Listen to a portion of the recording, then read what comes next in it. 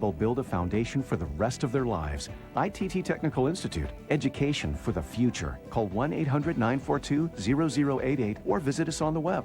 Get an education that can help you reach your goals. ITT Tech has information on financial aid for those who qualify. Call 1-800-942-0088.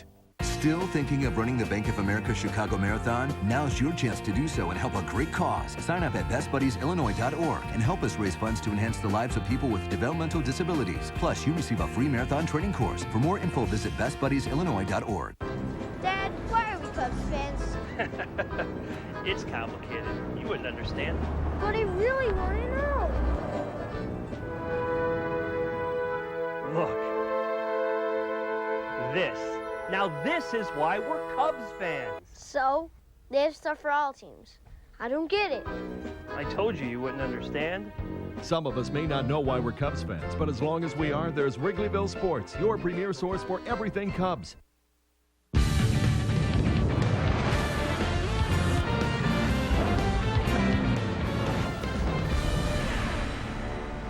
This is Cubs Pregame Live. It's looking more like spring at Wrigley Field as the Cubs get set to host the division rival Cardinals. The Redbirds are off to a hot start at 7-3. The Cubs are 5-3. First pitch right here on Comcast Sportsnet at 1:20. Hello and welcome to Cubs Pregame Live. Gail Fisher and Todd Hollinsworth back with you today. Game one between the Cubs and Cardinals, and these two teams are both off to good starts. And Todd, these are the two teams that many, including yourself, think will vie for that division title.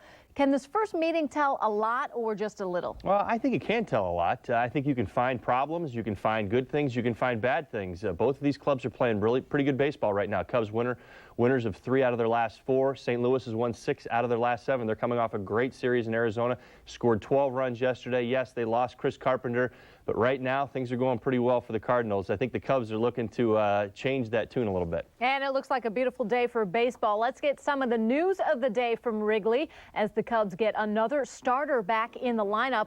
Luke Stuckmeyer joins us live from the north side. And Luke, the Cubs have some big bats in that lineup today. Yeah, more lineup changes from Lou Piniella today. The warm weather is back here at Wrigley Field, and Micah Hoffpower will be starting in right field today. Milton Bradley's sore groin still not ready to go. Lou Piniella had said 3 to 5 days. It looks like it's going to be more like 5 days, so Hoffpower makes his first start of the season in right field. Now, he's also going to get Aramis Ramirez back today. He missed that Colorado series with stiffness in his lower back. Aramis was out here before the game, taking a little extra BP, stretching it out, working at third base. He says he's going to give it a go, and hopefully that warm weather will loosen things up just a bit. Never had a back problem before in my career, so, I don't know. I mean, just getting treatment and try to stretch and get better. It's better than the 2 days before, and hopefully I feel better today. And on the mound, it is Sean Marshall making his first start of 2009. Hard to believe Marshall will be making his 51st Major League start already. And the key for him may be shaking off a little bit of rust. He's only made 1 relief appearance. That was in Milwaukee when he got a hold. So we'll see how good Sean can be right out of the gate. Yeah, I threw a bullpen yesterday on the off day, and I felt really good. And I got a couple appearances out of the bullpen in Milwaukee, so I'm ready to go. I'm excited to get the ball and have a good start. I'm excited. It's been a little bit of a waiting game, just kind of doing a little bit of bullpen work until now, and I'm excited to take the ball and hopefully it'll work out well. I've always attacked the strike zone pretty well against that team, and that's what I plan to do on all my starts this year, and hopefully I can do that tomorrow and hopefully have some good results. I'm comfortable with Sean. He's our 5th starter. We got to get him going. And once he pitches today, he'll stay in the rotation. We won't skip and stay in turn. So it's the first of 16 meetings with the Cardinals this season. We'll hear more from Lou Piniella later on in the show. And once the game broadcast starts at the top of the hour, I'll go one-on-one with Micah Hoffpower as he gets ready for his first start of 2009. Gail, we'll send it back to you. All right, thanks a lot, Luke. Enjoy the game. We look forward to your report afterwards. And let's talk more about this Cubs offense as we take a look at their starting lineup for today. Luke touched on a few of these things. Aram back at third base. Milton Bradley still out with that groin injury. Micah Hoffpower will play right field. And with the way this guy's been swinging the bat side, you almost have to find a spot for him every once in a while because he's been hitting well. Well, absolutely. He's had a great spring. He's coming out now. He's finally getting a start. He's had 2 big pinch hits for this team, Micah has, and he needs a start. What a great spot. Hitting 4th today against the St. Louis Cardinals. Feeling pretty decent at the plate. He's got to be really, really excited about today. I think he and Sean Marshall are kind of, hey, this is our opening day. And it's so great to have Aramis back. He's that stabilizing force. I kind of look at him as like the Albert Pujols for the Cubs here. I mean, Albert's the best, but Aramis is great. I mean, patience and power, that's so hard to find these days.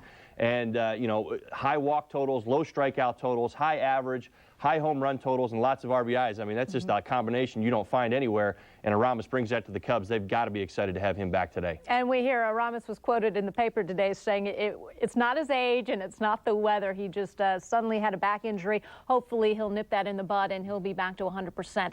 The good news out of yesterday was that Derek Lee went 3 for 4 with his first home run of the season. And so it looks like D. Lee is finally starting to swing the bat. Well, it's great to see him breaking out of it. He'll tell you, hey, listen, nothing's changed. This is Derek Lee. It's the same guy that's been around. This is the same guy that was here in Houston and Milwaukee.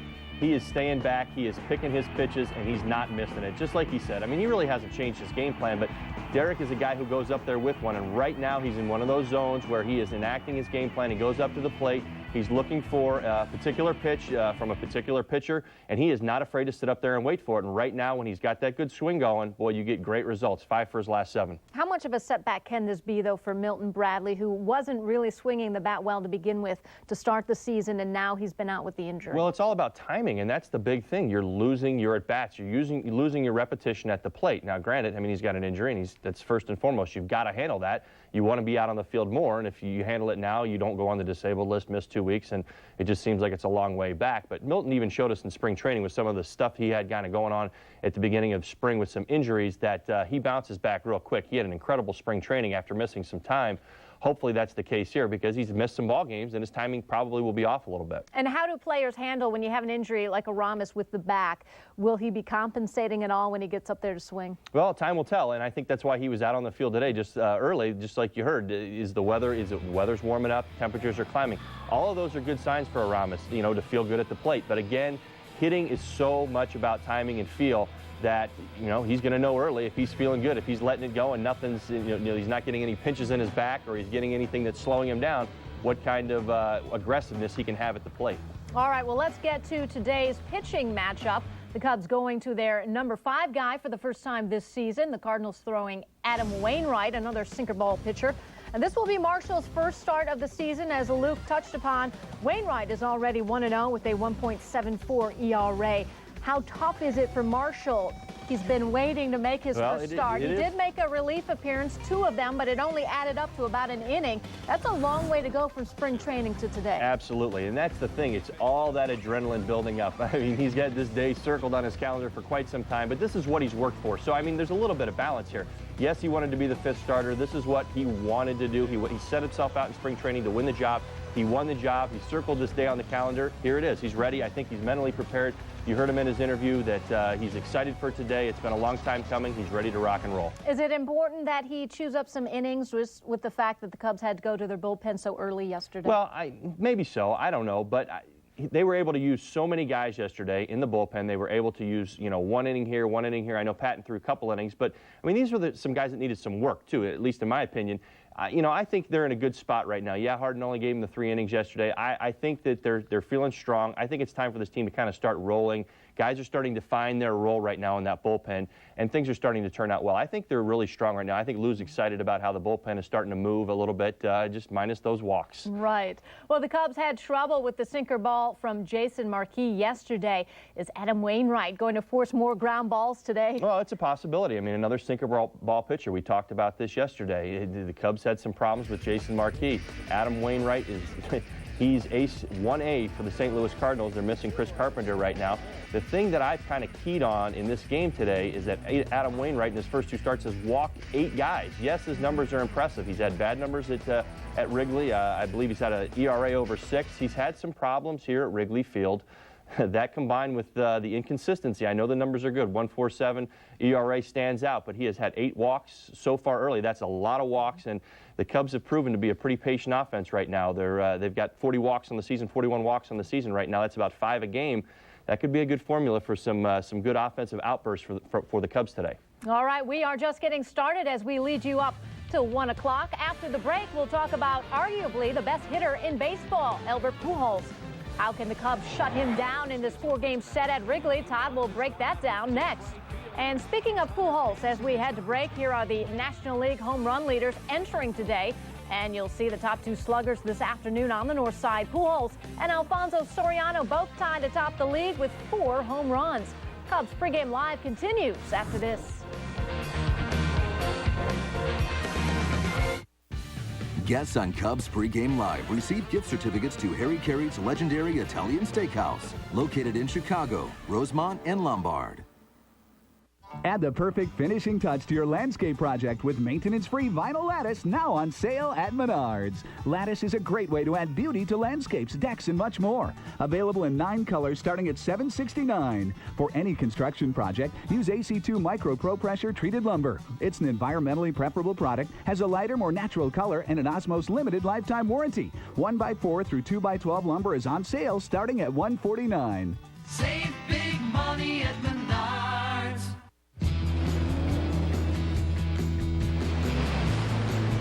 Every Sea-Doo is built to last a decade. That's a decade of fun,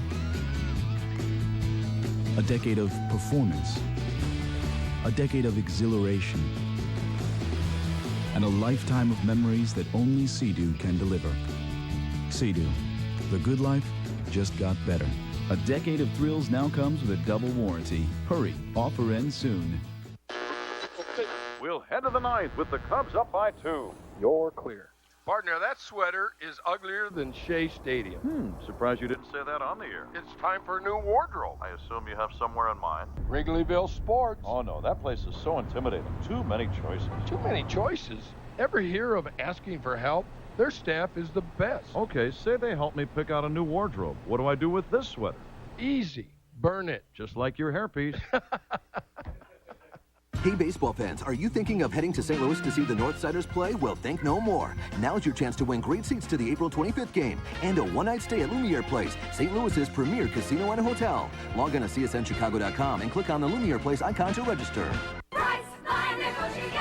Maybe your own price, huh? Yeah, they want $200 for a 4-star on the Vegas Strip.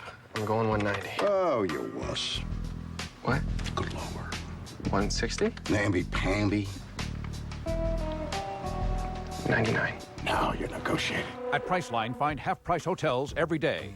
Save up to half off Expedia's best price and Hotels.com's best price on over 16,000 hotels. Find half-price hotels every day at Priceline.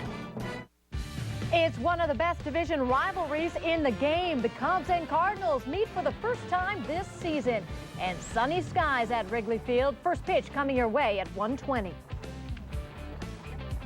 There are hitters that you respect, and then there are hitters that you say, that guy shouldn't beat you. And,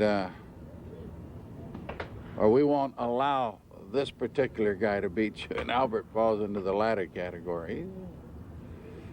He's a player. You know, it depends on the availability of room to put him on, and also how hot are the people hitting behind him. That's the key. Lou Piniella talking about Albert Pujols. Welcome back to Cubs Pregame Live. Gail Fisher alongside Todd Hollinsworth. And there is no question Albert Pujols is one of the best sluggers in the game, and he's off to a hot start already. To make matters worse, he plays well against the Cubs. Let's just take a look at some of the numbers. Pujols hits .293 career-wise against the Cubs with a home run about every 12 at-bats. Now, he already has 13 RBI on this season to go along with those 4 long balls. Well, the thing about Albert Pujols that you find, again, and just like I was talking about Aramis Ramirez, it is the tremendous, it's a tremendous package of patience and power, and you find it in both these guys. Albert Pujols has 7 walks already this year, only to 1 strikeout. At the same time, he's driven in 13 runs. I mean, he's got protection in the lineup from Ryan Ludwig right now. I mean, they've got a good thing going in St. Louis, and I think the key to today, just kind of Lou touched on it, is if you can control him, you got to be able to pitch around him. What are the guys in the lineup doing around him?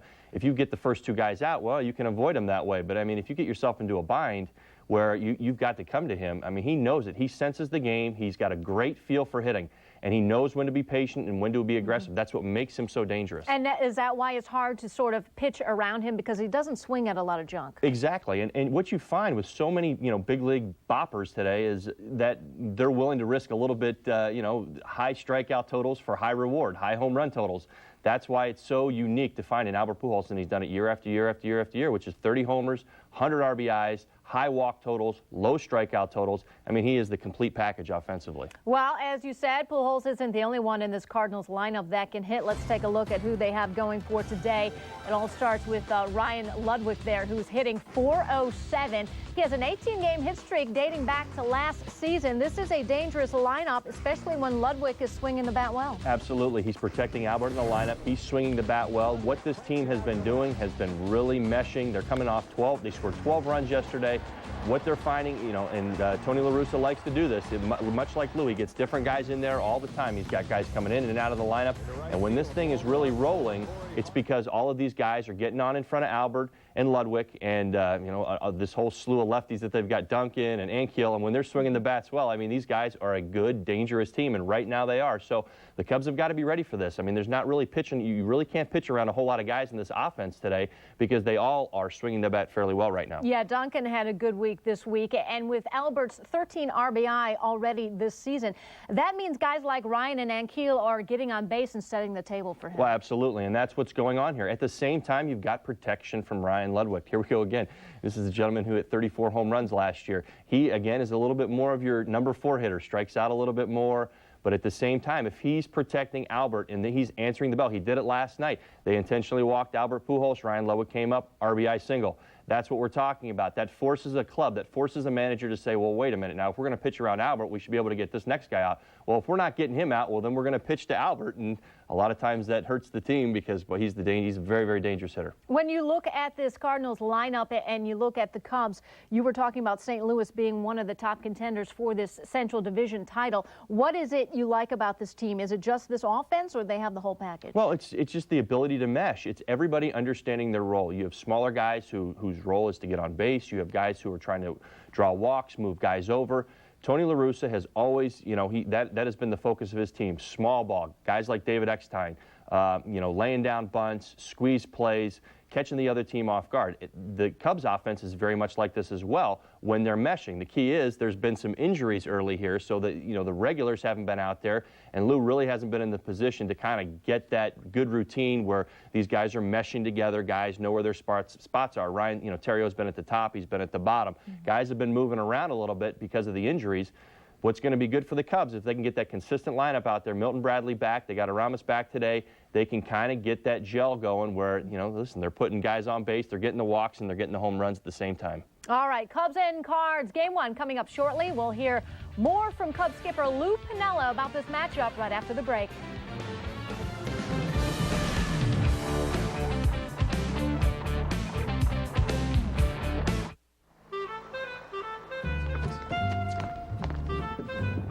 Yeah, you know the spot. Right away, sir.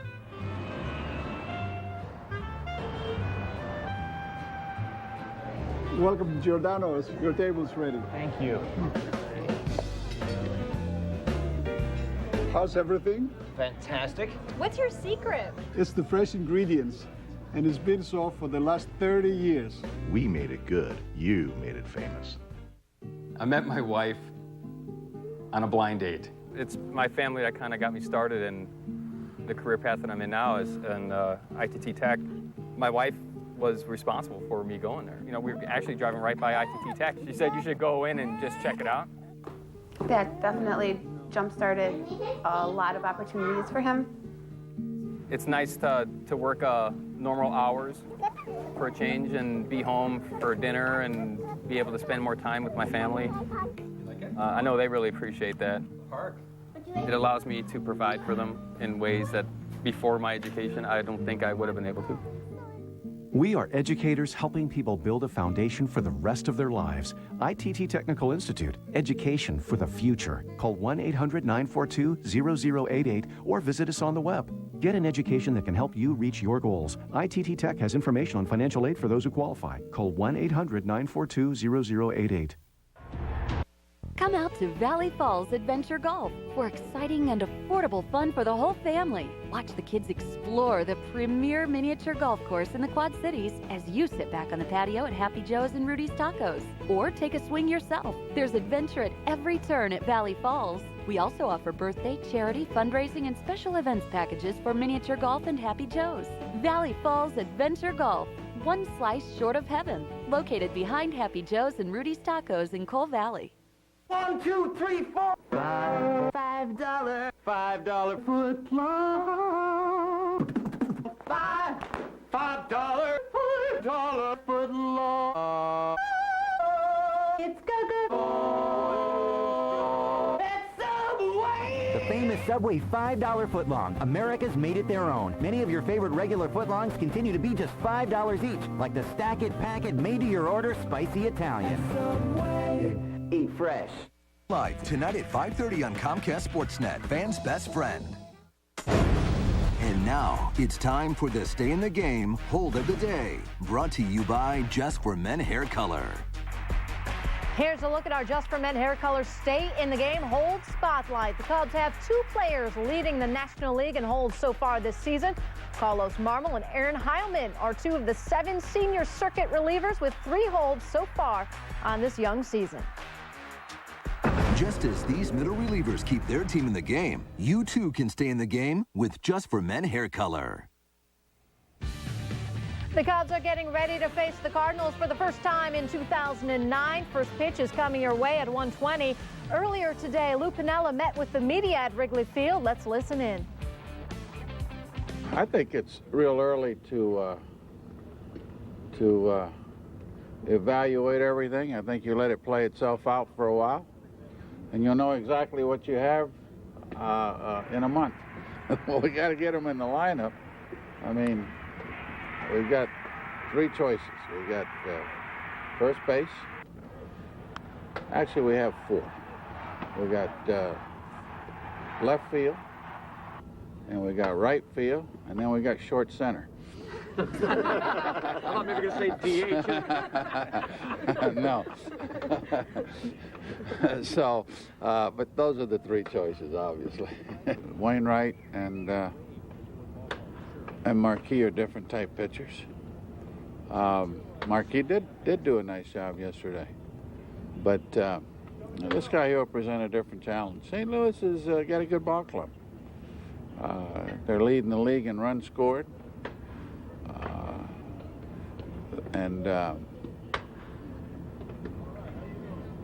Tony always does a nice job with his team, so it'll be a nice challenge for us and everybody else in the division. All right, Lou Piniella talking about Micah Hoffpower, getting him in the game today, starting in right field, and also talking about Wainwright and the Cardinals. Let's start with Hoffpower. It's got to be tough for Lou with a lot of these bench guys, and, well, it's a good problem to have, who are swinging the bat well, but you have to get them in there. And like you said, with the injury to Milton Bradley, today is a good opportunity. At the same time, Reed Johnson is swinging a hot bat, and he's not in that starting lineup. Well, it's a good problem to have. There's no doubt about it. I mean, you've got some good guys. You've got some good bench guys swinging the bat really well, Reed Johnson. But at the same time, Micah Hoffpower, if you want him to be successful, if you want to have success as a pinch hitter / fourth outfielder, off the bench, backup first baseman, call him what you want. If you want his bat in the lineup and productive, he's got to get some starts. And you know, the thing about it is you've got D. Lee swinging a pretty good bat right now, too, so that almost eliminates another position. So with the Milton Bradley injury, and at the same time, you want Milton back because you want Milton to get that rhythm, but you got to find a way to get Mike in there, and right now is a great time. I mean, sticking him in the 4-hole, left-handed hitter, breaks up the lineup a little bit. You got a right-hander on the mound today. Hopefully he goes out and has some good success. And you and I talked about this one time off camera. If the bench players are playing well, it does still put some pressure on those starters to play well, because really in baseball, you have to go with the guy who's swinging the bat well. Well, there's always competition. If anybody tells you they're not, I mean, as much as you're competing against the St. Louis Cardinals, guys will tell you, listen, you're competing against each other a little bit. I mean, you want to go out there and you want to do a good job. And when Derek Lee is, you know, he knows Micah had a great spring training. I mean, at the same time, he also knows he's the starting first baseman. But you want to go out there and you want to be productive. When everybody's swinging the bat well, the team wins. And when you self-motivate amongst yourselves, a lot of times I play with guys that make challenges for each other. You know, I'm going to score more runs than you're going to score this year, or I'm going to drive in more runs. You've got competition, but it's good competition amongst the players, and it puts them in a position to succeed, which the ultimate goal is to win ball games, but everybody's going out there swinging the bats well. That's what you want. So, you know, again, it's very important to get Mike out there today in a great spot. Here you have it. Right-hander on the mound. You need a left-handed power bat in the lineup. You got it. Now, with the exception of Derek Lee, the Cubs bats didn't really come alive yesterday at all. We can only hope that the Cardinals are tired after traveling to Chicago and getting in probably early this morning. What will be the key then for these Cub hitters to come alive and do well against Wainwright? Well, I think you just really have to sense what's going on here. I mean, this is a great opportunity. You've got St. Louis in town, and you need to get rolling. I mean, if one of these teams, you know, rips off 3 wins or 4 wins here, if somebody comes in and sweeps, or if the Cubs sweep them, I mean, you're making a statement inside the division, and you're going to walk out of here as the division leader. And it's important to do that. I mean, I know Lou's going to downplay that, but that's his job. I mean, he wants to downplay that. He wants to take the pressure off his players.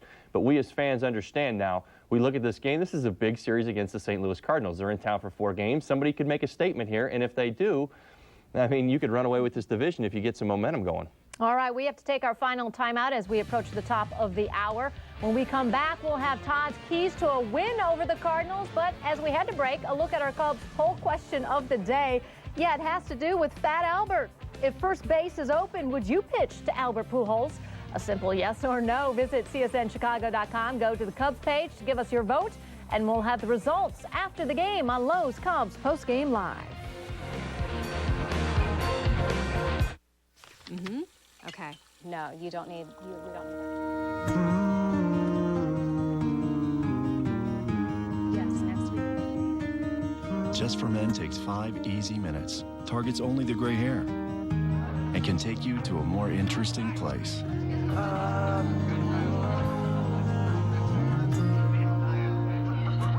Who's that? My husband. Just for Men. You know what, I'm gonna go 2 more. I'm in for another. Freddie? I don't like that face. Wow, Webby's out. I'm gonna put in 4 black. Okay. Always been on black. I'll raise the pot. Quit acting like a baby, take your shots, and be quiet about it. Who says old school can't go new school? ChicagoSportsWebio.com. It's a beautiful thing. If ever you're not satisfied with one of our tires, please feel free to bring it back. Thank you.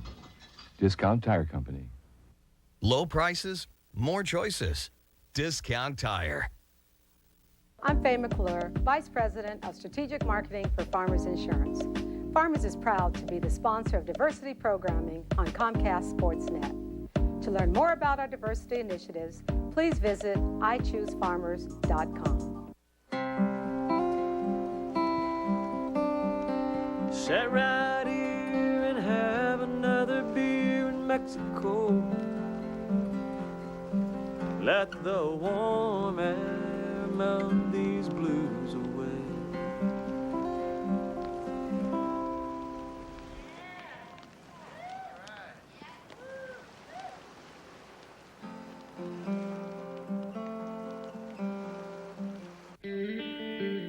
Chicagoans love their pizza. That's why you come to Giordano's, some for 30 years now.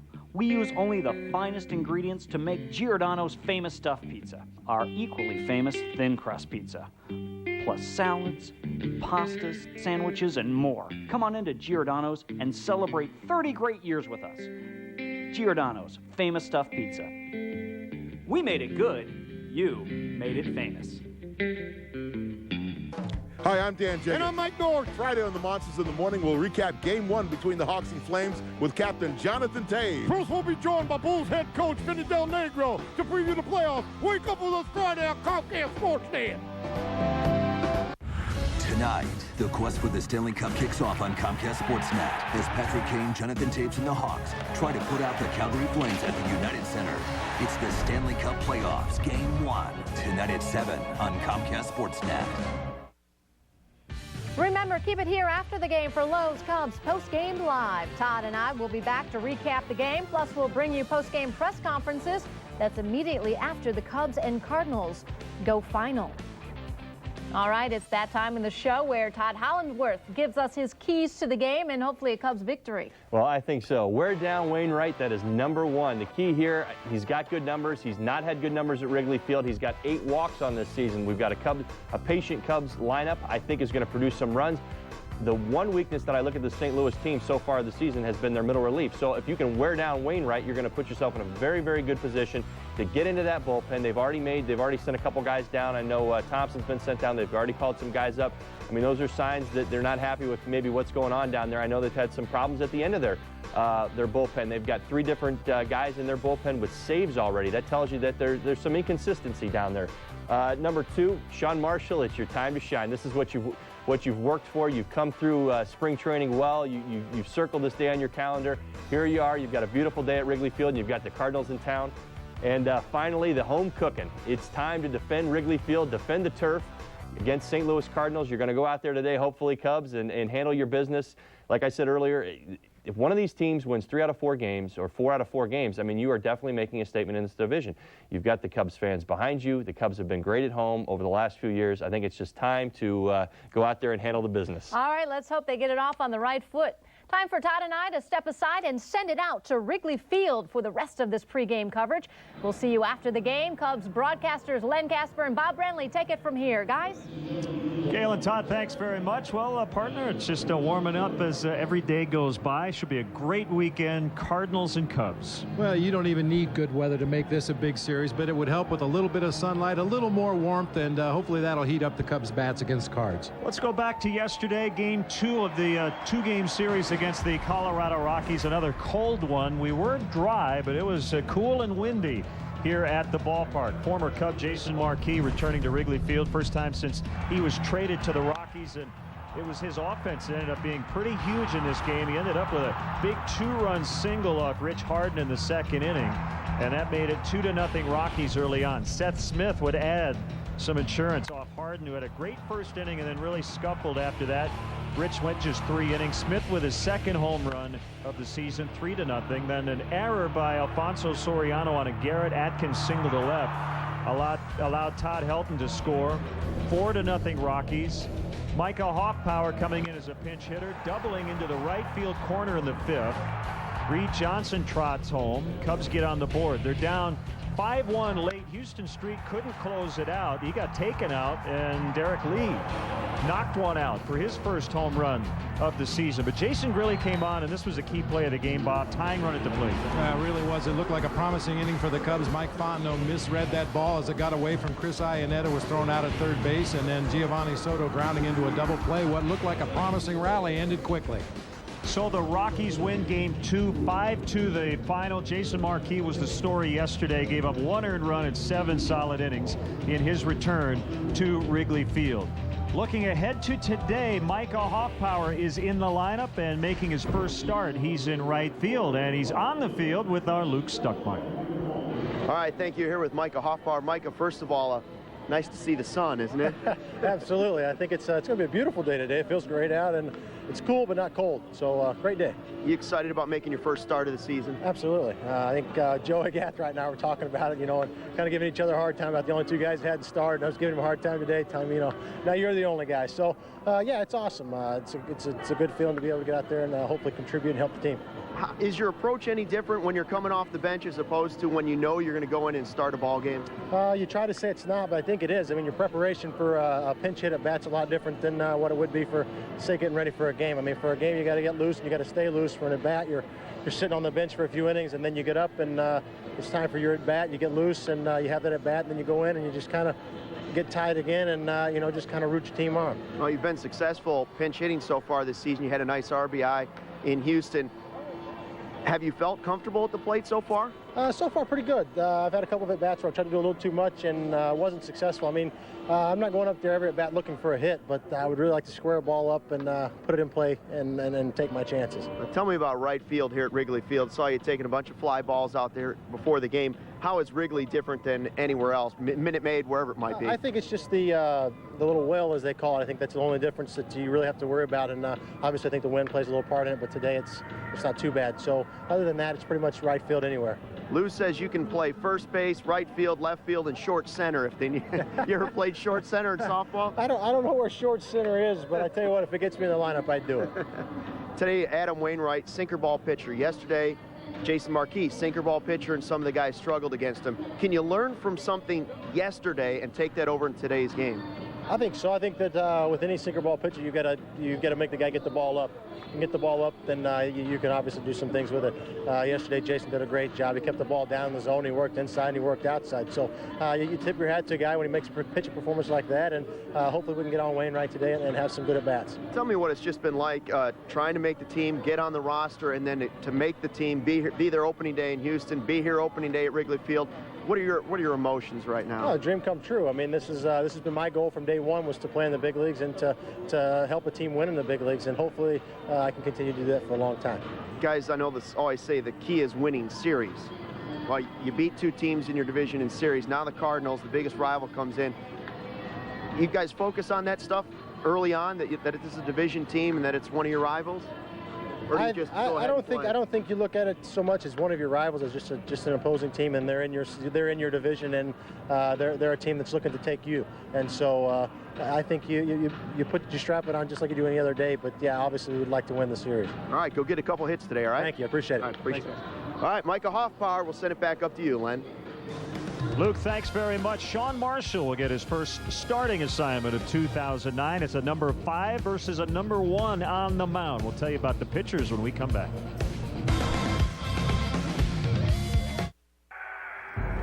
Welcome to the stadium on a beautiful day for baseball. And folks, today, Simplicity lawn and garden tractors are made like no other tractor in the world. the field looks just tremendous. With Simplicity's exclusive free-floating mower deck with full-width rollers, they can transform an ordinary grass area into a beautiful, professional-looking surface. Even if it's just your backyard. Simplicity, the best cut there is. You dream of one day being able to build something. And you have come to realize that it requires hard work, patience, practice, and skill. You might have what it takes to accomplish it. The Construction Management Program at ITT Technical Institute is designed to provide a foundation in construction management, construction techniques, and legal issues relating to the construction management field. The construction industry needs professionals with skills and knowledge in the management, technological, and economic aspects of construction projects. Building blocks were just the beginning. Take the next step toward reaching your goal. ITT Technical Institute's Construction Management Program, Education for the Future. To find out more, call 1-800-942-0088 or visit us on the web. Tonight, 2nd and 10 from the 38. Wait a minute. What is that? A fan on the field? Truck owner, I don't think so. Oh, look out! Truck owner, you bet. Just announced Save Big with 0% for 60 months on trucks from Lou Jack Chevy. View the largest selection at LouJack.com for Chevy trucks. Lou Jack's has it and we have it for less. 1, 2, 3, 4. $5. $5 foot long. $5 foot long. It's go-go. That's Subway. The famous Subway $5 footlong. America's made it their own. Many of your favorite regular footlongs continue to be just $5 each, like the Stack It, Pack It, made-to-your-order spicy Italian. Subway. Eat fresh. Every night on Comcast Sportsnet, fans' best friend. It is a lovely day at the ballpark. Blue skies above. Lots of sunshine here at Wrigley Field. Cubs hosting the Cardinals, the first of a big 4-game weekend series. Before we get into today's starting pitchers, the Cardinals have had an interesting start. They're leading the division at 7-3. Their starting pitchers have been excellent, but now Chris Carpenter's on the DL, and they've had a lot of bullpen issues. Well, depth was a problem with the Cardinals going into the season, and losing Chris Carpenter is definitely going to hurt them. At least 4 weeks, possibly as long as 8 weeks. That's a huge blow. A 5 versus a 1 today. It'll be the reverse tomorrow as P.J. Walters will make his Major League debut against Carlos Zambrano, but Sean Marshall's not intimidated by facing Adam Wainwright today. Well, this is not his first trip around the block. He has pitched a couple times in relief already this year, and for Adam Wainwright, he was the opening day starter, pitched well in a no decision to the Pirates. He won his second game against Houston. He has not gotten through 6 innings in his first 2 starts. So it's Wainwright against Marshall. Cardinals and Cubs from the friendly confines. We'll have Cubs baseball next.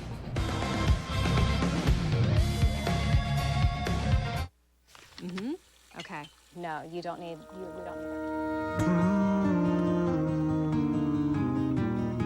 Yes, next week. Just for Men takes 5 easy minutes, targets only the gray hair, and can take you to a more interesting place.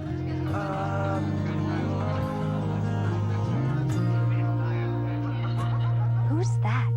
My husband. Just for Men. I'm freezing. 212 Jackson.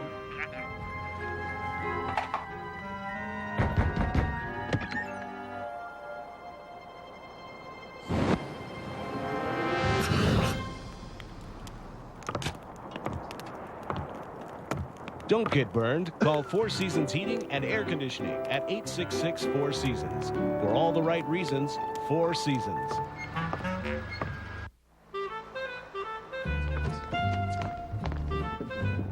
Yeah, you know the spot. Right away, sir.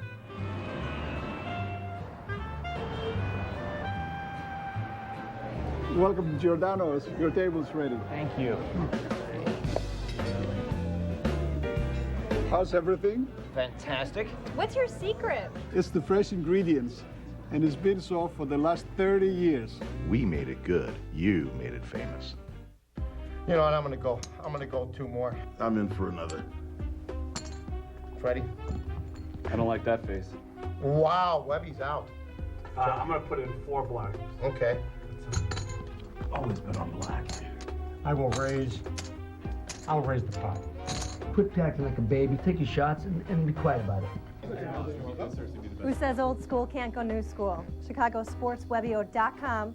It's a beautiful thing. I'm Faye McClure, Vice President of Strategic Marketing for Farmers Insurance. Farmers is proud to be the sponsor of diversity programming on Comcast Sportsnet. To learn more about our diversity initiatives, please visit iChooseFarmers.com. Cubs Pregame Live is brought to you in part by Menards. At Menards, you'll find big lumber yards, big selection, and big savings.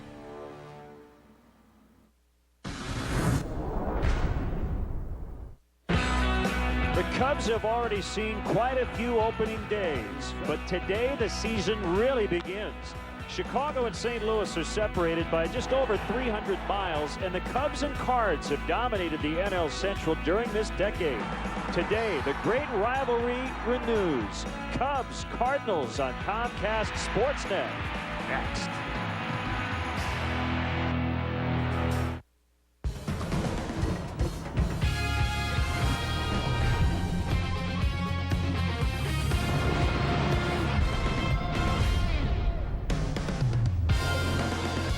Well, it's a great day to get outside. The weather is heating up in Chicago slowly but very surely, and it's a great day for Cubs baseball here on Comcast Sportsnet. Today, the Cubs welcome in their rivals, the St. Louis Cardinals, for the start of a 4-game weekend set.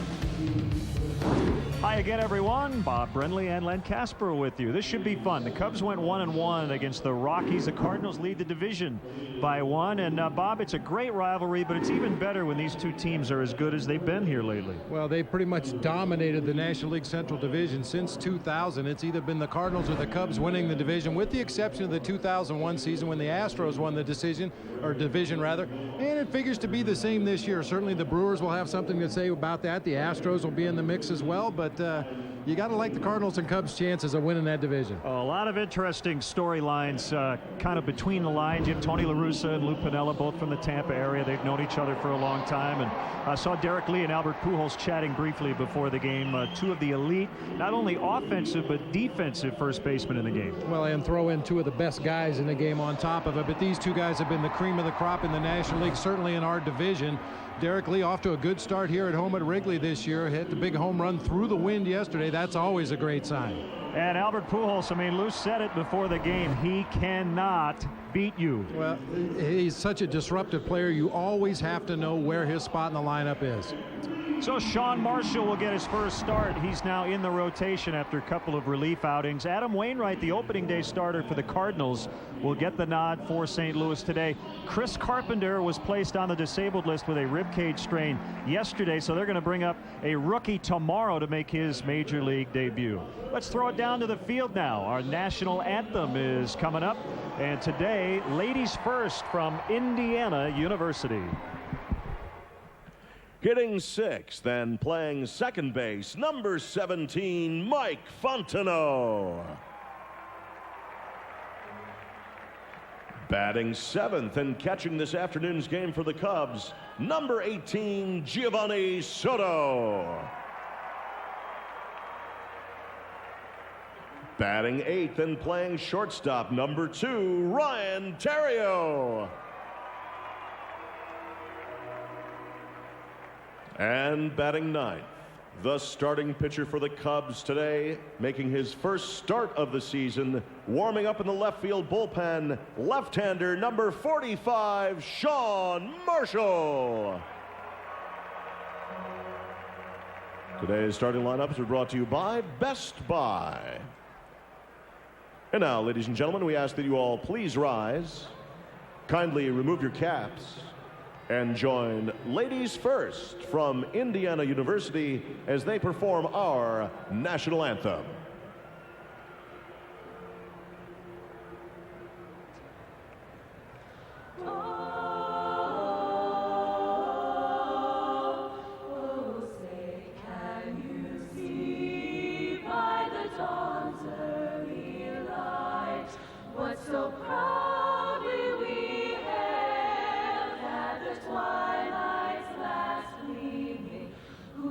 Stripes and bright stars through the perilous fight, o'er the ramparts we watched were so gallantly streaming, and the rockets ran them of bursting in air, gave proof through the night that our flag was still there. Oh, say does that star-spangled banner yet wave o'er the lands of the free and the home of the brave.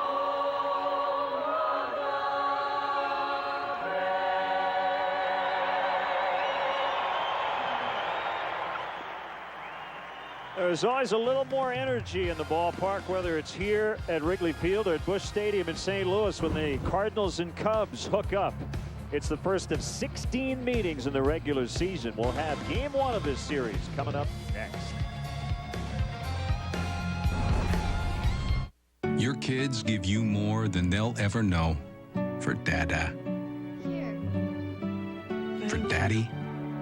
Happy Father's Day, Dad. For Dad. For Pops. And for the love your kids give you, there's one special gift. Life insurance from New York Life ensures your loved ones will always be taken care of. With 164 years of financial strength, it's the most selfless gift you can give. New York Life, the company you keep. How can a 94-year-old green guy save you money during the recession? He can check out your comfort system for free and tell you how to save money on energy efficiency. J.L. Brady has been offering the best HVAC service in Iowa and Illinois since 1915, and they can show you how to go green and save up to 30% on heating and cooling expenses. A system like that could pay for itself in less than 2 years. They're family-owned, and after all these years, still doing it the Brady way, the right way.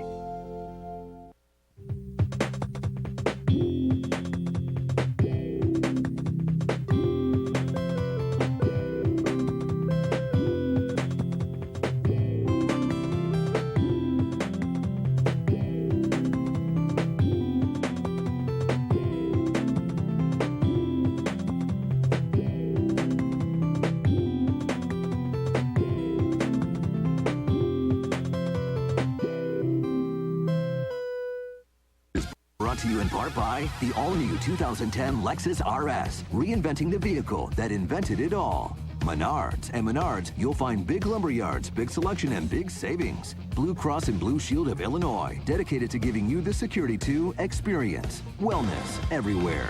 Jimmy John's, America's favorite sandwich delivery guys. And by Southwest Airlines, low fares, no hidden fees.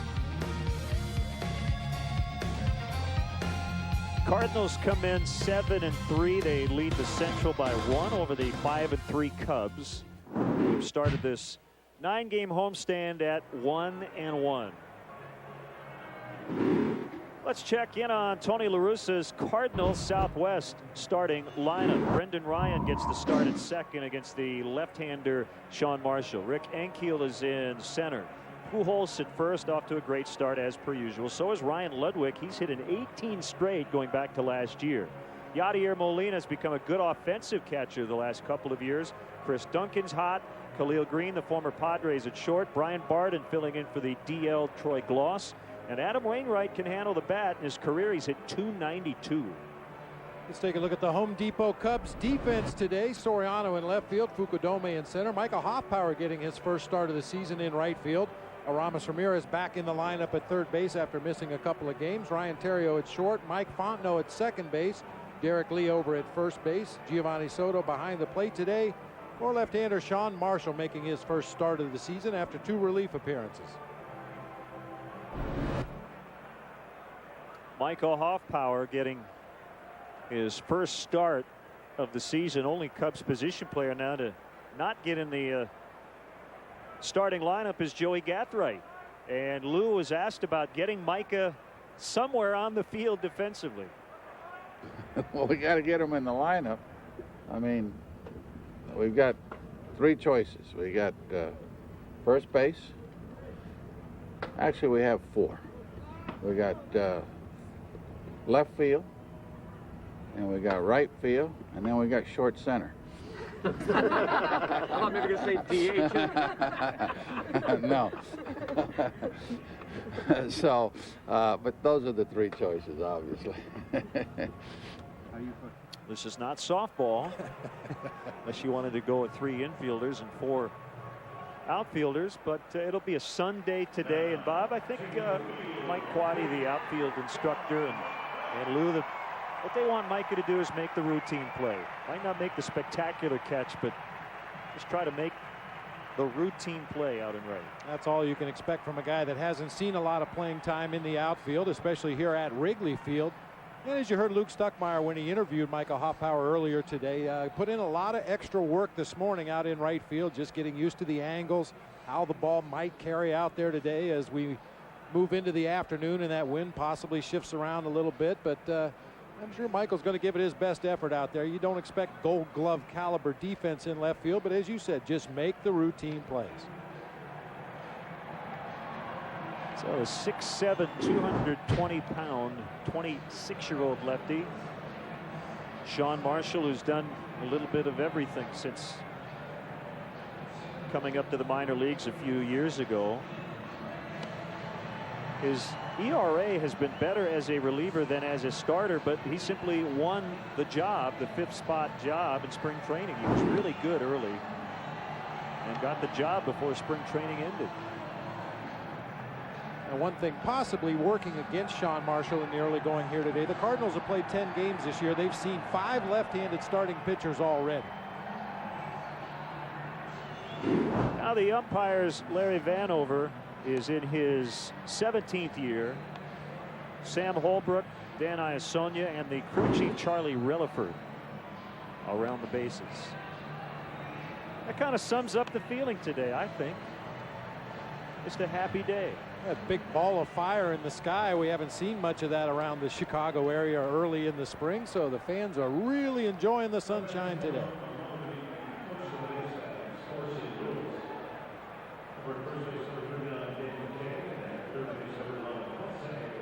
So we're about set.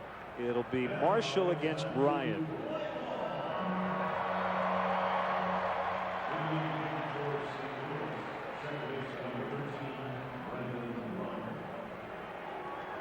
Cardinals with an interesting schedule.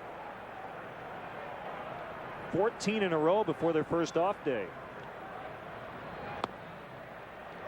And we're underway. First pitch of the game is a called strike.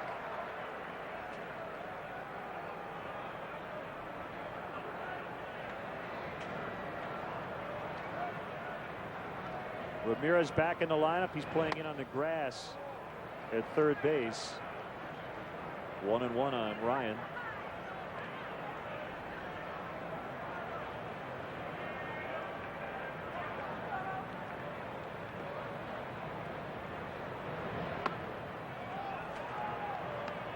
Now 2-1. 48 degrees as we get started. The wind out of the, we're saying northeast. Looks like right now it's out of the east, but we know how quickly it changes at just 4 miles an hour.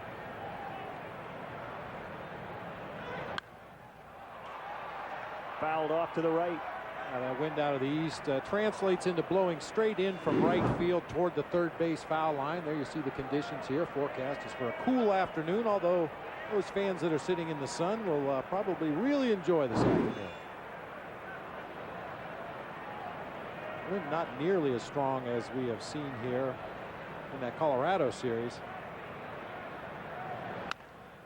And a base hit over Ramirez into the left field corner. Over near the sidewall is Soriano. It gets past him. And now Ryan is racing to third base. He's going to slide in with what should be a triple.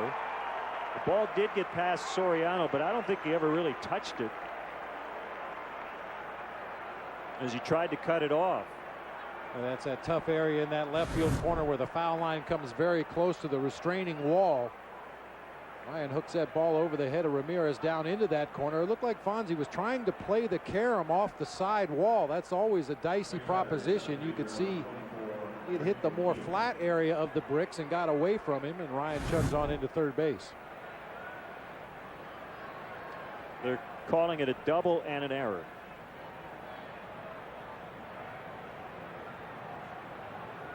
So it's Rick Ankiel, and he takes one off the plate inside.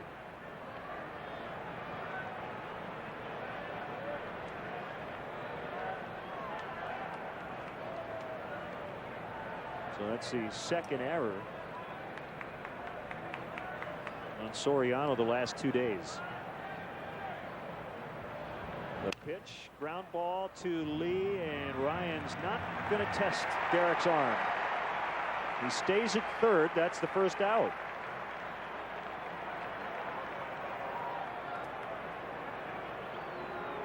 We saw those low numbers for Ankiel at the beginning of the season, but I think that's more of a reflection of the left-handed starters that I mentioned a moment ago. 5 of the 10 pitchers they faced so far this season. Now 6 out of 11 with Sean Marshall taking the mound today have been left-handed pitchers, and that will somewhat neutralize Rick Ankiel.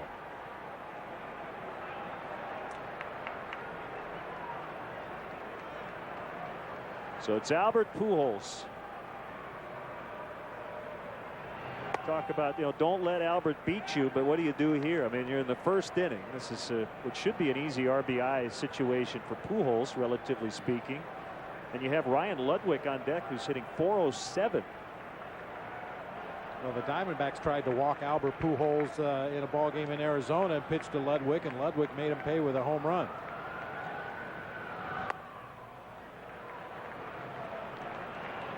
Now Soto's going to go out and talk with Marshall. The other thing about Albert, and he's the best of the best, but elite hitters, you just can't work around these guys. It's so rare that they're going to go outside of their zone and get themselves out.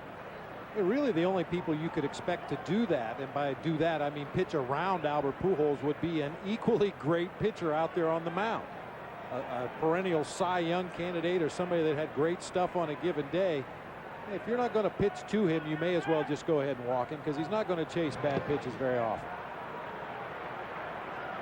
3-0. He was the MVP last year. Led the majors in on-base plus slugging. The National League Most Outstanding Player. That was a Player's Choice Award. Roberto Clemente Award winner for community service. And the Menards Big Lumber stat is Pujols gets the intentional walk.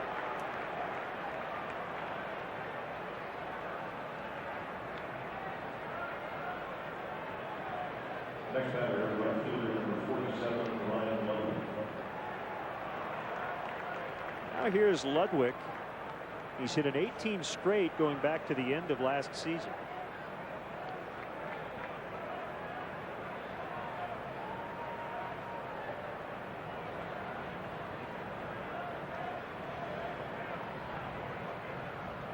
First and third with only one out. Swing and a miss. Good curve from Marshall. Career year for Ludwig last season.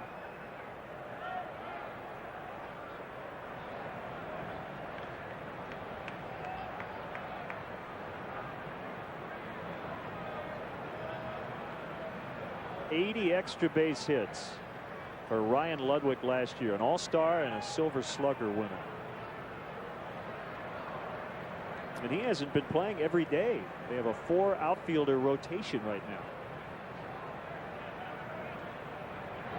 0-1, little tapper towards third, and they will not get it out. It'll be an infield hit for the slugging Ryan Ludwig.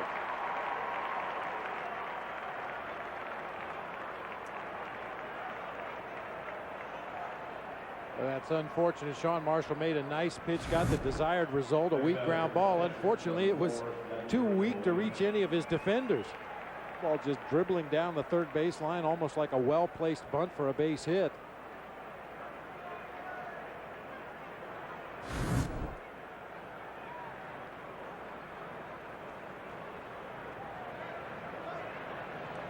So 2 hits and an intentional walk in the inning.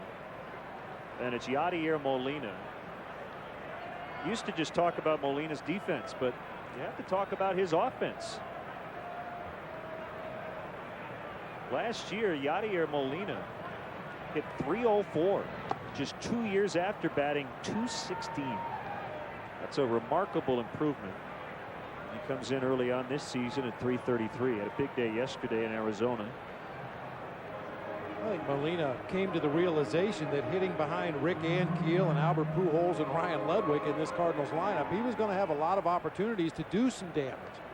Doesn't necessarily have to hit a lot of home runs or even extra base hits, but he's going to come to the plate a lot of times in situations just like he finds himself in right now with 2 guys on base. And a well-placed base hit might plate another run. Cardinals lead the National League in runs. Called strike.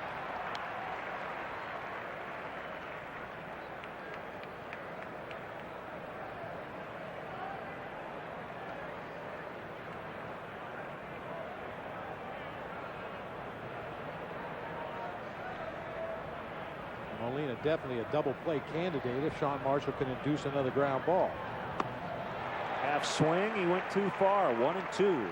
Good breaking ball in the early going from Sean Marshall. That's going to be a good pitch for him if he wants to get those ground balls. That pitch so drastically moves down toward the ground, it's hard not to hit the top half of the baseball.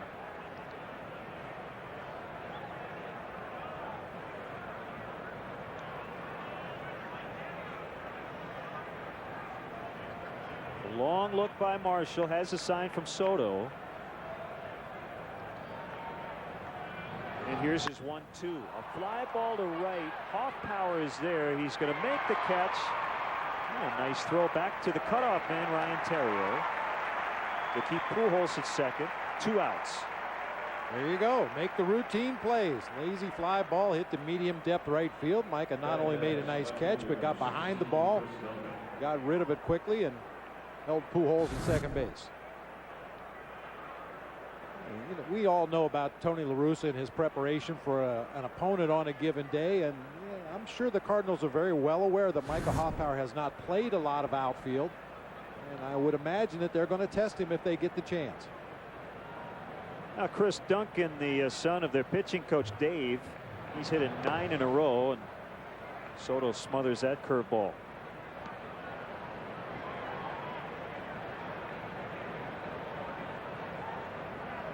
Several Cardinals are coming off surgery, including Chris Duncan. Last August, he had neck surgery, had a herniated disc removed and replaced with a prosthetic.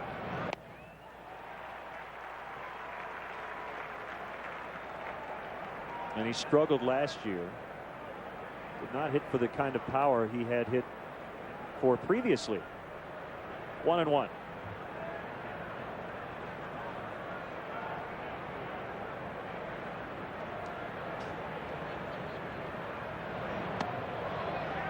Chris Duncan wasn't even born yet when his daddy started his pitching coach career at the major league level. 30th year as a pitching coach in the major leagues for Dave Duncan. Now that's a record past Galen Cisco, who had the old record of 28 years. Big swing. He tapped it foul. 2-2. Duncan and Tony La Russa have been together since 1986, so they know each other very well. That's like two men thinking with the same brain over there in that first base dugout. 2,468 wins for La Russa, third on the all-time list.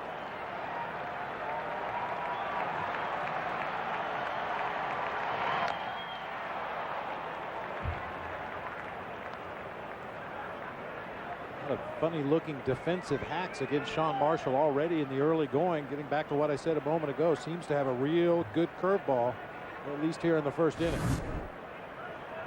An emergency swing. You can see Giovanni Soto was going down in preparation to block that ball, and Duncan able to foul it off and stay alive. Another 2-2 called, strike 3. Got the call from Larry Vanover, and that ends the inning. The Cardinals do get 1. The Cubs are coming up against Adam Wainwright. Flying from Chicago Midway to Minneapolis-St. Paul for business? Southwest Airlines offers a 7 a.m., 8:40, 10:55, 1 p.m., 3, 5 p.m. That's a lot of flights. Southwest Airlines has 8 daily nonstop flights from Chicago Midway to Minneapolis-St. Paul. Now you can fly when you want and do business your way. Book now only at southwest.com. Low fares, no hidden fees. Rascal Flatts American Living Unstoppable Tour 2009. Unstoppable. With very special guests Vince Gill and Darius Rucker. Saturday, July 18th at Wrigley Field. Tickets are on sale now. Online at tickets.com or chart by phone at 1-800-THE-CUBS. Rascal Flatts. Presented by JCPenney and US 99. Produced by Live Nation.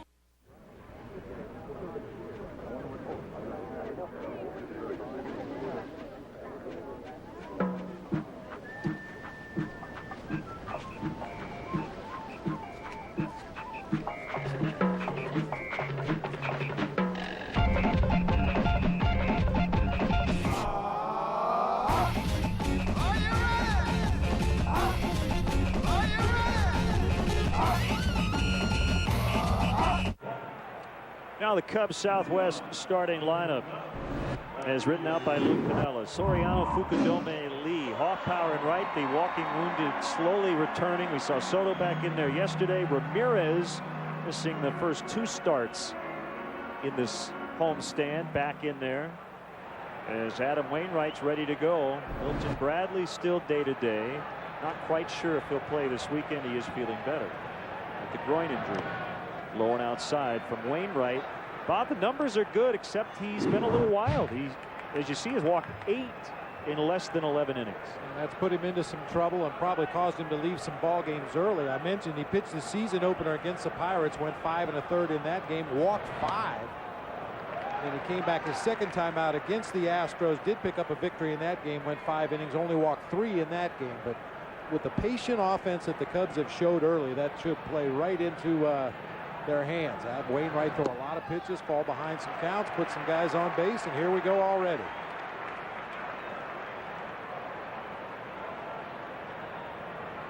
It's 27, and this is a tall matchup. Marshall and Wainwright both are 6'7". And that's ball 4. He hasn't used them so far, but we better take a look at the defense for the Cardinals. Brought to you by Home Depot. Chris Duncan in left, Rick Keel out in center field, Ryan Ludwig in right field. 3 assists already in the early going this season. Barden, Green, Ryan, and Pujols across the infield. Strong-armed Yadier Molina behind the plate, and he'll be catching right-hander Adam Wainwright. Wainwright, as you heard earlier, features a sinker that he'll rely on mostly. Also throws sliders to right-handed hitters, more curveballs to the left-handed hitters, and an occasional straight changeup. Kosuke hits the first pitch in the air. Duncan was playing almost on a warning track. And the ball's not caught, and it's booted by Khalil Green. Soriano on his way to third. He's going to be stopped there by Mike Quaddy.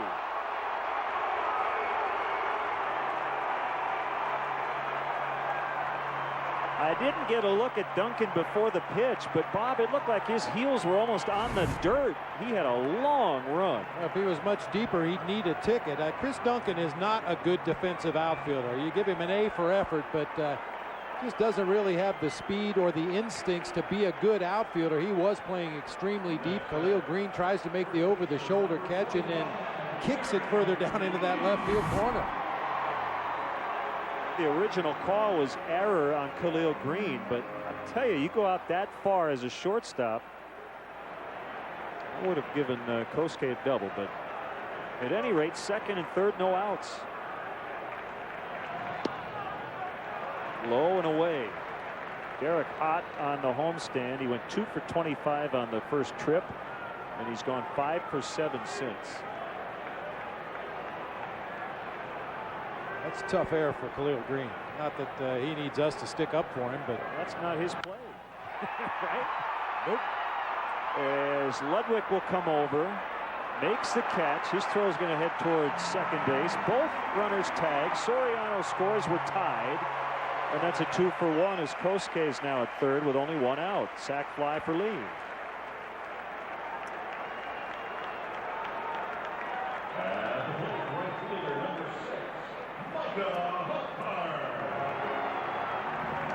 Now Kosuke has been given a double, which we would certainly agree with. Different scorekeepers have different criteria for what's a hit and what's an error, but generally if a guy fails to make a play with normal effort, that's an easy error. That's a for sure error. That was a lot more than normal effort on Khalil Green's part, going way out into medium depth left field trying to make that over the shoulder catch. Infield in, and a high fly ball, not terribly deep. Bob talked about Ludwig, 3 assists already. And the throw to the plate, and I'll tell you, Kosuke made the right decision. He went right back to third after heading down the line about a third of the way. Ludwig with a strike to Yadier Molina. Wow. Well, Hoffpower retired. Well, not only a strike, but watch how quickly he gets rid of it. The ball's in the glove, a crow hop, and that ball is on its way to home plate all the way in the air to Yadier Molina. A good decision that time by Kosuke. And that's one that a runner will make his own decision. He'll go back and tag up, but as he's coming down that third baseline, he can clearly see that throw coming in from right field. That's the one play where the base runner really makes his own determination. When a ball hit the left field or left center or center field, you have to rely more on the third base coach. Good to see Aramis back in the lineup. Some stiffness in his back knocked him out of the first couple of games on the homestand. It's an issue that has been bothering him since spring training, and Hopefully it's not something that nags him all season. Lou putting hawk power in between the right-handed batters, and Ramirez couldn't hold up. 1-1.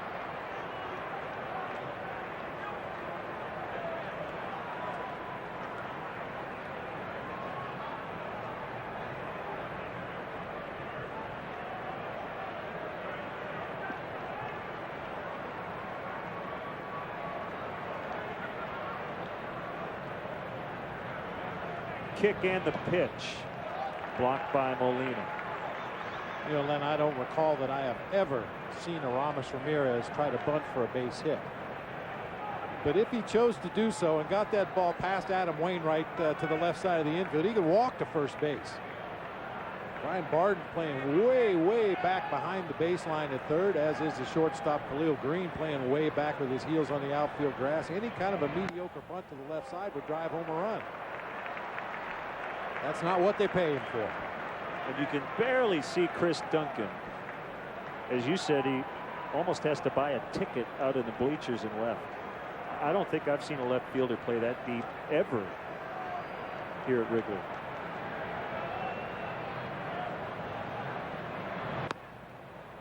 Outside corner. And as a general rule, when you see an outfielder playing that deep, it's because they're not comfortable. They're a lot more comfortable coming in on everything rather than being in that middle ground where you may have to come in, you may have to go back. They just decided to eliminate one of the options, play him extremely deep, and let him come in on everything. 3-2 on the way, and it's low, ball 4. And Wainwright has walked 2. And it brings up Mike Fontenot. At the plate, second baseman number 17, Mike Fontenot. I don't think anybody had to tell Mike that he made a pretty big mistake in the 9th inning yesterday as he tried to get to third base on a ball that squirted away from the catcher.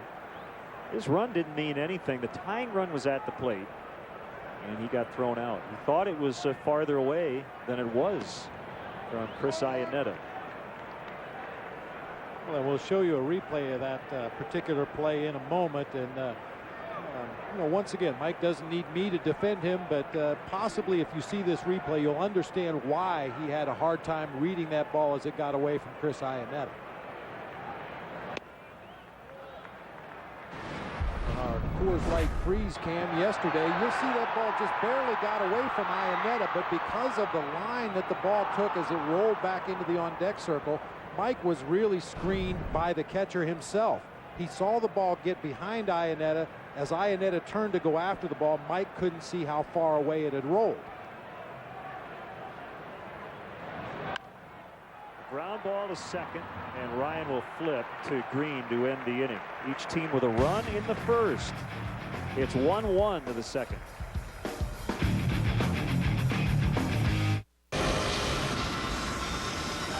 This one's good. Be flat.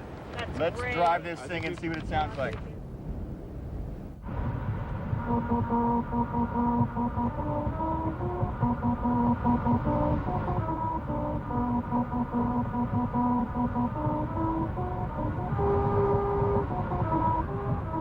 Yes.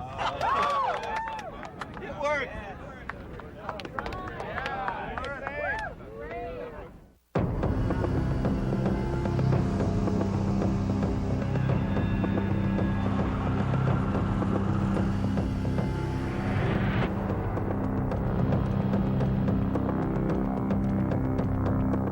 You can buff up, clean up, but you can't cover up that bald spot. Instead of hiding it, solve it with Men's Rogaine Foam. In clinical testing, 85% of men regrew hair. Men's Rogaine Foam. Use it or lose it. Plan your next corporate or social function in one of Wrigley Field's private party accommodations. Wrigley Field offers a variety of private, catered opportunities to host and impress your group. The Mezzanine Suites presented by Nuveen Investments has 4 convenient rental plans to fit all budgets and needs. For larger parties of 75 to 100, the Bud Light Batter's Eye, located in center field, provides a unique view of the game. All private party accommodations provide generous food and beverage packages, as well as VIP parking. Call 773-404-CUBS or visit Cubs.com. Cards and Cubs trade punches in the first inning. Let's take one more look at that play with Mike Fontenot at second base in the ball game yesterday in that 9th inning. See here, Coors Light freeze it right there. The ball is behind Chris Iannetta. From Mike Fontenot's angle, he didn't know how far away it rolled. He just knew it was behind the catcher somewhere. Unfortunately, it was just a couple steps for Iannetta. A strong throw to third, and Fontenot was retired. And a valuable lesson learned, and Lou talked about it after the ball game yesterday. That's one of those plays that you have to be 100% sure you can make it to third base. With the tying run at the plate, you do not want to make an out at third. One strike on former Padre Khalil Green. Acquired in the offseason, December 4th. In exchange for pitcher Mark Worrell and the player to be named later. He hit cleanup on opening day. Called strike 3.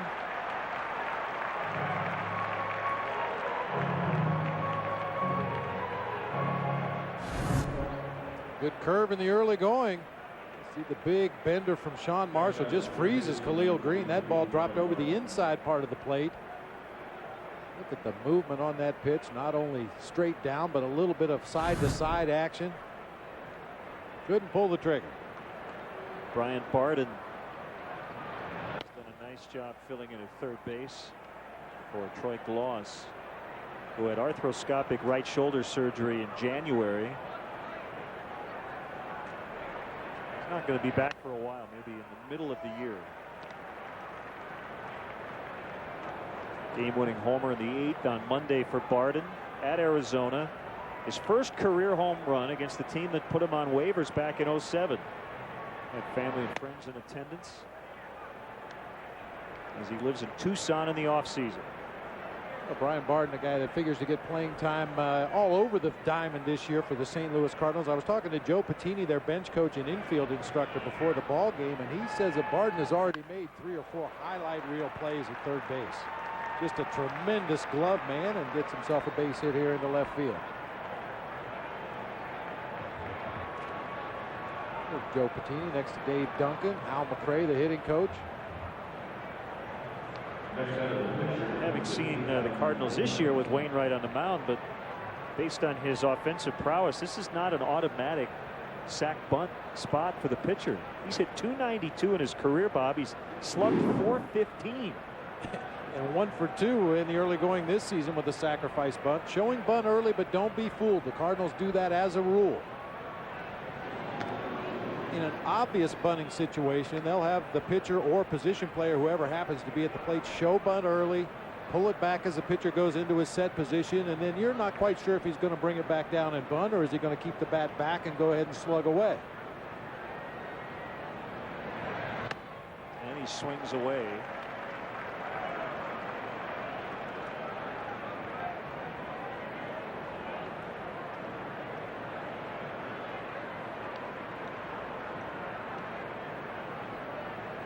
Carlos Zambrano will be on the mound tomorrow for the Cubs. He is slated to face a guy who's not even on the Cardinal roster at the moment. P.J. Walters, a righty, will be brought up to make his major league debut. Wainwright now does bunt, and Marshall will throw with Fontenot covering first. It's a sacrifice for Wainwright.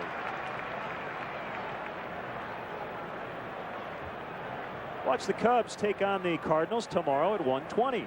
Be sure to arrive early. The first 10,000 adults 21 and older will receive a Cubs W banner. Compliments of Bud Light.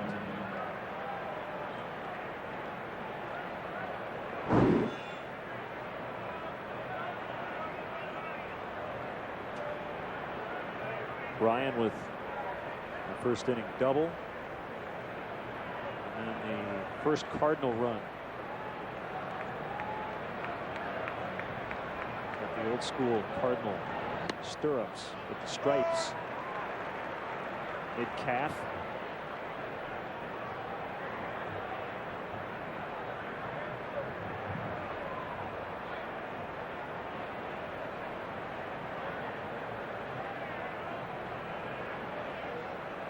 A long look by Marshall, and Ryan asks for time.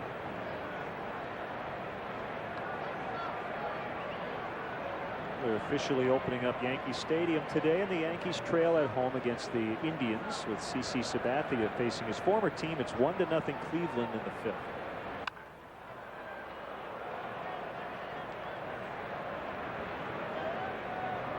Not the real opening. We were there for the real one. That's right. Preseason. Florida with a 5-2 lead at Atlanta in the top of the 9th. The Marlins off to a 7-1 start. Houston leading at Pittsburgh 6-3 in the bottom of the 6th. So you're up to date on everything else that's going on right now.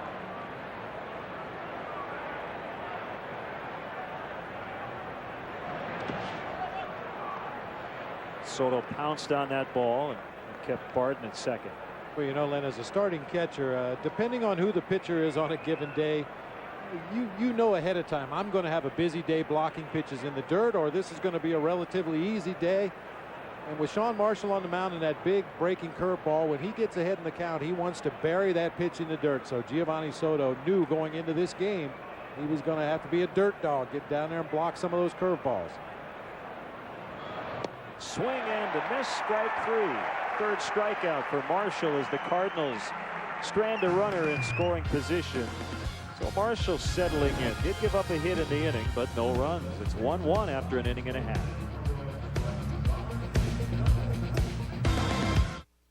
Tonight, the quest for the Stanley Cup kicks off on Comcast Sportsnet as Patrick Kane, Jonathan Taves, and the Hawks try to put out the Calgary Flames at the United Center. It's the Stanley Cup Playoffs, Game 1, tonight at 7 on Comcast Sportsnet.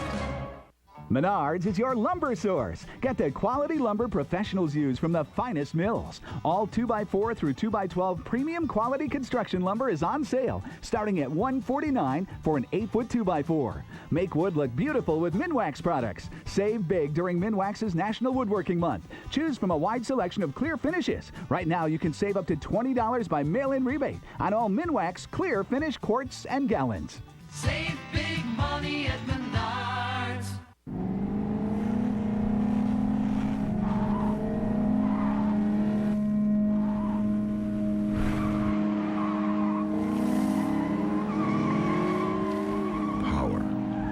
Agility, control, for whatever the road throws your way.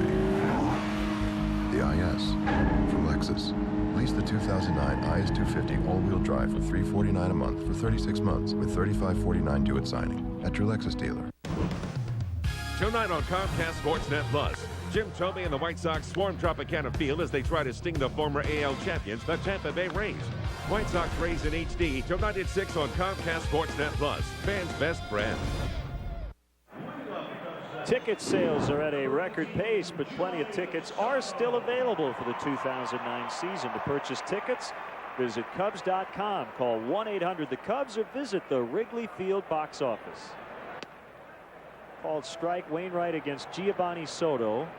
Second game back after the shoulder injury knocked him out of the starting lineup for a little over a week. He likes playing against the Cardinals. He's hit over 400 versus St. Louis. How about the Puerto Rico World Baseball Classic trio of catchers? Soto, Yadier Molina, and Pudge Rodriguez. Tough to split up the playing time. I think Gio DH'd occasionally. High in the air, fairly deep, but Ludwig calling and grabbing for the first out. You put yourself in Gio's shoes. Let's say you're on the World Baseball Classic roster with Dodger during your playing days. I mean,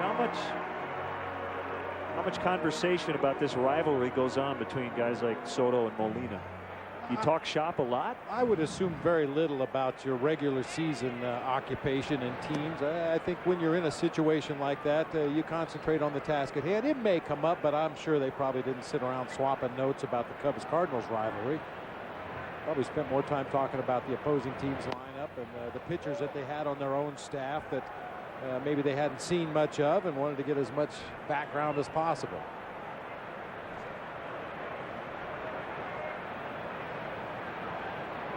Ontario down in the 8th spot.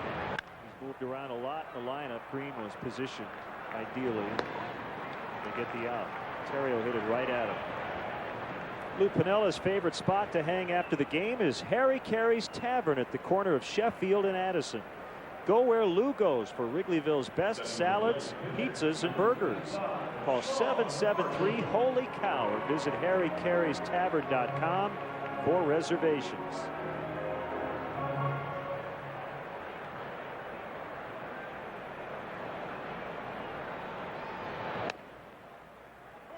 In there for a strike on Sean Marshall. Career 155 hitter.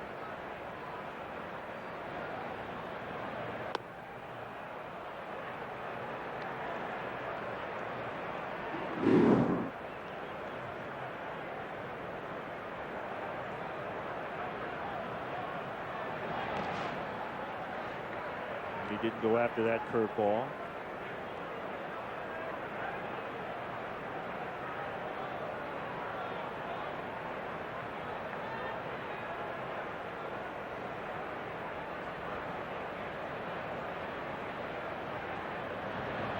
Swing and a miss. Wainwright picks up his first strikeout as the Cubs go 1-2-3. It's 1-1.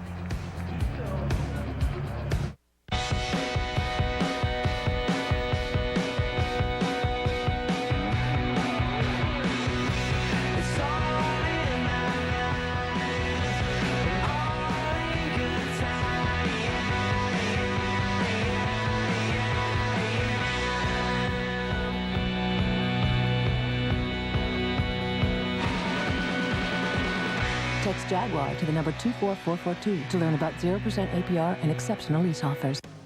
This copyrighted telecast is presented by authority of the Chicago Cubs and may not be reproduced or retransmitted in any form. And the accounts and descriptions of this game may not be disseminated without the express written consent of the Chicago Cubs.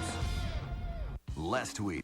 Come out to Valley Falls Adventure Golf for exciting and affordable fun for the whole family. Watch the kids explore the premier miniature golf course in the Quad Cities as you sit back on the patio at Happy Joe's and Rudy's Tacos. Or take a swing yourself. There's adventure at every turn at Valley Falls. We also offer birthday, charity, fundraising, and special events packages for miniature golf and Happy Joe's. Valley Falls Adventure Golf, one slice short of heaven. Located behind Happy Joe's and Rudy's Tacos in Coal Valley.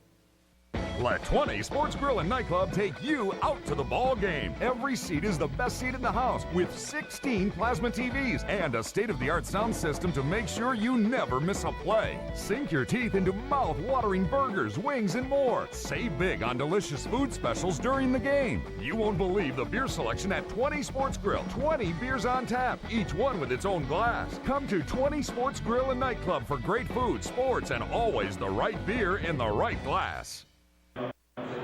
Welcome back to the ballpark. Great sports day here in Chicago.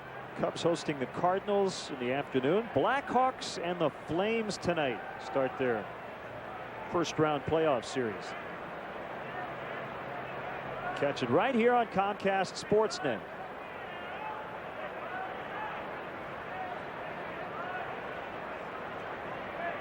Seven o'clock tonight from the UC. Rick Ankiel hits a slicing liner and a diving catch by Kosuke.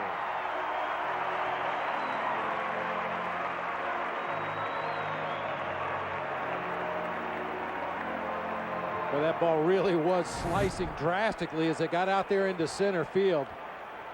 Anytime you hit a ball with some side spin into the wind, it's really going to move a lot more than you anticipate, and Kosuke gets over there. Probably could have stayed on his feet to make this catch, but nice grab as he goes into the belly slide. Nice job. Pujols was intentionally walked in the first inning. Sean Marshall's had good success against the Cardinals, 2-1 in his career with a 3.38. It's covering 9 appearances and 5 starts.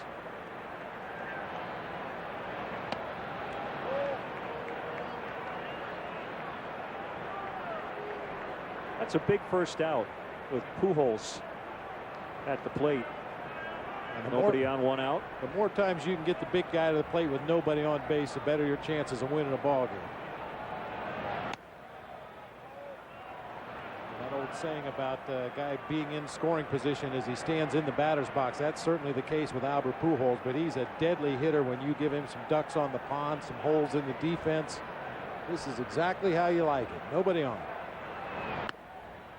3-1. The MVP award last year, the second of his career. First player born in the Dominican Republic to win at least 2 MVP awards, and his team finished 4th. That was the lowest place for a club that had an NL MVP since the '87 Cubs and Andre Dawson. They finished last. Terrio catches it. Pujols pops out on a 3-1. 2 down. Good slider with just enough movement to get that ball off the barrel of the bat and turn it into a shallow pop-up into center field. Slider working its way towards the heart of the plate. Pujols just pops it harmlessly in the air to the middle of the infield. Terrio that time called off Fontenot. Ryan had a little better angle on the sun. Either guy could have caught it, but Terrio had the better angle. First pitch curveball strike on Ludwig. An RBI infield single to extend his hit streak to 19 back in the first inning. Another one. 0-2.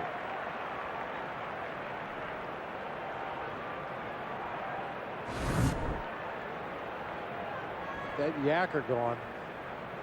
It looks like it's going to be a pitch out when it leaves his hand. Ends up dive bombing right back into that strike zone. 3 in a row to Ludwig, 1-2.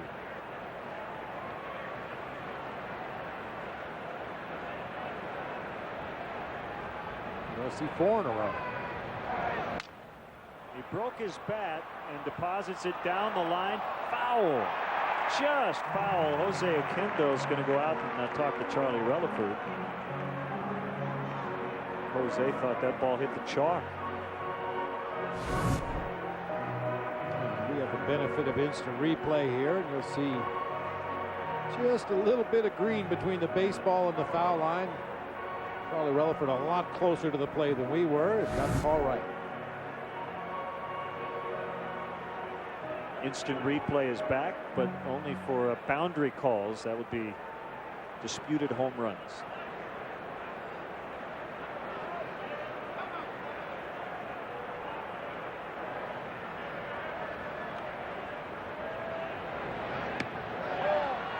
You know, for all the hand wringing that went on when instant replay was instituted last year, it's pretty much been a non-factor.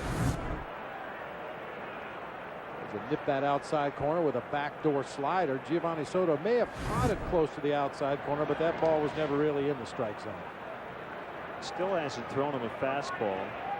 Nothing but curves and sliders to Ludwig.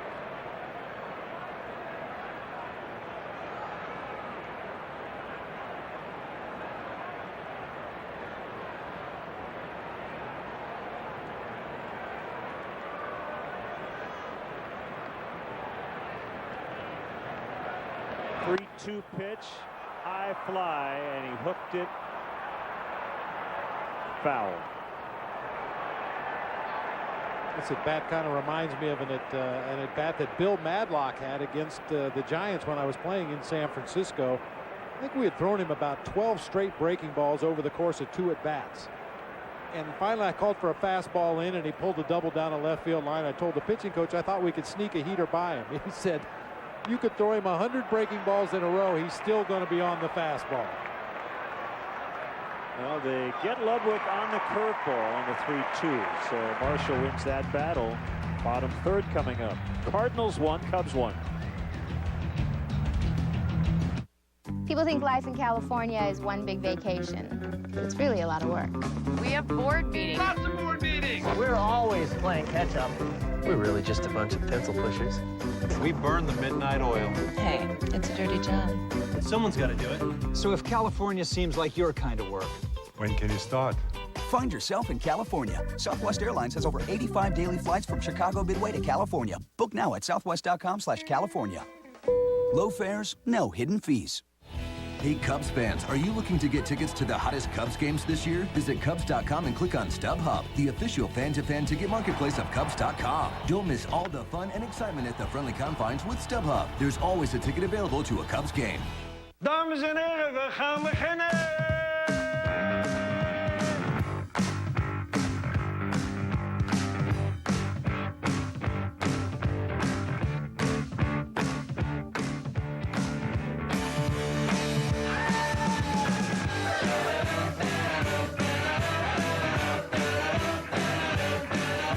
Exceptionally brewed for a taste that's pure Amsterdam. Amstel Light, one damn good beer. Call the flooring experts at Luna. Luna installs around your schedule, and they guarantee installation for life. With a low price guarantee and 2 rooms for the price of 1, there's no need to shop at a big box store. 773-202 Luna. Tonight, the quest for the Stanley Cup kicks off on Comcast Sportsnet as Patrick Kane, Jonathan Taves, and the Hawks try to put out the Calgary Flames at the United Center. It's the Stanley Cup Playoffs, Game 1, tonight at 7 on Comcast Sportsnet. Nice sunny day. Temperatures hopefully getting up in the 50s. We started in the upper 40s. But it feels great in the sun. Sweatshirt weather at this point. Been a curve fest early on. Wainwright and Marshall.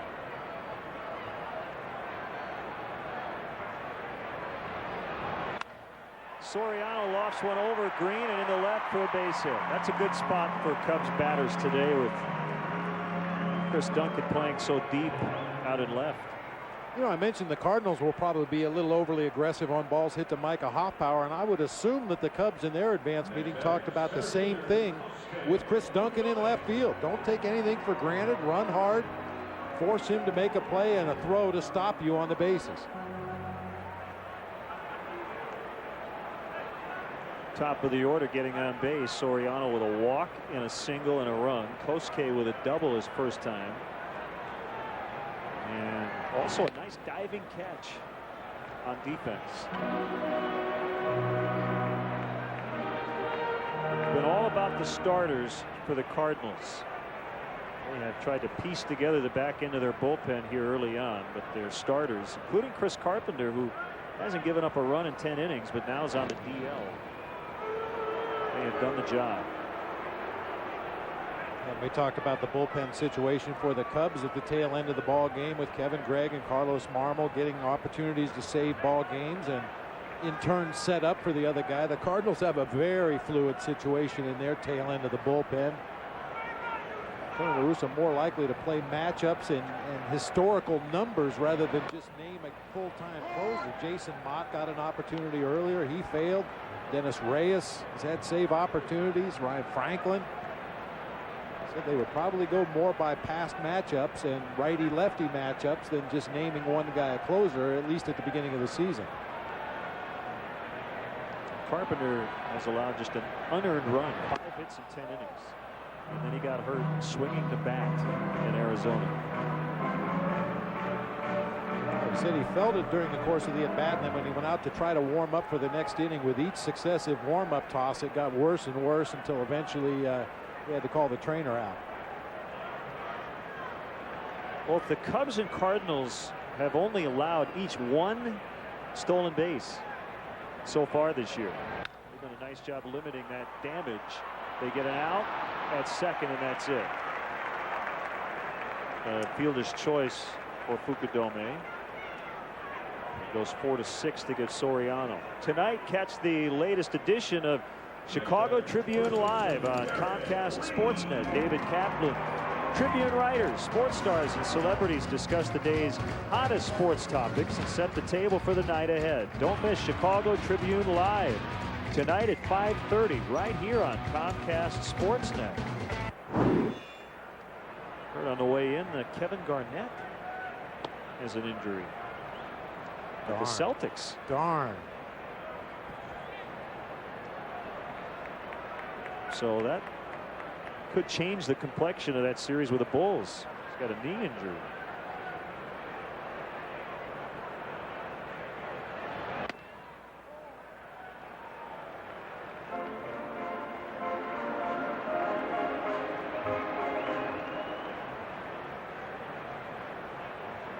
Two 2-0 on Derek.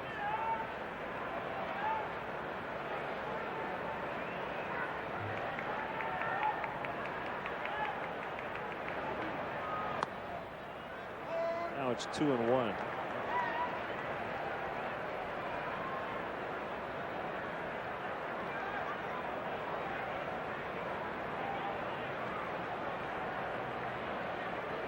Eric was asked about the cold trip and then getting hot at home, and basically shrugged it off. So really there's no difference.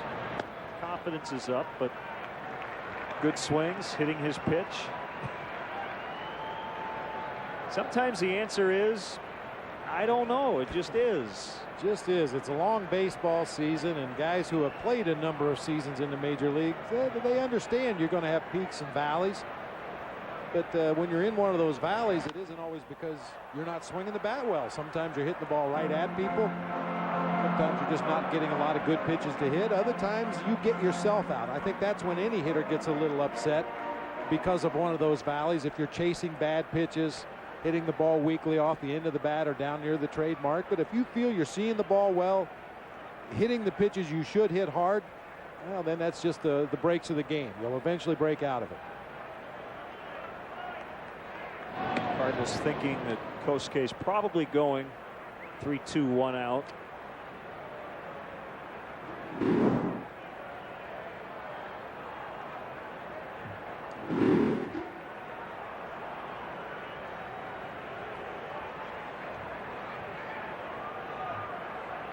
Long pause by Wainwright.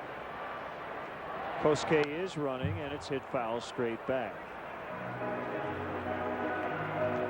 By the way, Bob, Chris Carpenter is starting tonight for the Peoria Chiefs. Christopher Carpenter, as they play at Quad Cities.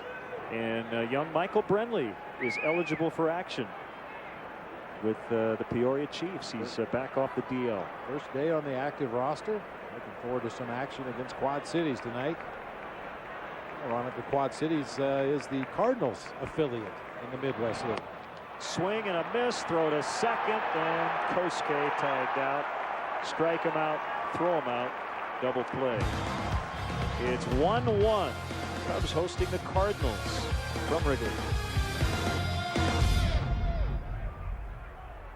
As your love has evolved, so have your gifts. From I like you, I really like you. I love you. I will always love you. And sometimes a gift says you mean more to me than anything else in the world. Life insurance from New York Life ensures your loved ones will always be taken care of. With 164 years of financial strength, it's the most selfless gift you can give. New York Life, the company you keep.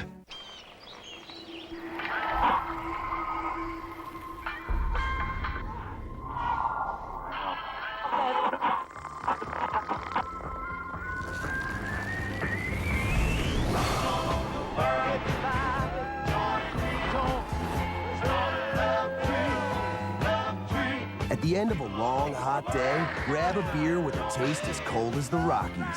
Frost Brewed Coors Light, the world's most refreshing beer. Welcome to the stadium on a beautiful day for baseball. And folks, today, Simplicity lawn and garden tractors are made like no other tractor in the world. the field looks just tremendous. With Simplicity's exclusive free-floating mower deck with full-width rollers, they can transform an ordinary grass area into a beautiful, professional-looking surface. Even if it's just your backyard. Simplicity, the best cut there is. Saturday, it's Game 1 of the NBA playoffs, and the Bulls Stampede charges into Beantown for a battle with Paul Pierce and the Celtics. Neil Funk and Stacey King at the call as your hometown network brings you Game 1, Saturday at 11 on Comcast Sportsnet, fans' best friend.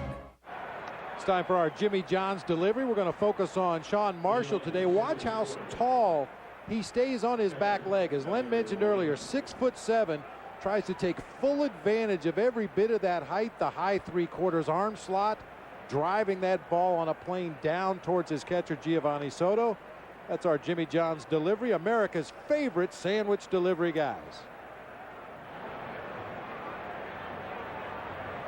Some guys who stand 6'6", 6'7", they kind of lose the advantage of that height by dropping down too low on the back leg, the drop and drive delivery, or lowering their arm angle too much. And kind of eliminating any advantage they have with that added height out there on the mound. But Sean Marshall tries to stay very tall on the back leg and use a high arm angle.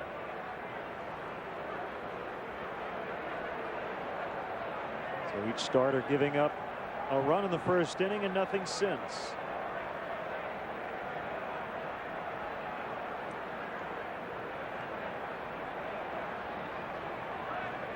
A slight delay. Crew chief Charlie Relaford came all the way across the diamond from his third base position to look at the dirt around first base over there. Not sure what the issue was, but apparently Charlie is satisfied, and we're going to get back under action here. Strike one on Yadier Molina.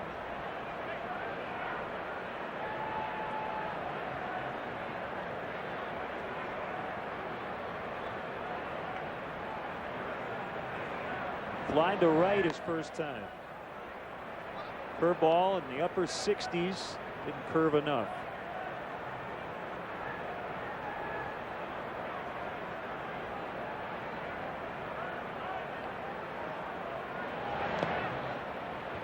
We'll get a new baseball.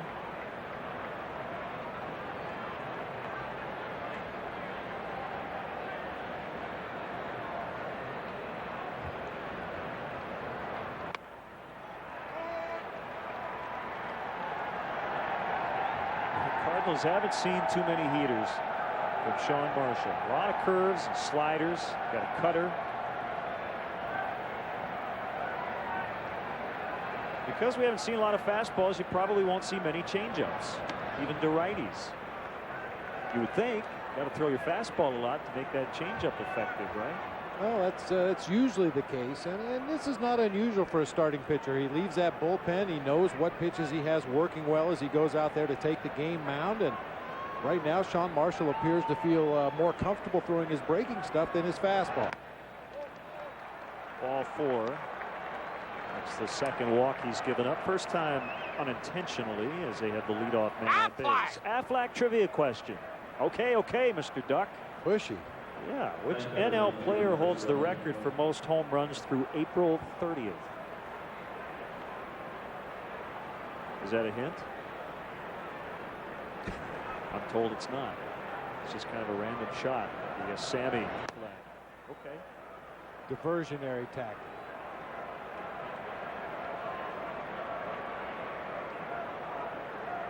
That is the single season record, to clarify the question. Through April 30th. Might go with A-Rod maybe. Oh, nationally. Okay, well that would make sense. It would be A-Rod.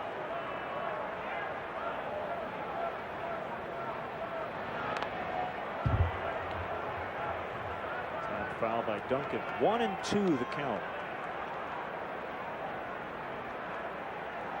Could it be him? Yeah, that would make sense. Yep. That'd be my guess.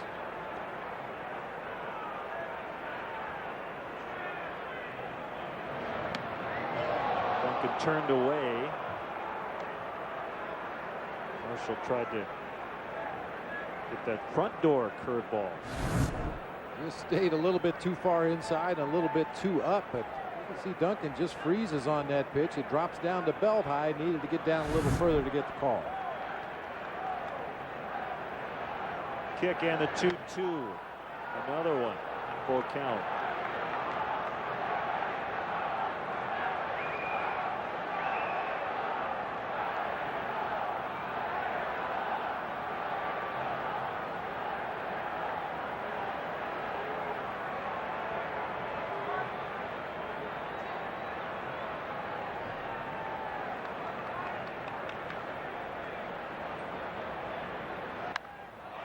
Deep drive. Hoff powers back on the warning track.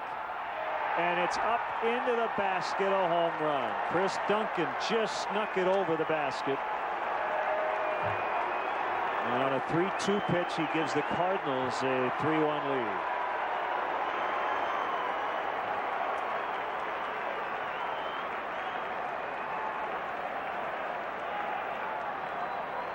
On that fly ball, we needed some of the wind that was blowing here at Wrigley yesterday. That pitch up and out over the plate, allowing Duncan to get full extension. Hit it high in the air, but as that ball was sailing out to right field, I took a look up at the flags, and they were barely moving. Now they're blowing a little harder out there in center field, but he picked the right time to hit a fly ball to right field.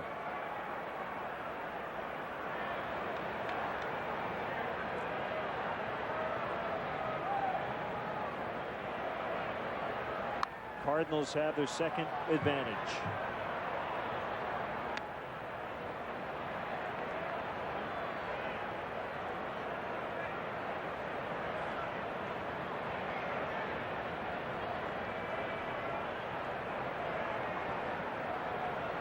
A 1-1 to Khalil Green. Off power coming over. 1 out.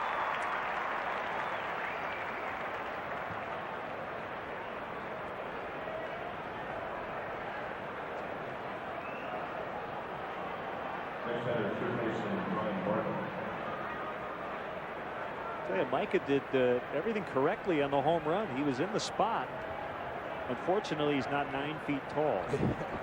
And never took his eye off the ball. He backed into the bricks out there in right center field pretty hard. He was not worried about getting close to that barrier in right center. He thought he still had a chance to make the play and backed right up into the bricks hard. Another fill-in starter out in right for Milton Bradley is still out with the groin strain. Bunted by Barden, and Marshall won't make a throw. It's a bunt single for Barden. By the way, a happy belated 31st birthday to Milton Bradley. Had his birthday yesterday. Unfortunately, not in the lineup. And Barden caught Ramirez playing deep at third base, and Sean Marshall, even though he's improved greatly on his defense and his ability to get off that mound just too far to run that time, that was a perfectly placed bunt for a base hit.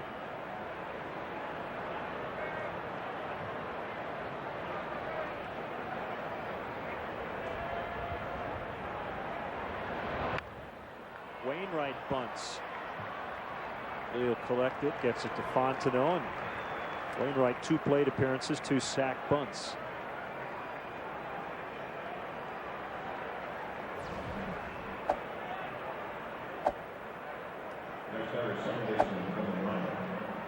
So a runner at second with 2 outs for the leadoff man, Brendan Ryan. Remember the Cardinals last year, they went with the pitcher batting 8th pretty much all year, except for interleague play in the American League parks. They've only done it once this season.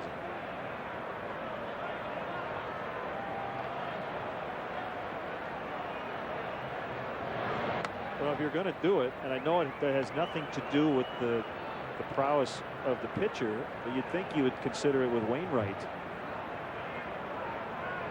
since he does swing the bat well. The only time they've done it this year was their 3rd game of the year when Todd Wellemeyer hit 8th.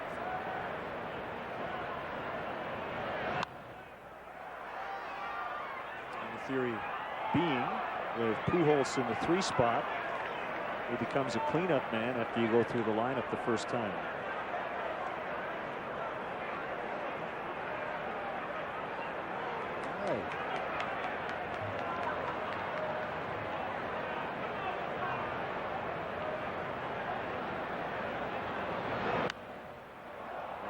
Very late on that swing.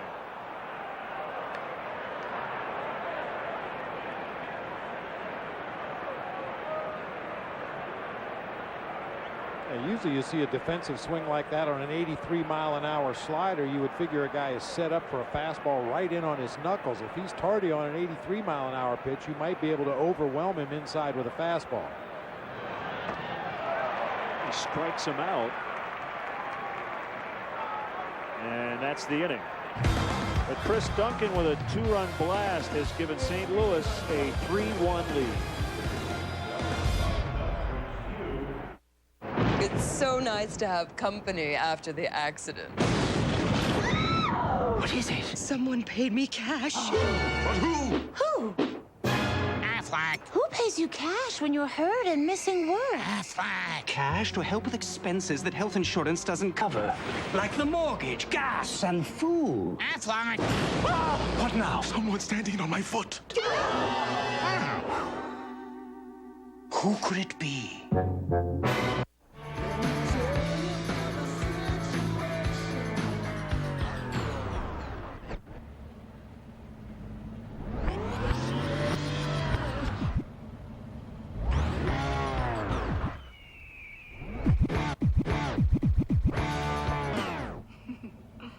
Rocking performance, exceptional control. Destination tires with Unity technology, only from Firestone. We're testing a new meal from PJ Bland's. Thoughts? That's cardboard. What if it came with a salad? Still cardboard. What if we threw in a dessert? If you're going out to eat, make sure it's for something you'll love eating. Introducing Chili's 10 entrees for under $7 each. Like our Honey Chipotle Crispers. We take the time to hand batter each one. That's what makes them crispy pieces of heaven on earth. 10 perfectly portioned entrees for under $7. Right now at Chili's. Aflac! Let's answer today's Aflac trivia question. I totally bungled this one. Which National League player holds the record for the most home runs through April 30th? National League. Cubs are playing the Cardinals, so Albert Pujols, the logical answer. 14 back in 2006 before May 1st. Wow. At 20 in my best season. That's pretty impressive. Hoffpauir batting for the second time today. He flied out to right in the opening inning, facing Adam Wainwright. Another ball lofted this time out into center, and it's Ankiel shading his eyes and making the catch. They'll be dealing with the fans in the bleachers a little bit too. Well, you can shield your eyes, but you can't shield your ears out there in front of those bleacher fans. I'm sure he got an earful there.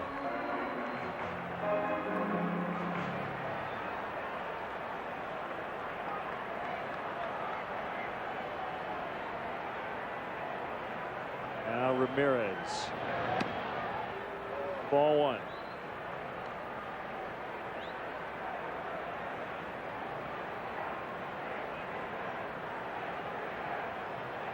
His last home run, he passed Andre Dawson in the 10th place, sole possession of 10th on the Cubs home run list, 175 as a Cub.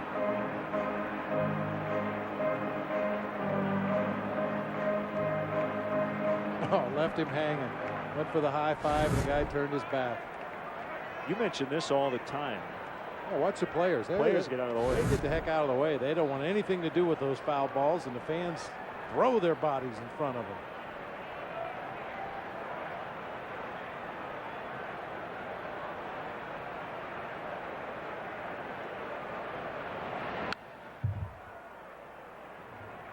You see Aramis stretching that lower back after that last swing.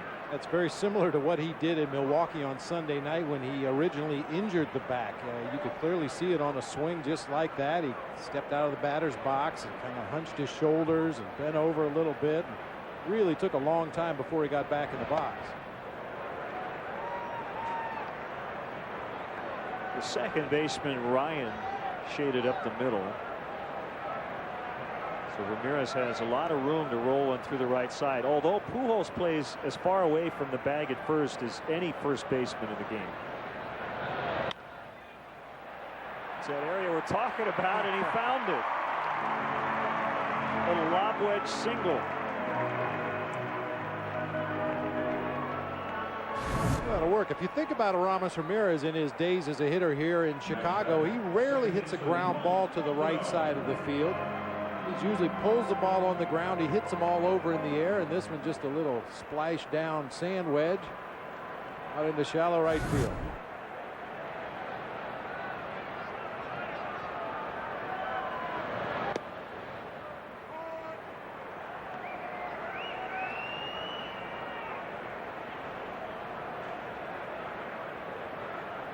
Weird line for Mike over his last 4 games, including today. 0 for 11, but he's walked 8 times. He's not getting his hits, but he is getting on base. Ryan, Green, and Pujols dropped the relay throw. The 3rd time on this homestand. The opposing team had a good shot at a double play, and they couldn't turn it. It appeared that was one of those throws that Pujols was in between whether to try to catch it in the air or pick it out of the dirt.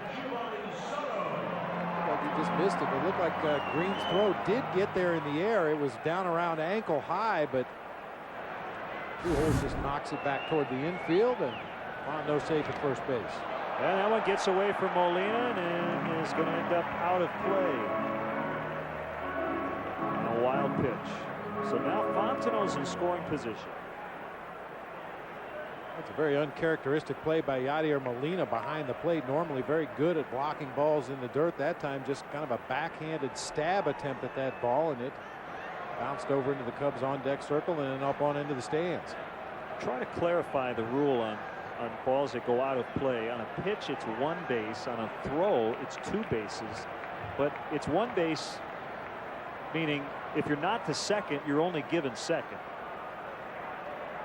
So if that had been a throw, Fontenot would have been allowed to go to third. He would have been given second and third. And I believe, Bob, on a throw, let's say an outfielder's throw, it's when he makes the throw, not when it goes out of play. That's when you determine how many bases the runners get. That's my understanding. It can be a little confusing at times. Well, it really depends a lot on the attention that the umpires are paying to the play itself. I mean, each one of the 4 umpires has a responsibility when that ball is hit into play. Somebody follows the flight of the ball and where it ends up. And another part of the crew is responsible for watching the base runner. Where are they when the ball is touched by the outfielder? Well, that's something to do. And if you watch the umpires, if you ever come out here to Wrigley sometime, watch the umpires as base runners get on base. They have hand communications they'll give to each other to let the other umpires know, you know, ball hit to the right side, I'm going this direction. You're covering second base, I'm going here. I'm not sure what all the signs mean, but they know what they mean. Just to cover each other in case one or more get out of position.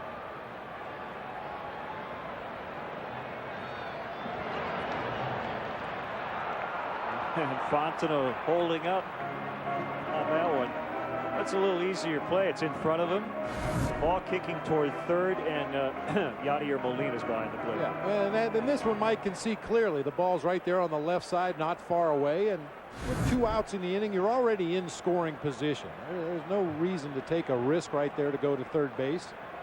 Mike Fontenot should be able to score from second on just about any base hit. And Molina is always looking for any sort of excuse to throw to a base. 3-2 on Soto. Here's the pitch by Wainwright, and a swing and a miss, and the inning is over. Cardinals lead game 1 of this 4-game set, 3-1 after 4.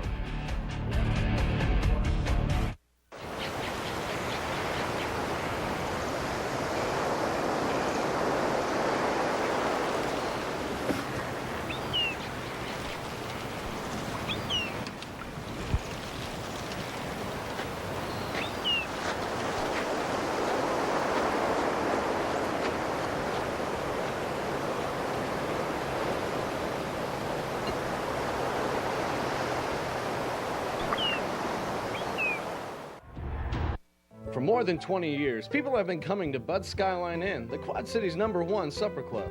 Fly in for some of Bud's favorites, like their famous surf and turf, tantalizing steaks, succulent catfish, or mouth-watering prime rib. Relax at Bud's Skyline Inn with your favorite cocktail while keeping track of the arrival and departures at the Quad City International Airport. In a hurry? Get in and out with their $6.95 lunch specials every weekday. So for your next special occasion or just a quick lunch, Bud's Skyline Inn, just 2 minutes from the airport.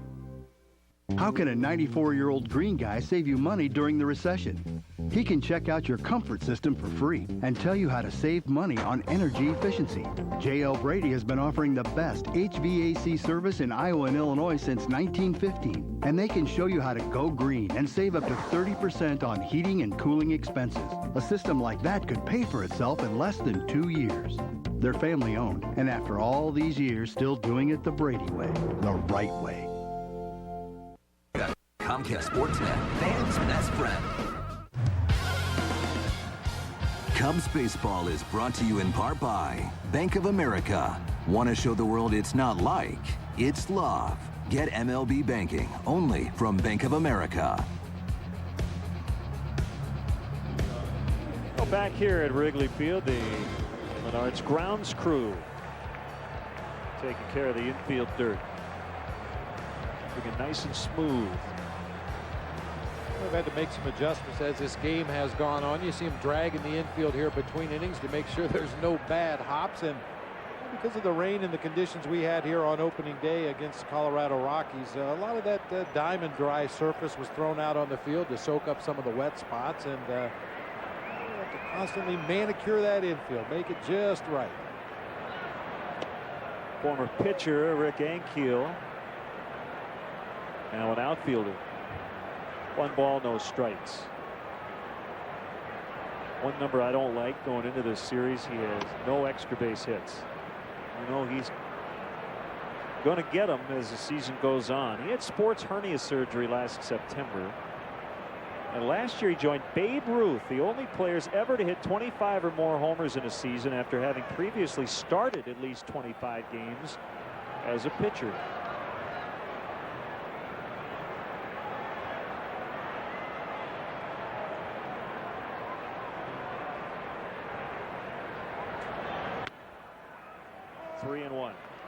Ankiel was a former pitcher who now plays center field. Skip Schumacher was an outfielder who now plays second base. And Jason Mott was a catcher who's now the de facto closer for the St. Louis Cardinals. One of the closers. I hope we have a chance to see Mott in the first couple of games of this series. He has a very interesting MO on the mound. Like a volcano out there ready to erupt. Deep right center for Ankiel. Off the door, and there's his first extra base hit of the year as he stops at second. You knew it was coming at one point. That's a leadoff double.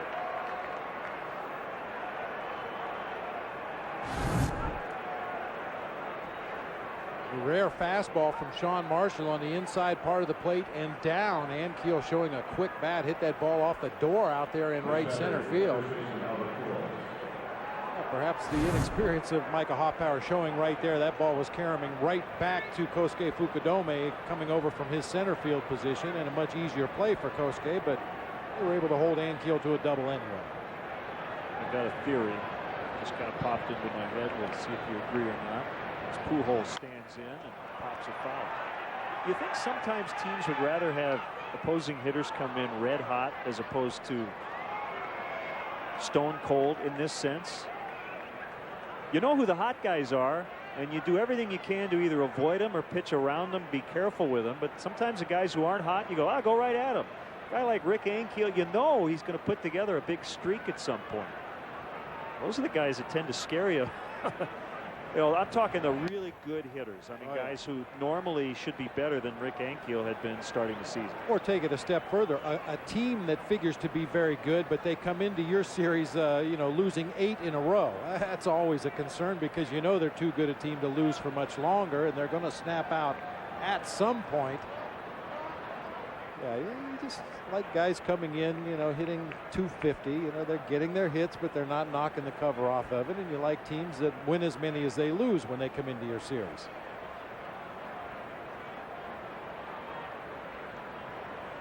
The one exception to every rule we would ever throw out there is Pujols could be 0 for his last 90, and you still treat him like he's hitting 400.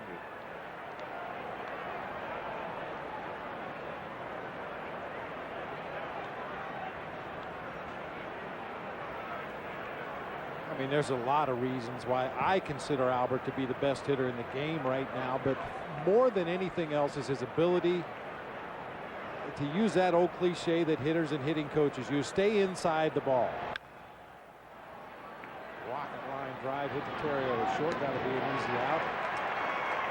He just doesn't get fooled by off-speed pitches. He recognizes pitches very quickly, and he can take balls off the plate inside and keep them fair down the third baseline, and very few hitters can do that.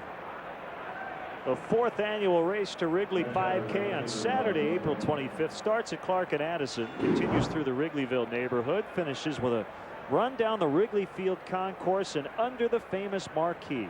Each participant receives a performance management race t-shirt.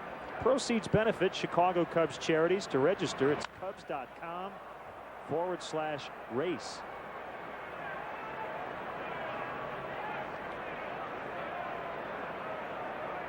Well, there's some great hitters in the major leagues, no question about that. That's an understatement, but there are guys that you can throw a pitch off the plate inside knowing full well they're going to pull it foul down the third base line. Okay, now it's strike one.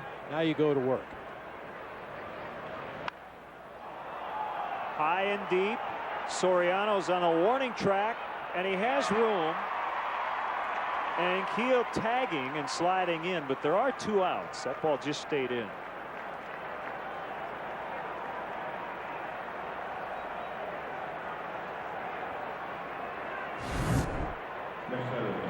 And Keel alertly seeing that Soriano was going to catch that ball backing up on the warning track. He's going to have to take a couple steps to get his momentum going back toward his throw. Pretty easy tag in advance that time by Ankiel. And only really becomes a factor with 2 outs in the inning because Sean Marshall throws so many of those breaking balls, those big curve balls, and possibility of one ending up in the dirt and scoring on a wild pitch pass ball.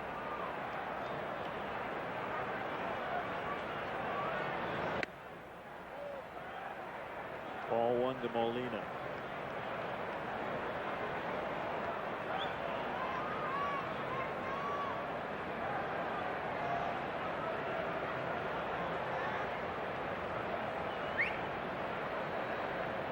Well, the bar was set really high on the defensive side in terms of Cardinal catchers with Mike Matheny. Yadier Molina has done a really nice job. He won his first Gold Glove last year. Ramirez can't get it, but it's backhanded by Terrio, and his long throw is right on the mark to get Molina, save a run, and end the inning. It's still 3-1. We're halfway home from Wrigley.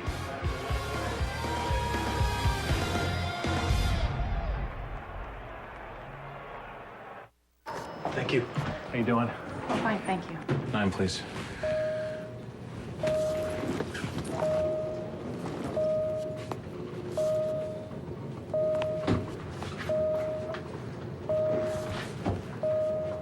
Don't like stopping? Southwest is announcing nonstop service from Chicago Midway to 2 new cities with 5 daily nonstops to New York LaGuardia starting June 28th and Boston Logan starting August 16th. Book now at southwest.com. Low fares, no hidden fees.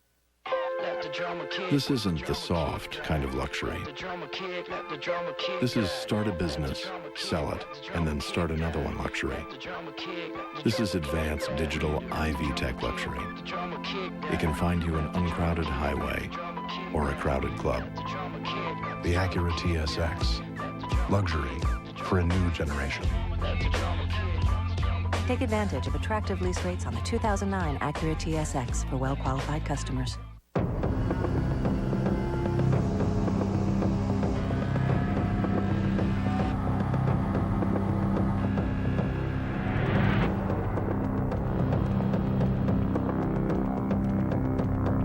Hey, baseball fans, are you thinking of heading to St. Louis to see the Northsiders play? Well, think no more. Now's your chance to win great seats to the April 25th game and a one-night stay at Lumiere Place, St. Louis's premier casino and hotel. Log on to csnchicago.com and click on the Lumiere Place icon to register.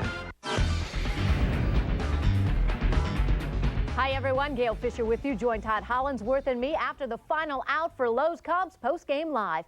And make sure you join us tonight as the Blackhawks begin the Stanley Cup playoffs.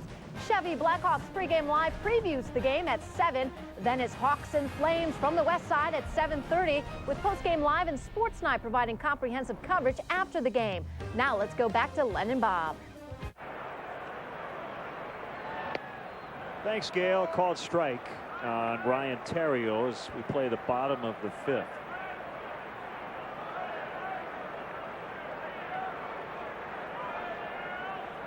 Wainwright has been efficient with his pitches, still under 60 for the day.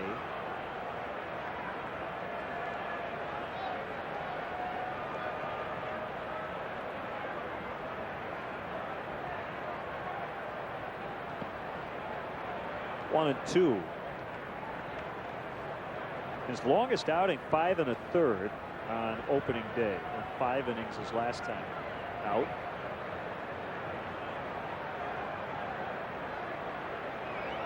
Ryan 0 for 9 on the homestand after a hot start on the road.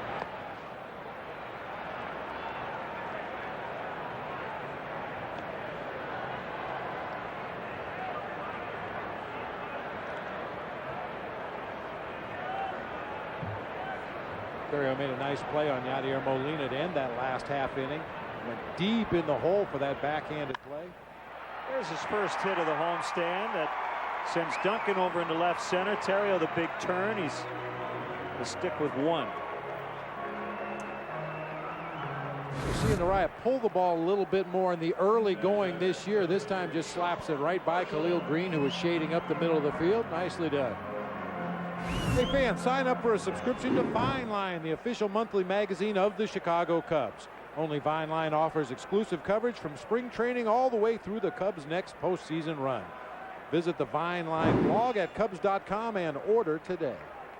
Oh, in maybe 3 to 4 weeks, we're going to return home, and all of a sudden everything's going to be green out there.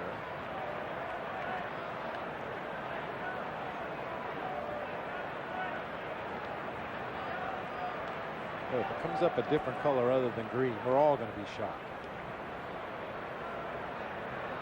Got some Cubby blue ivy out there. Or ivory, as Lou refers to it.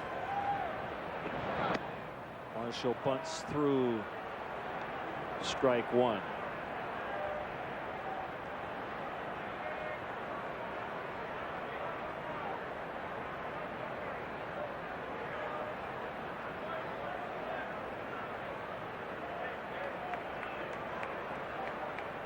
Barden in on the grass. Pujols ready to charge if needed. Theriot runs, and the throw goes off the glove of Green.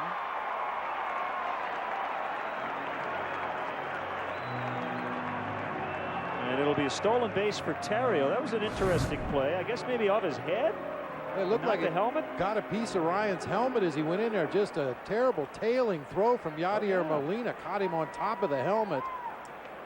Gets away from Khalil Green. Unfortunately, not far enough for Ryan to advance on to third base. Here you'll get another look at it. Right off the dome. That was an interesting play with Marshall bunting through it and Theriot running. And Theriot was looking back at home plate the whole way. It didn't look like it was a straight steal. Not really sure. We'll have to find out. And Marshall showing bunt, but might pull the bat back. Well, Pujols is already way in front of the bag at first base, and Brian Barden in that position at third to wait and read the bunt. Keep it away from Albert. Bunts it foul, and that results in a strikeout. Sean not happy with himself. It's been a tough week, really a tough start to the season in the world of baseball. And I'll tell you, one of my mentors, just a wonderful man, passed away yesterday. Great broadcaster, Merle Harmon. Called Milwaukee Brewers games for a long time. He was a voice of several baseball teams, college basketball, NFL football, did national games. Merle passed away at age 82 in Texas. And we want to send condolences to the entire Harmon family. He was one of the best.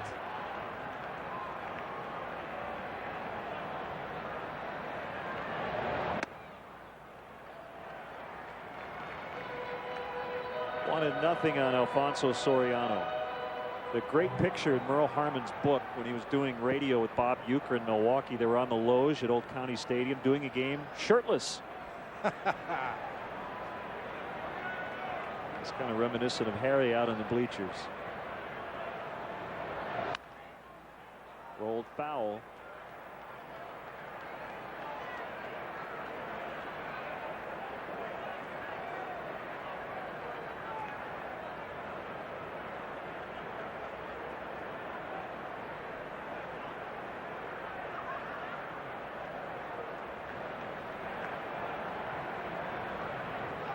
Tying run at the plate as the Cubs are down 3-1. Wainwright's pitch off the plate inside on a fastball. Sinker boring in on the righty. Starting to see some patterns develop in the way opposing teams pitch to Alfonso Soriano. Usually when they throw him a fastball, they're trying to throw it to the inside corner and further in. And then a lot of breaking balls off the plate down low and away. A lot of off-speed pitches down low and away. They're just trying to avoid that fastball out over the plate where he has been deadly in the early going. Just got a piece of that slider low and away. Wainwright has won 6 straight decisions going back to June 7th of last year. Now he missed 2.5 months with a right middle finger sprain. He was on the DL, but when he was healthy, he was 11-3. Well, the tough part of having a right middle finger sprain, you get mad at somebody, and it takes away one option. The 2-2. Now it's full 3-2. Or if somebody says, you know, what did you injure, and you show it to them, you might start a fight. Yeah, you got to be careful.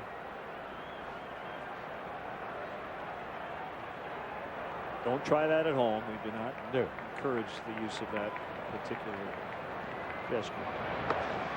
Ball 4, he walked him. And Soriano's been on all 3 times. Twice via the base on balls, and if he continues to have good at bats like the 2 he's had when he drew walks in this game today, that's going to force teams to come back in there and challenge that strike zone a little bit more, and that's when he can start hitting the long ball again.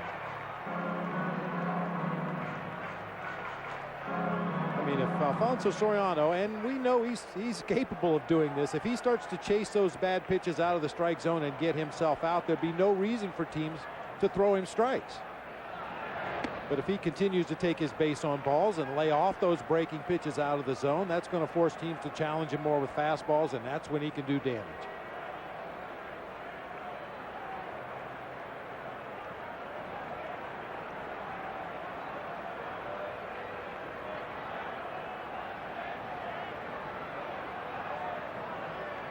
Good wheels on the bases. Ball 2 on Fukudome. Right off a changeup from Wainwright. Well, and just watching Kosuke take batting practice this year, it looks like he wants to hit for some more power. Even in batting practice last year, he was content just to line the ball from foul line to foul line. A lot of gappers, a lot of singles. But watching him in batting practice this year, he takes those last couple rounds and he's looking to drive the ball hard to right field. Well, he's done that early. 3 doubles and 2 homers.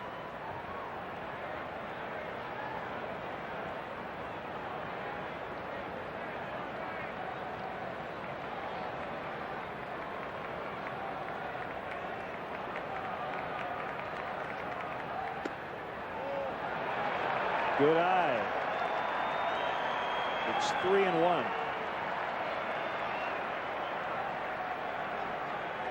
Stretching down in the visitors' bullpen.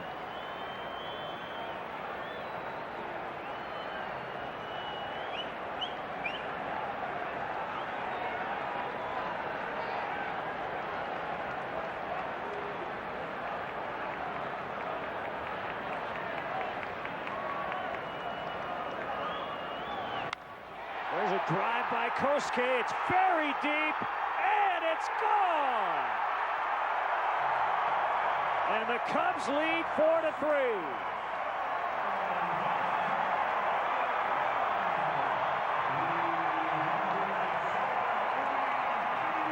An extra power work you were talking about paying off big time.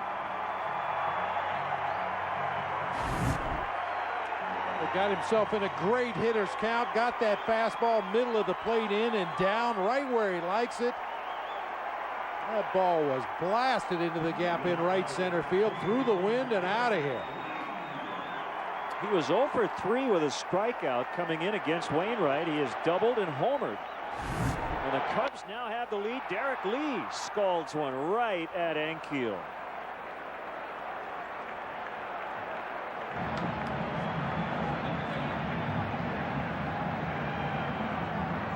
What a start by Fukudome. Excellent catch today as well. I think we said that last year about this time. We did. And that'll be the challenge for Kosuke, to keep it up. His average went down every month in his rookie campaign.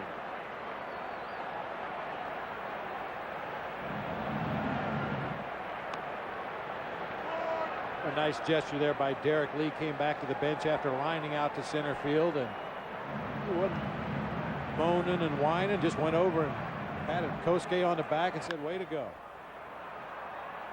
Off power got jammed, and he pops out to the pitcher Wainwright.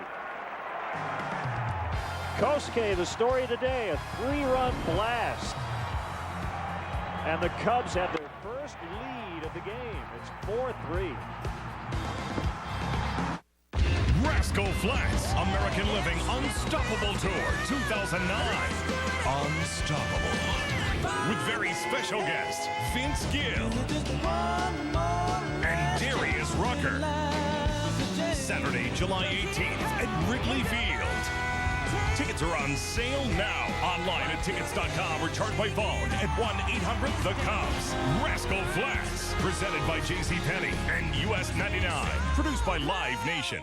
Menards is where you'll find quality products to improve your home. Get organized with ready-to-finish oak cabinets. They're a great storage solution for cluttered garages, laundry rooms, kitchens, and more. All ready-to-finish oak cabinets are in stock and on sale. Fill up those new cabinets with household essentials. Choose from this 18-pack of double-roll Charmin bath tissue or this 15-roll pack of Bounty Basic paper towels. Your choice, just $9.96. Dedicated to service and quality. Menards. Save big money at Menards.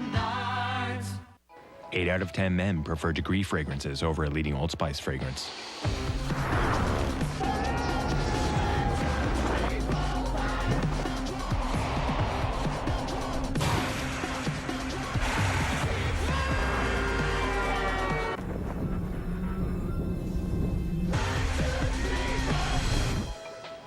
New Degree men's deodorant.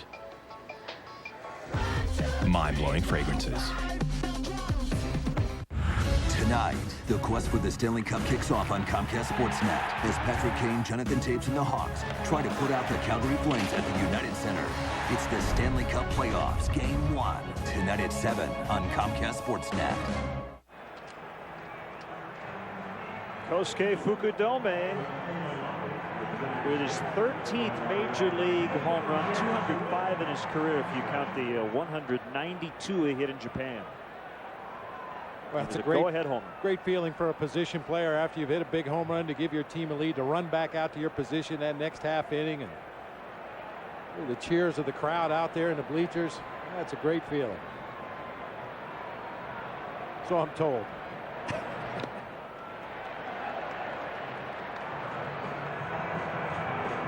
I wonder if any of those fans moved over from the right field corner last year.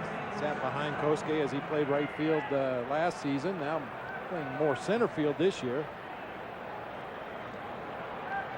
Duncan with a go-ahead 2-run homer his last time out.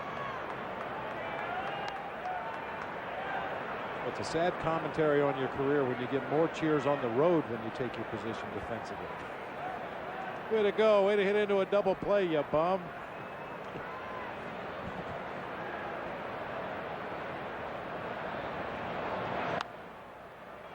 Pop foul back our way.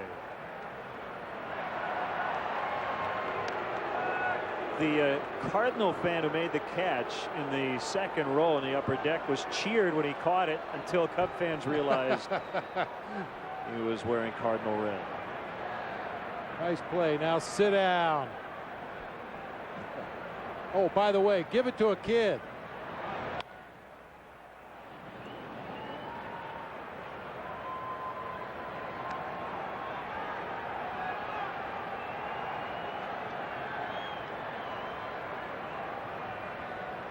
So Marshall working with a lead, with Aaron Heilman getting loose.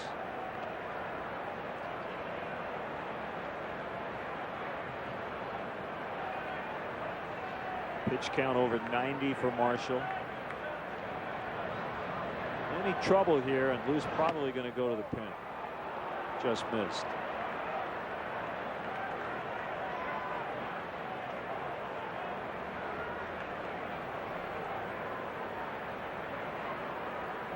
It's Green on deck.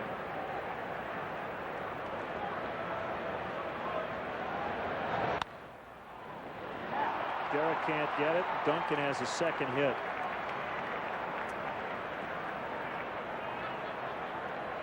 Tonight, the Stanley Cup playoffs kick off here on Comcast Sportsnet. Patrick Kane, Jonathan Taves, and the Hawks battle the Calgary Flames at the United Center. Coverage starts with Chevy Blackhawks pregame live. Don't miss the Stanley Cup playoffs. Game 1 tonight at 7 on Comcast Sportsnet. And playoff beards working already. I want to hear Pat Foley saying he shoots, he scores a lot tonight. Oh, yeah. Like Larry Rothschild out making the pitching change. Sean Marshall headed toward the dugout. By the way, Pat, a good friend of mine, I apologize for a brutal imitation. Your goal call's much better than that. Aaron Heilman is in. Tying run on base, 4-3 Cubs.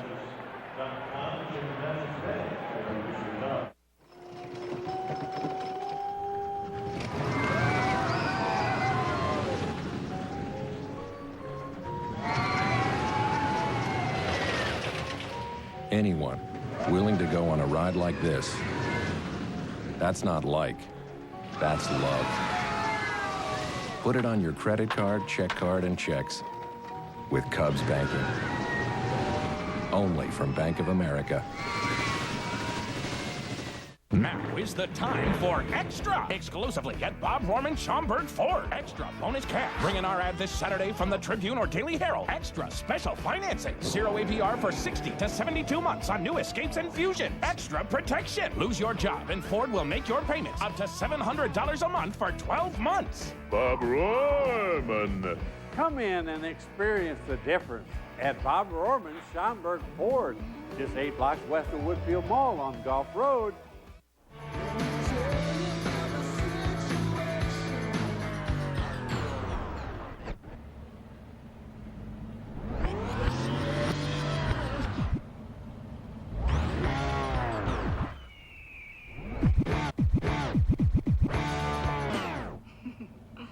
Rocking performance, exceptional control. Destination tires with Unity technology, only from Firestone. While these fans seem to like the Cubs, these fans really love the Cubs. You want to show the world it's not like, it's love? Put your favorite team logo out there for everybody to see with MLB banking only from Bank of America, official bank of Major League Baseball. Visit bankofamerica.com/MLB. Here comes Aaron Heilman with Duncan running. The throw by Soto in time. Like a straight steal. Green didn't offer at it. They tried to ambush the Cubs there, taking advantage perhaps of Aaron Heilman not paying much attention to Chris Duncan, but no chance. Giovanni Soto with a rocket to Mike Fontenot right there, Johnny, on the spot. That's the first time the Cardinals have been caught stealing this year. They were a perfect 7 for 7. 7 different players with stolen bases in the early going. The way Chris Duncan was looking at the plate, something didn't quite add up there. Numbers for Heilman.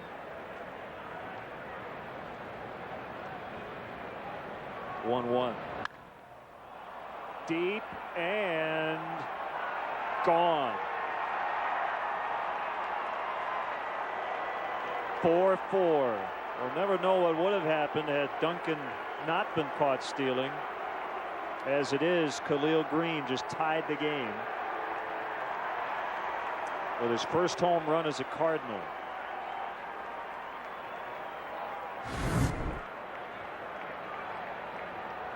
Oof. Well, that fastball tailed right back into Khalil Green's happy zone right there. A sinker that started on the outside part of the plate.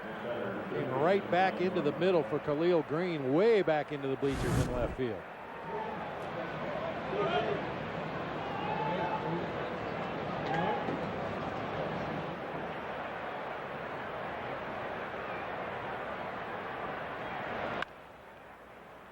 Dribbler to third off the bat of Brian Barton. He's thrown out for the first time.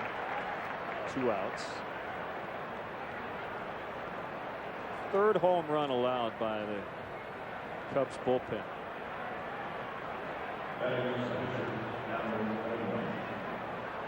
Lefty Neil Kotz is up.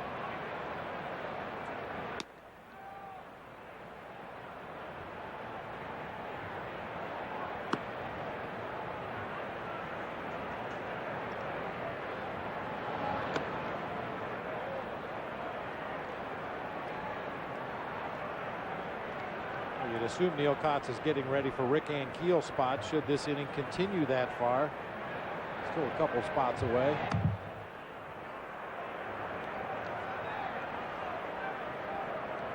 When you look at this lineup going into play in this series, you would assume that Ankiel is the one left-handed hitter that you really have to keep an eye on, but through his first 3 at-bats in this ballgame, Chris Duncan showing that he's starting to show some signs of life with that bat. He's another guy you might have to keep an eye on. And of course, with one lefty in the bullpen, you got to be very judicious as when you drop Neil Kotz into the ball game and expect him to get that big out against a left-handed hitter. He's gone 3-1 on the pitcher. Wainwright is not in a sacrifice bunt situation for the first time.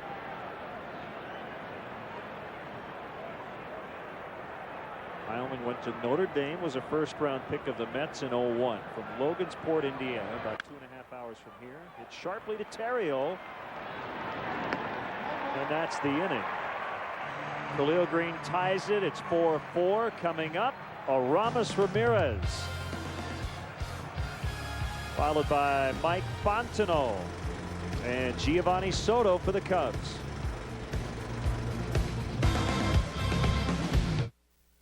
If you thought Arby's was just about roast beef, then you haven't tasted our new Roast Chicken Club. It's taking chicken to a whole new level. Made with oven-roasted, all-white meat chicken to seal in the juices.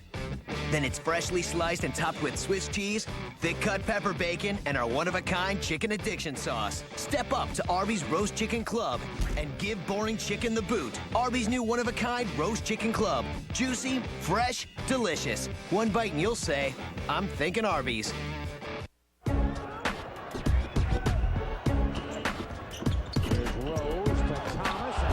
The playoffs are coming to Comcast Sportsnet.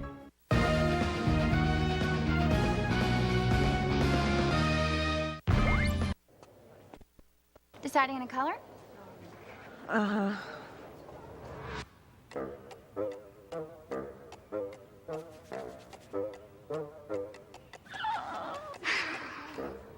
Let's start with some idea cards. That'll get you to the right one. We're here because we've been there with the tools, products, and advice to get it done right. True Value. Start right, start here. Get the right products and expert advice for your next painting project at K&K True Value. Start right, start here. Swing into Mulligan's Valley Pub for fun times and a great atmosphere. Kick back, sample the incredible drink selections and our daily specials. Watch your favorite teams and sporting events on our flat screen TVs or sit out on the patio with a view of Valley Falls Golf Course. Come see us on Taco Tuesday. Your donations directed to local charities and people in need. Live music on Saturdays. Visit our website, mulligansvalleypub.com. Get your Irish on in Coe Valley. At Mulligan's Valley Pub. Encore, weeknights at 11 on Comcast Sportsnet, fans' best friend. Aaron Heilman surrendered the game-tying home run as Aramis Ramirez with a base hit on the first pitch from Wainwright. Aramis 2 for 2 of the walk.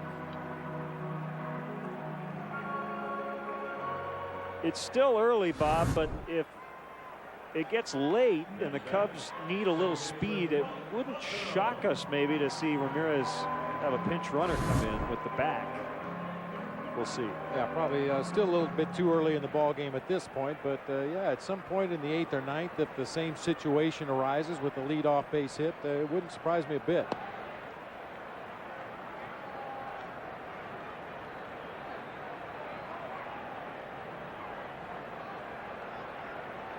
Milton Bradley was going to run today. I've not heard anything about him being available off the bench. We're assuming the answer is no. In a pinch hit situation. You would make the assumption that if he was used, it would be a situation where he wouldn't need to run. You know, by that I mean less than 2 outs, a runner at third base, a tie game, all you need is a sac fly. Well, that's a possibility then, but you certainly don't want to risk running down that first baseline hard or maybe running out a double if he's not fully recovered from that groin injury.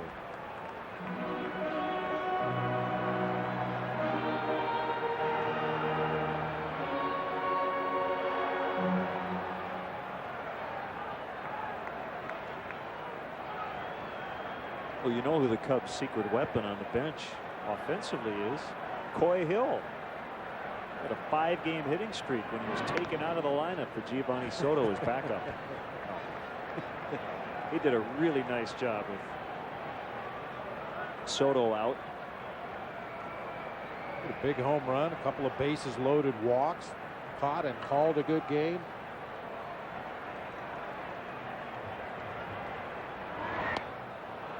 Two and 2 on Fontenot.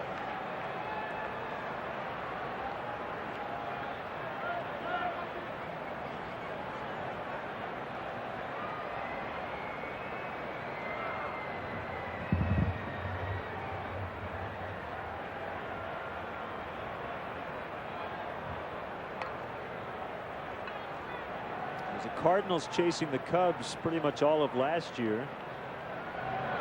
Their game up early on this season.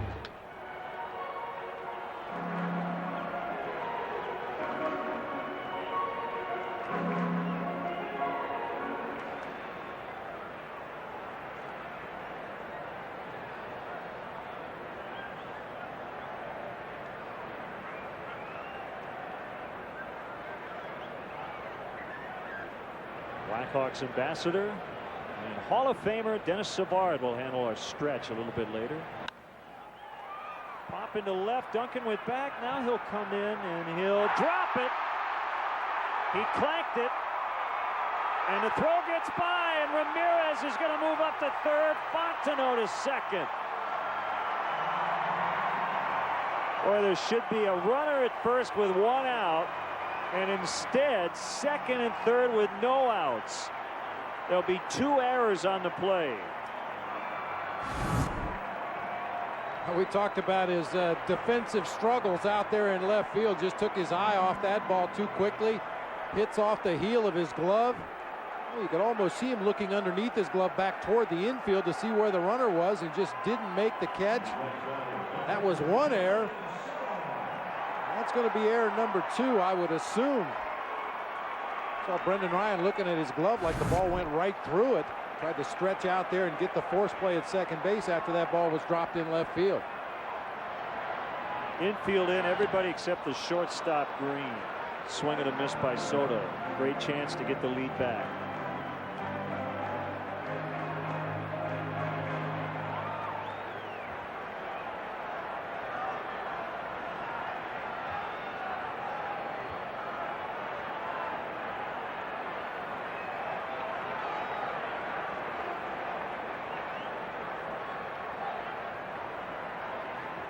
The 0-1 up and in.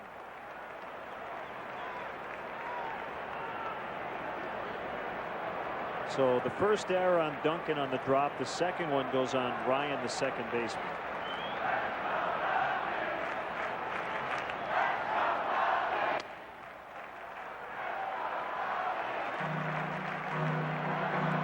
And the Cardinals have now committed 9 errors.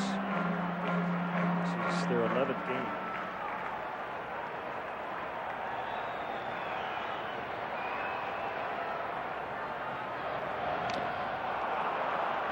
big chunk of Yadier Molina.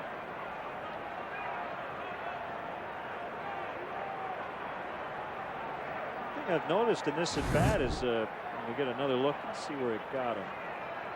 I'm nervous to find out. The second baseman Ryan's playing deep just about until the pitch comes, and then he charges to the edge of the apron. Cardinals play more games defensively with a runner at third base than any other team in the big leagues. There he comes again.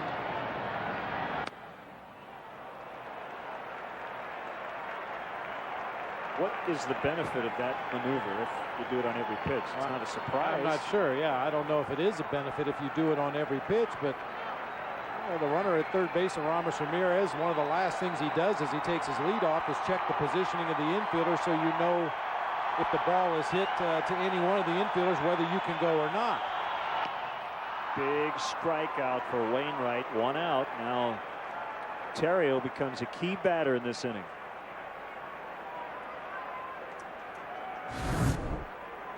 Looked like another breaking ball from Wainwright. That time it's a big curveball dropping down below the knees.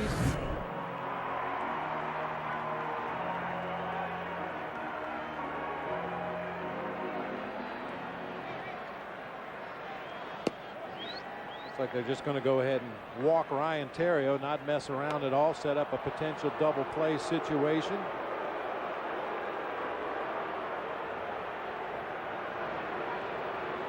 Aaron Heilman is in the on-deck circle, but we'll see what Lou decides to do.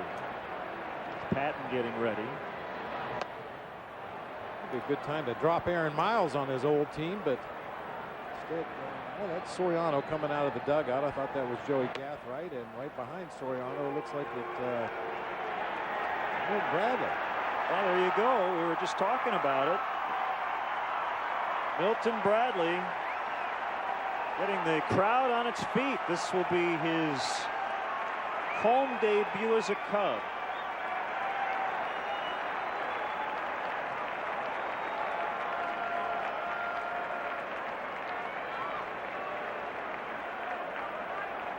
You know what I like about this move? This has got a little bit of a Tony La Russa stamp on it. Nobody said Milton was going to be available. You'll never want to assume anything, but this is a great time to drop him in right here.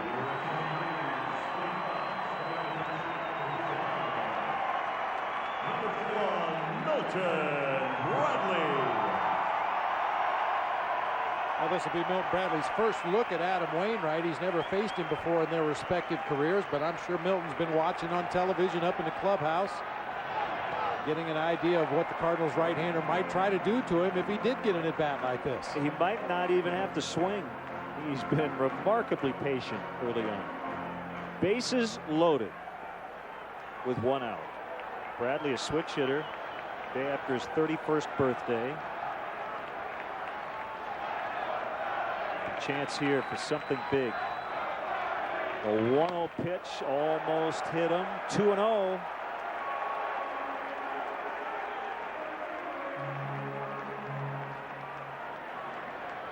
Dealing with a strained groin.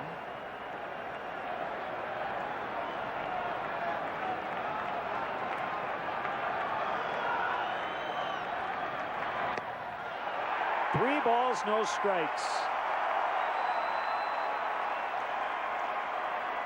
Cubs have had a lot of bases loaded walks in the recent past.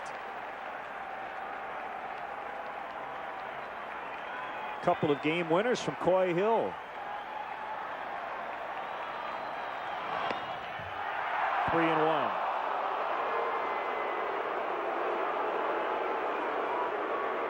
Borderline low strike at best that time. A little sinker from Adam Wainwright. Looked like it started down around the knees and then dipped even lower.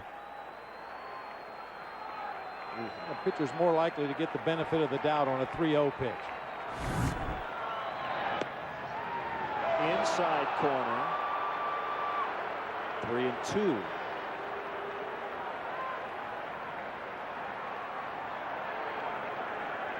Bradley not used to being a pinch hitter. He's shown a lot of patience. in this spot. Cardinals in double play depth up the middle, and Wainwright's going to step off before the biggest 3-2 pitch of the game. Yeah, some indecision on that pitch. I mean, Yadier Molina hung the signs, and Wainwright immediately went into his set position and thought better of it, so the Cardinals are going to talk it over, make sure that he's committed to whatever pitch it is he throws right here.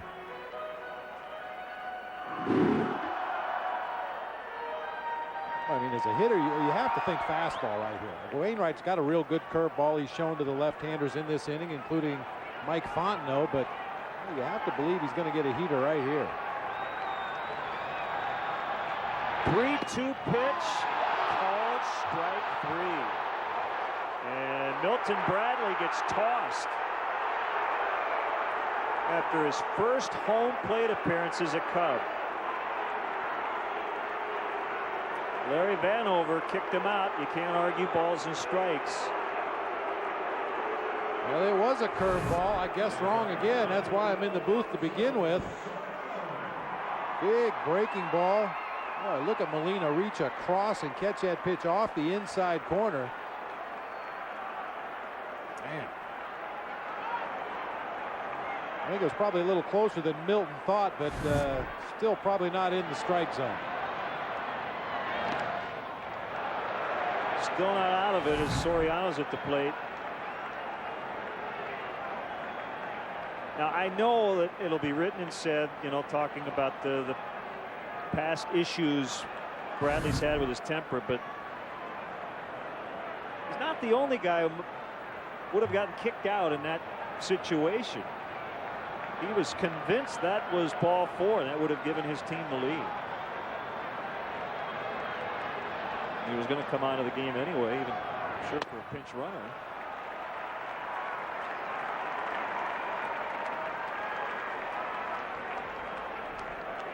Well, it's been my experience in this game too, Len, that the guys who have a great eye for the strike zone that tend to get upset more at bad calls behind home plate. They know where the strike zone is. You know, 248 hitter doesn't have much clue where the zone is. You don't argue those borderline pitches quite as much. Soriano missed a 2-0 slider. It's 2-1. They had him loaded with nobody out, rather 2 on with nobody out. Then the intentional walk to Terrio, loading him up. Bradley then struck out, looking, and it's Soriano with 2 outs, and it's 3-1 on him.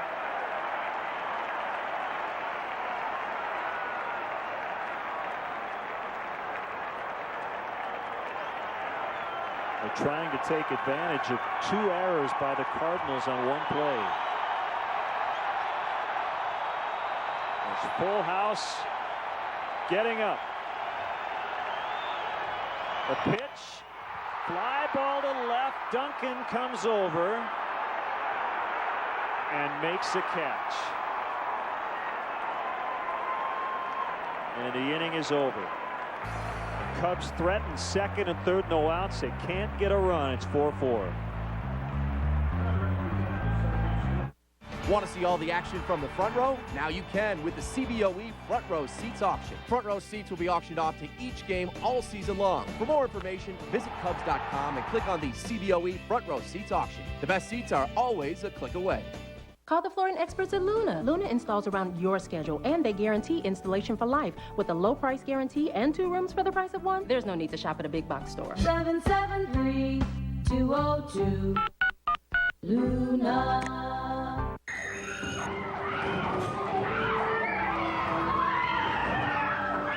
What am I gonna do now?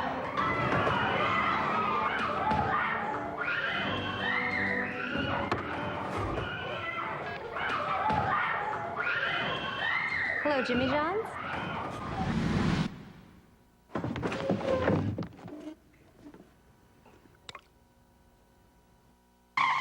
Jimmy John's, America's favorite sandwich delivery guys. There's no greater joy than giving to your kids for their first tooth, first steps, first set of wheels, first day of practice. But only one gift protects a lifetime of firsts. Life insurance from New York Life ensures your loved ones will always be taken care of. With 164 years of financial strength, it's the most selfless gift you can give. New York Life, the company you keep. Saturday, it's game 1 of the NBA playoffs, and the Bulls Stampede charges into Beantown for a battle with Paul Pierce and the Celtics. Neil Funk and Stacey King at the call as your hometown network brings you game 1, Saturday at 11 on Comcast Sportsnet, fans' best friend. Hi, I'm David Kaplan. Thursday on Chicago Tribune Live, the Windy City heats up as we get you ready for game 1 of the Stanley Cup playoffs. Plus the Cubs battle the Cards, Sox take a swing at the Rays. All that in the day's news Thursday at 5:30. After the game, stick around for Lowe's Cubs post-game live. Get highlights of all the action, analysis from Todd Hollandsworth, plus check in on Lou Pinella's post-game remarks. Don't miss Lowe's Cubs post-game live immediately following the game right here on Comcast Sportsnet. Fans' best friend. Bundled up, it's cooling off a little bit. It was a little cooler than it did when we started. As rookie David Patton deals a strike to pinch hitter Joe Thurston. He's batting for Ryan.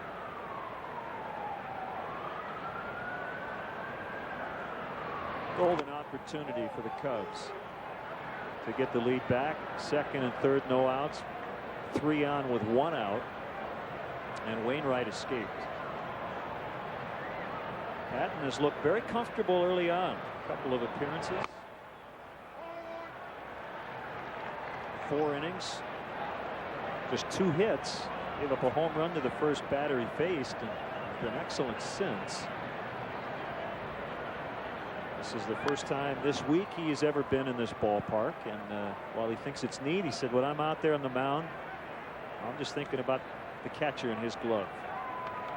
Put everything else out of his mind. It's just like that movie Hoosiers when Gene Hackman took his team out there to the big arena and measured the basket. It's the same 10 feet. Well, the mound is 60 feet 6 inches from home plate. Everything's the same as what David Patton has done leading up to this time. You can keep that mindset, block out the fans, block out the stadium and the cameras, and just focus on that catcher's glove and executing your pitches. You'll be all right.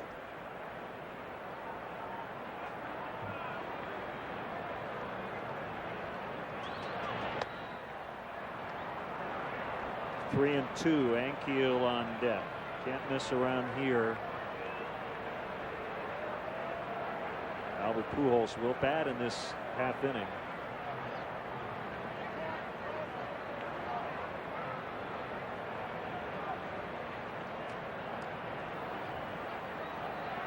Well, one time Joe Thurston was going to be the future second baseman of the Dodgers. They're big time prospects, and he draws a leadoff walk.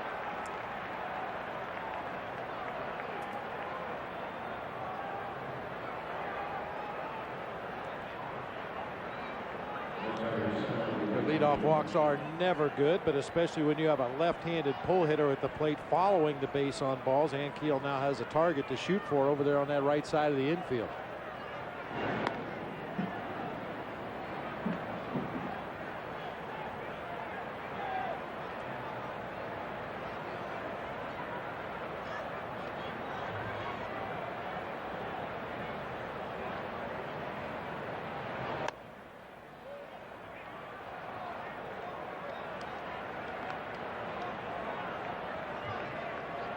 Thurston certainly capable of stealing a base should Tony La Russa decide to go in that direction. Had a number of 20+ stolen base seasons in the minor league, including a high of 43 one season.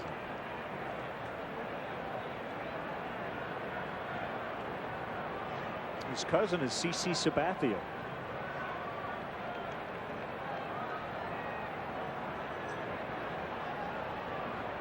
Pitch. Now 1-1 on Ankiel.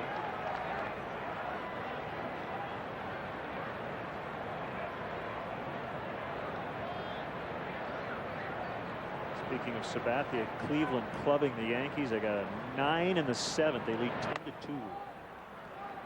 Sabathia pitched well, 1 run in 5 2/3, but the bullpen has really struggled.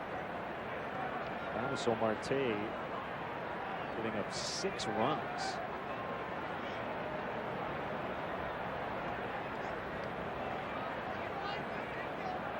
Jose Veras on 3. Swing and a miss, 2-2.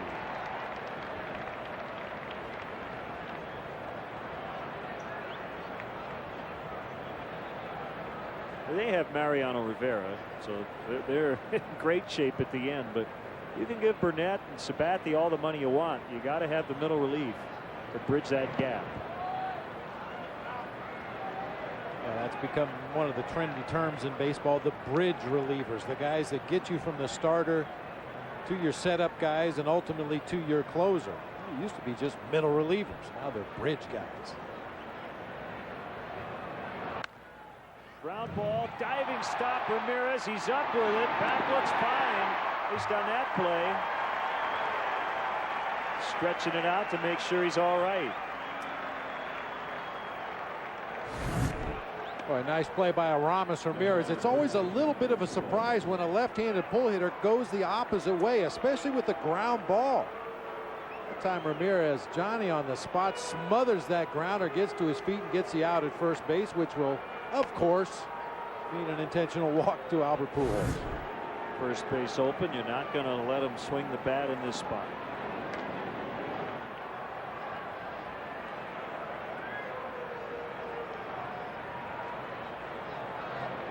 I mentioned that the Diamondbacks tried this strategy against the Cardinals in Arizona.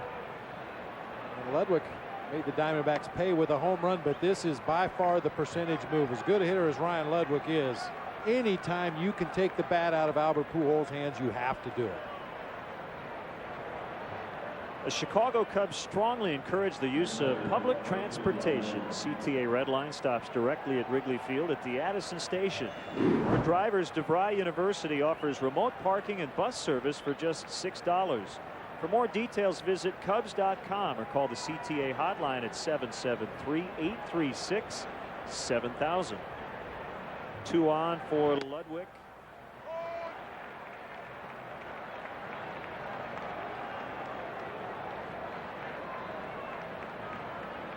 Well, he came up with a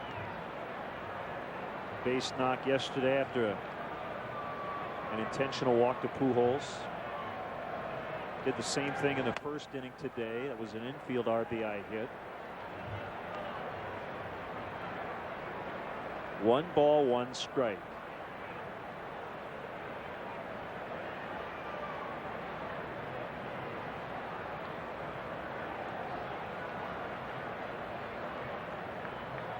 Patton now faking towards second to keep an eye on the lead runner Thurston. One thing Ryan Ludwig has not done so far in this 09 season is hit into a double play. He's due.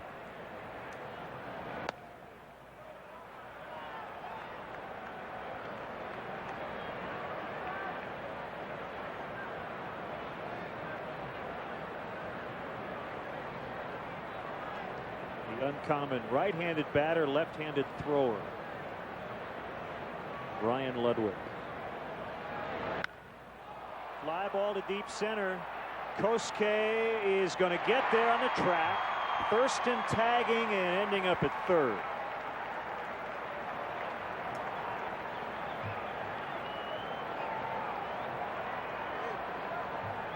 Ludwig gave it a ride. A nice jump that time by Kosuke out there in center field. Immediately turns and sprints back to the warning track. Able to square up and make the catch, but that ball is so far away from the infield that Thurston was able to get back to second, tag, and advance on to third.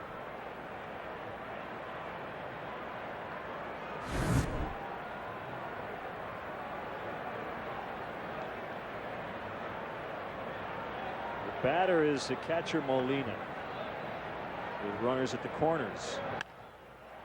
And a bloop base hit to right, and the Cardinals lead again. Pujols heading to third. He's in.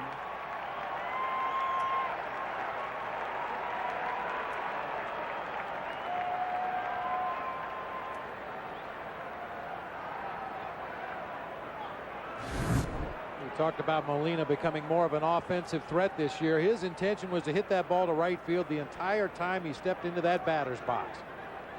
I think he's just learned, he's matured from his experience. He knows that in those situations with runners in scoring position, teams are going to pitch him away. He went to the plate looking for a pitch out over the plate and lined it into right field.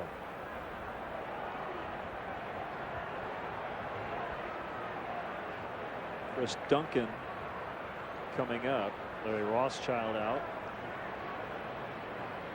Be a part of history as Rascal Flatts performs their first ever country music show here at Wrigley Field Saturday, July 18th with Vince Gill and Darius Rucker. Tickets are on sale now at tickets.com. You can call 1-800-THE-CUBS.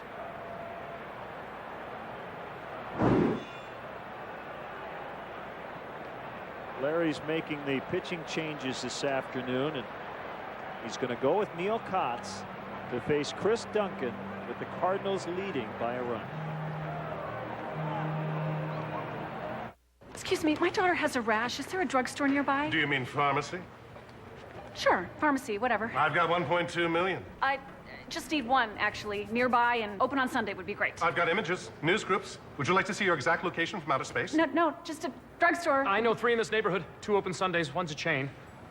They have coupons. Just saying. The new Dexnose.com. Smarter than your average search. More exact, more detailed, a lot more local. Dexnose.com.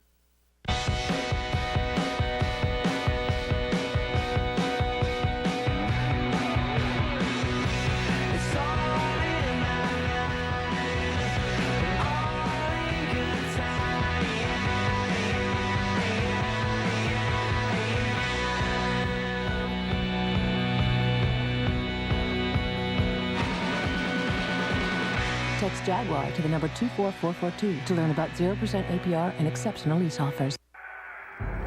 Welcome to the stadium on a beautiful day for baseball. And folks, today Simplicity lawn and garden tractors are made like no other tractor in the world. the field looks just tremendous. With Simplicity's exclusive free-floating mower deck with full-width rollers, they can transform an ordinary grass area into a beautiful, professional-looking surface. Even if it's just your backyard. Simplicity, the best cut there is. Now the Cubs Felco upcoming schedule. Day games tomorrow and Saturday. Night contest Sunday. Off day Monday. And then the Reds come in for 3. Neil Kotz facing Chris Duncan. St. Louis with a 5-4 lead. Seesaw battle today.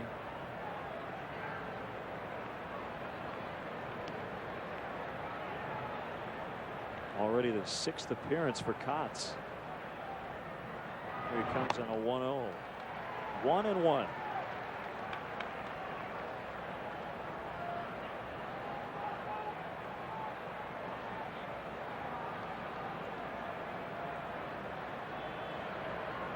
Neil actually grew up a Cardinal fan.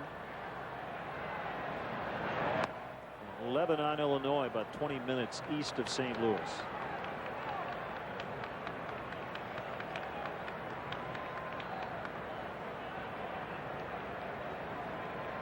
And the slow-footed Yadier Molina on at first base. With that in mind, Derek Lee playing behind and retreating quickly as that pitch is delivered.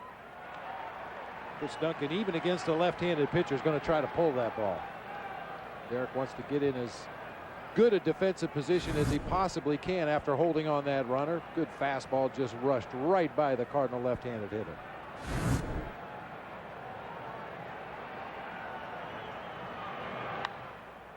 Pops it foul.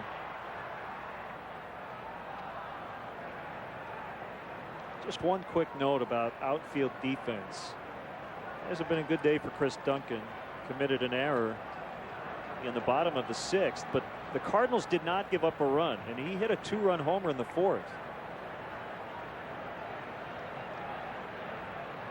So errors don't always lead to runs, but home runs do. Just missed. 3-2. Like that plus minus they use in sure. hockey. Yeah. I mean, that's only fair, to mention. They just missed a spot off that inside corner, but had Duncan fooled. Just couldn't pull the trigger there. There goes on a 3-2, and he's driven in 3 today. Pujols in, Molina now to third. And they're back to a 2-run lead.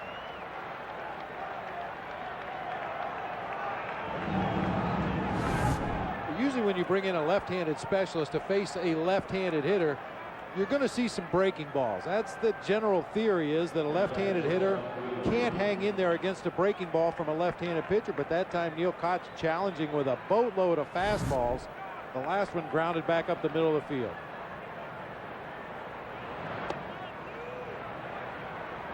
Khalil Green tied it with a home run in the 6th off Aaron Heilman. These 2 runs charged to David Patton. Both walks coming around to score. One was intentional against Pujols.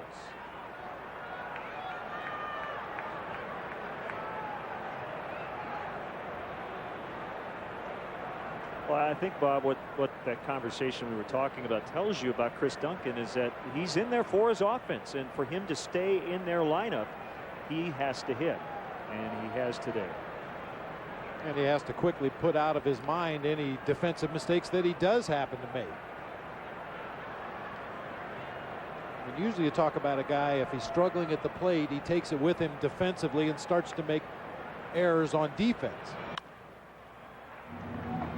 Terrio will throw over to first. Dennis Savard will conduct the stretch.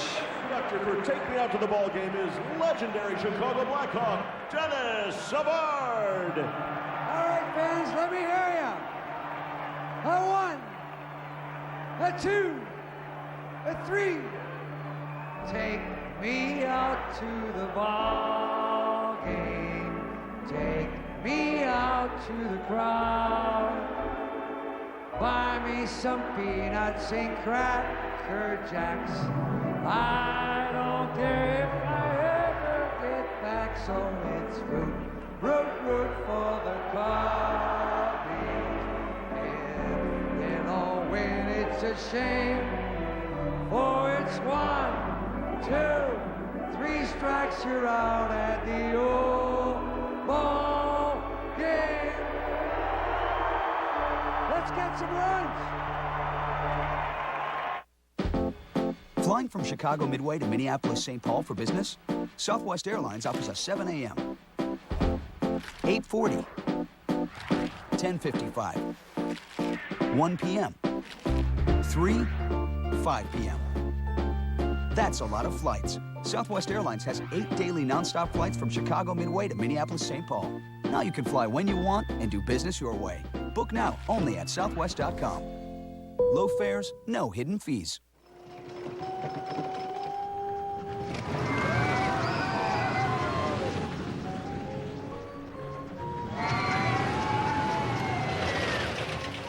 Anyone willing to go on a ride like this, that's not like, that's love.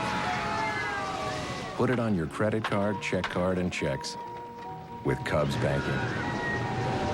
Only from Bank of America.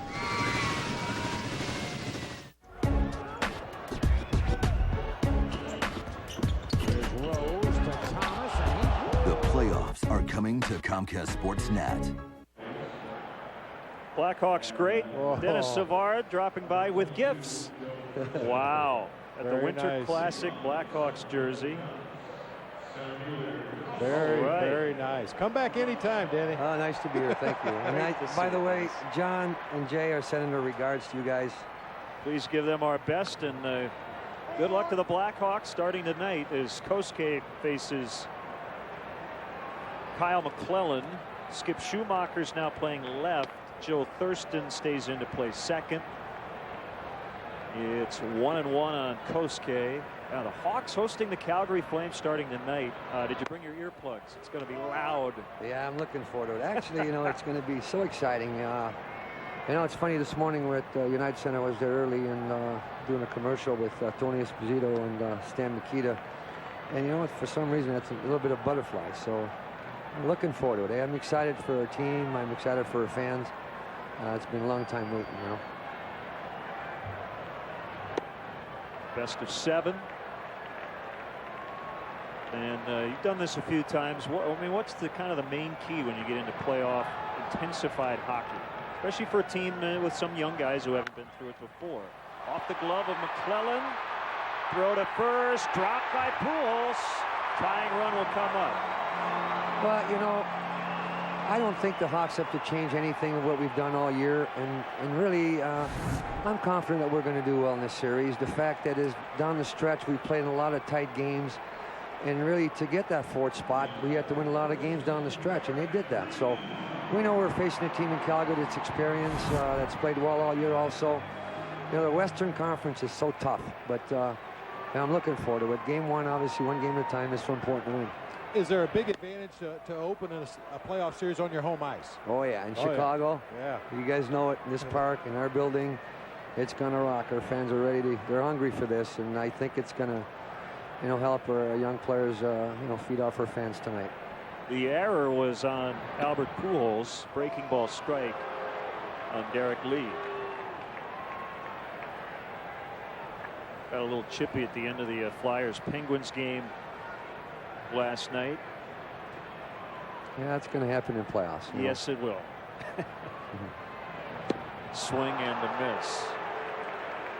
So Lee strikes out, 1 out. Let's check out the first pitch from the lefty, Dennis Savard. Well, Dennis was telling us, Len, that he played some ball up in Canada. The baseball season was pretty short up there, but a nice toss. A little bit of floater, but that's okay. It's all right. Out there in the air. That's all that matters.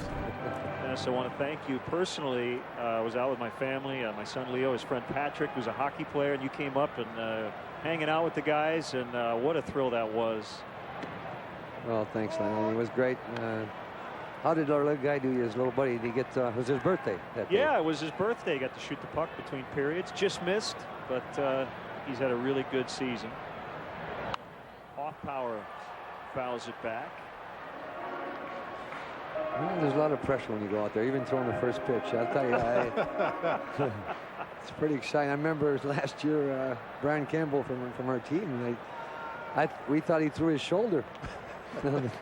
Threw in the visitors' dugout. So, well, we're glad he's a great hockey player. So that's the bottom line. Dennis, a Hall of Famer, former Blackhawks coach. You have to be pretty proud of this team.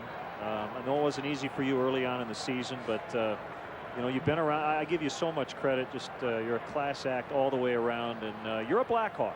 You've made that very clear. As off power strikes out, you want to be a part of this. Well, of course, and you know how it was handled the right way. I thought that you know, obviously I was, you know, hurt when that happened, but I understand the situation. I never questioned why. The fact is what's happening now today. We're in the playoffs. We had a great season, and hopefully the season will continue on here till June. I mean, it's a lot to ask for a young team, but you know, there's a lot of possibilities. We stay healthy. We play as well as we have down the stretch. We're going to be tough. It's been a fantastic year. You know, Heritage Nights, bringing back former Blackhawk greats, retiring numbers. Magnuson Palat night was wonderful. Bob Probert coming back. Tony Amonte. I mean, just been such a fun year. And as you said, now you look forward. And a huge game tonight to start the playoffs right here on Comcast Sports. Yeah, I'm looking forward to it. It's been fun, you know. I mean, not only on the ice and off the ice with our fans and everything, even upstairs with our people in our office. There's a young group in there that's you know, doing a great job and having a lot of fun. And it's fun to go there. It's fun to go to the office. It's fun to go to the rink. The times I've been there, you know, I'm not there every day, but I try to get there as much as I can, and I enjoy it. 2 strikes on Ramirez, 6-4 St. Louis. Some good matchups too around hockey. You know, you've got the Bruins Canadians over in the East. I mentioned the Flyers Penguins. Detroit will start up tonight. You had Vancouver winning last night, right, against St. Louis. Yeah, Vancouver has played well too down the stretch, just like the Hawks have. And you know, Detroit's playing Columbus. You know, defending Stanley Cup champions. You know, and Columbus going to give them a tough time. I mean, they've played well also all year. They have a goalie in Mason that's played tremendous. You know, this year is a young kid. You know, him and Versteeg on our club are going to probably battle out for Rookie of the Year. So Anything could happen. The Western Conference is so close. There's so much parity. Foul pop. Molina discards his mask, but it's going to be Pujols to make the catch. Dennis, you're always welcome in our booth. Thanks so much for the jerseys and the sweaters. I'm sorry. Oh, that's awesome. Good luck to the Blackhawks. We'll see you. Yeah. Tonight, the quest for the Stanley Cup kicks off on Comcast Sportsnet as Patrick Kane, Jonathan Taves, and the Hawks try to put out the Calgary Flames at the United Center. It's the Stanley Cup Playoffs, Game 1, tonight at 7 on Comcast Sportsnet. Dames en heren, we gaan beginnen!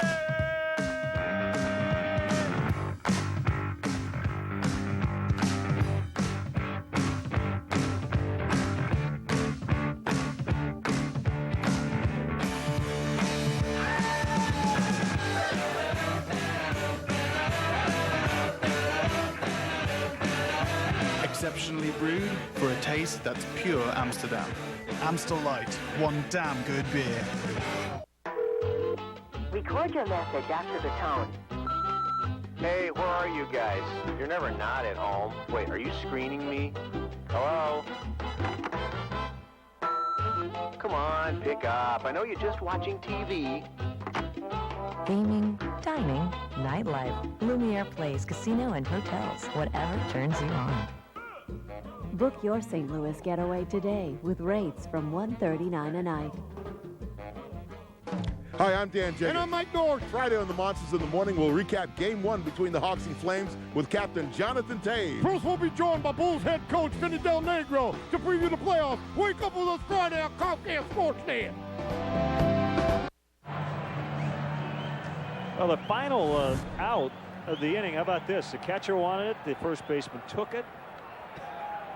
And looks like Yachty says, hey, that's my ball. I never saw a catcher that was upset when a corner infielder called him off of a pop-up. I used to let him take whatever they could get to. It may just have been a little good-natured camaraderie there between teammates, but you could clearly see Yachty punching himself in the chest saying, that was my ball. Angel Guzman now working for the Cubs. Thanks to Dennis Savard for stopping by.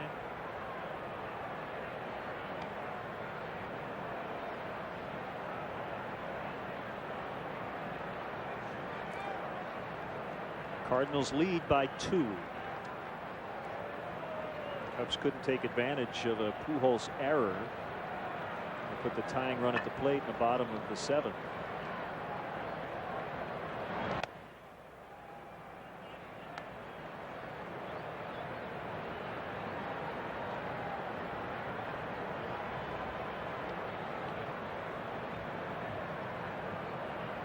Guzman, the 5th Cubs pitcher today. 1-1.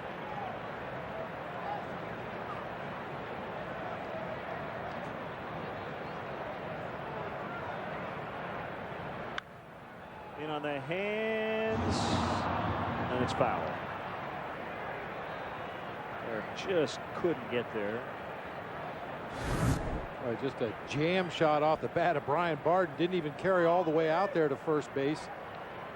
Derek got fooled just a little bit. That was a full swing, but the ball came off the bat like a broken bat blooper.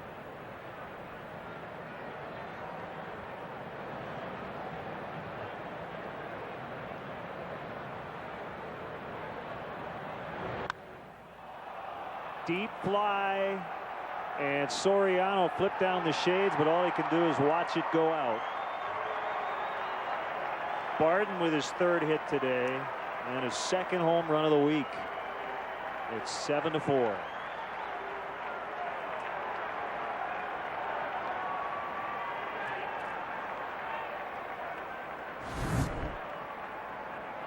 Hanging breaking ball inside part of the plate.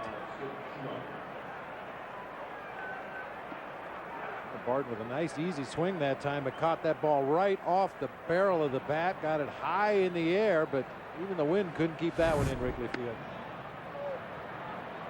The wind has died down considerably since the early part of this ball game. Appeared to have no effect on that high fly ball.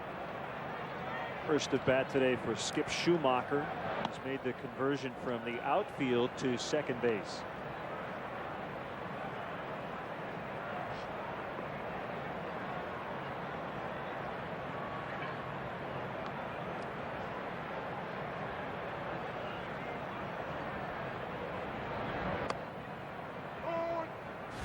couple different things that happen to players when they come into Wrigley for the first time. Number one, watch those stairs.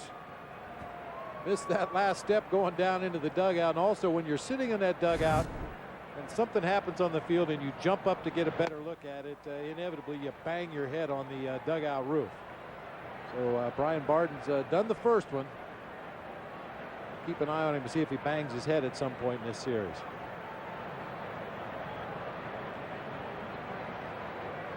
Two pitch, swing and a miss, strike three.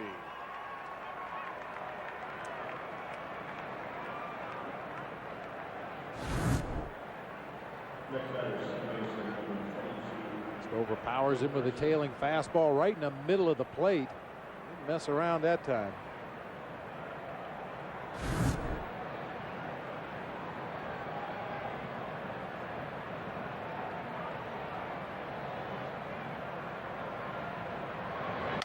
Thurston breaks his bat. A one-hopper to Lee, and he'll step on first.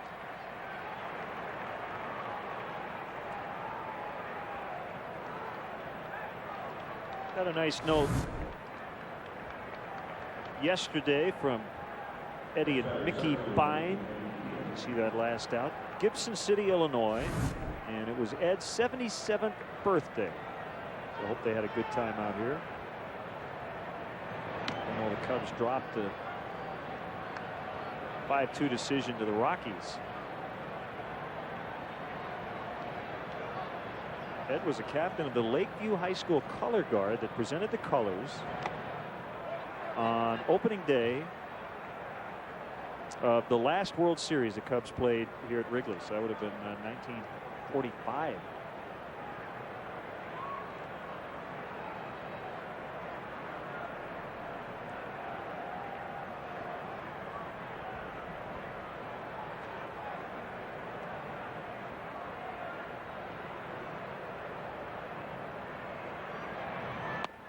Swing and a miss by Ankiel.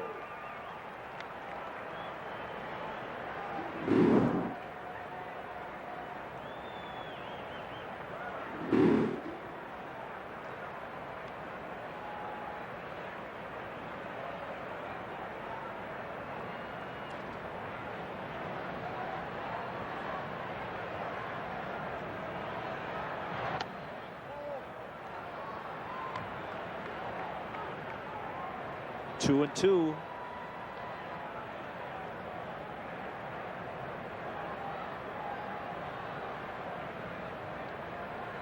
Soto pumped his fist, and Guzman gets the ground out 4-3. Leadoff home run by Barden, and the Cubs now trail by 3 as we head to the bottom of the 8th.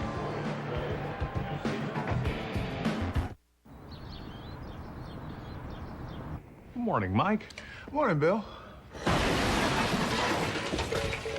Morning. Morning. I think I might need some better brakes. You need our Midas Secure Stop brake service. Really? Yeah. Exceptional stopping power combined with the security of a 55-point brake inspection. And the pads are lifetime guaranteed. So next time this one. That's why we call it Secure Stop.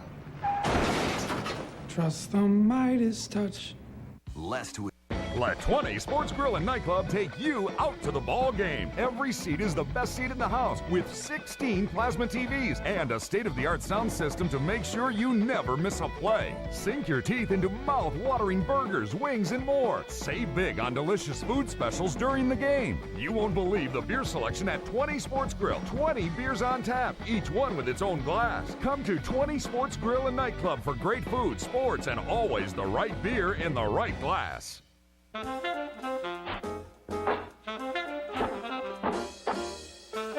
Truck owner? I don't think so.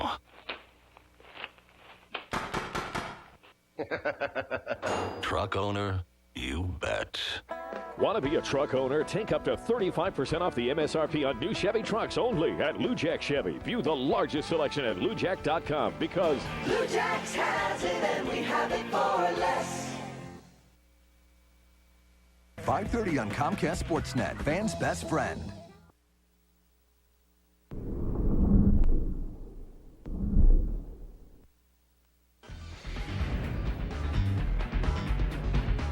Hi, everyone. Gail.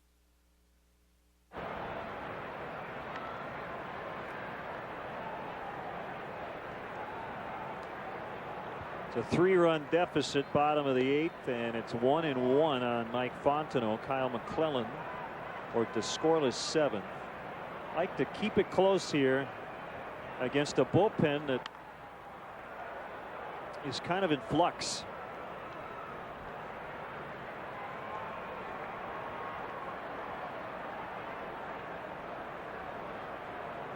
We talked about it with the Cubs in their own situation in the bullpen, how Lou and Larry are trying to figure out the roles down there, who best fits in certain situations. And we mentioned at the time the Cubs are not the only team going through it. A lot of ball clubs at this time of year are just trying to see how everybody fits together in that bullpen.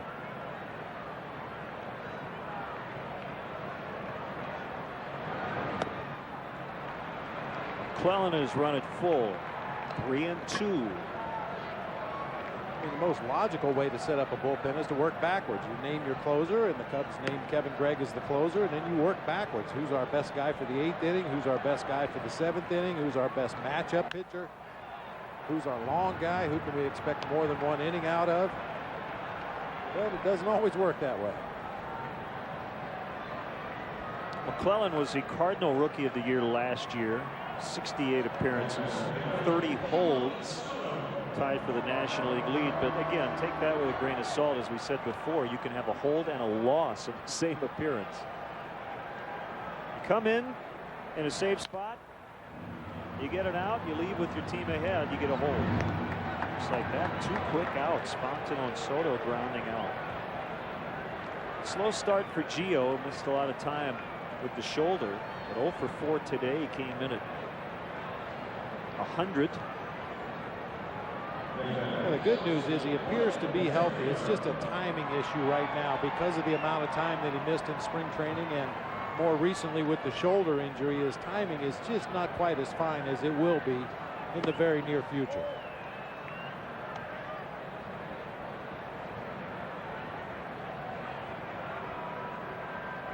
He's had a pretty fractured schedule. You think about spring training, a couple of games with the Cubs and the WBC with Puerto Rico. Then he came back to spring training. He plays a couple of games and he gets hurt. He hasn't really been able to get into a rhythm.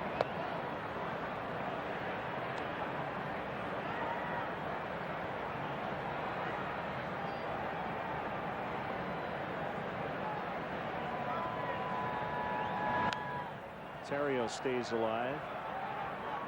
Well, we haven't really talked about Soto, and I haven't asked him, but he said the shoulder situation, something he had dealt with in the past, but it does make you wonder if maybe he cranked it up a little bit too much early on because of the international tournament.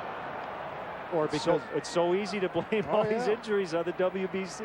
Or the other side of the coin is because of the lack of playing time that he had during the WBC, now he comes back and tries to do too much too soon, and we're not quite sure the reason for the injury. We just know that he had one and missed some time already.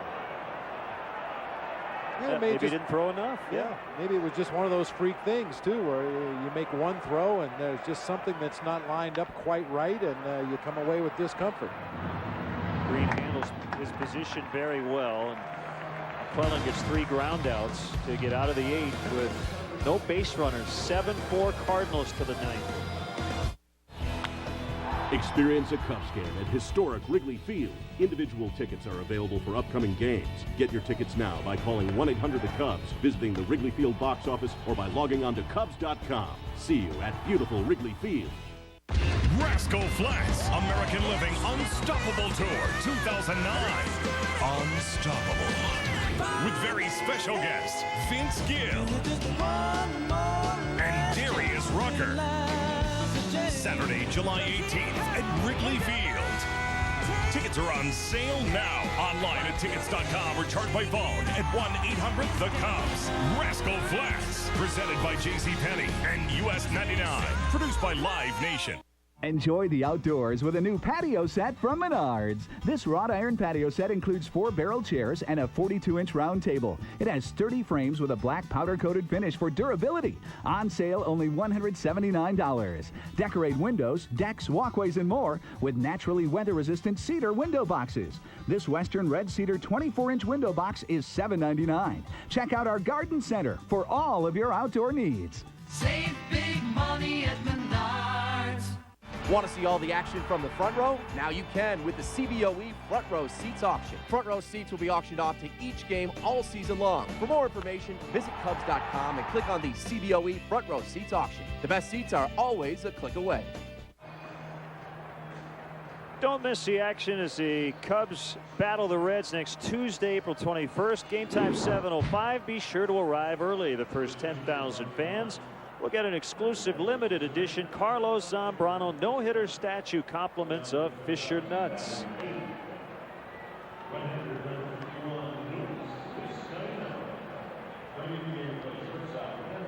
We're in the 9th inning, game 1 of a 4-gamer. Cardinals and Cubs. Luis Vizcaino will pitch. Aaron Miles will come in and play short against his former team. Assuming Miles will be in the 9 spot and lead off the bottom of the 9th.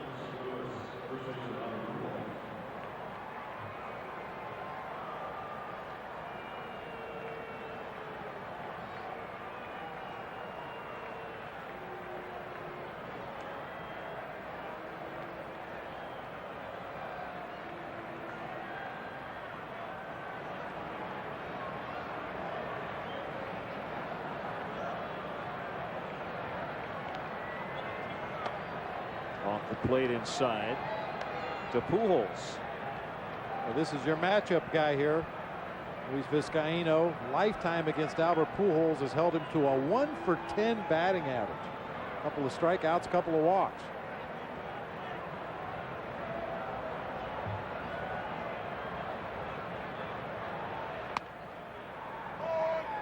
One and one.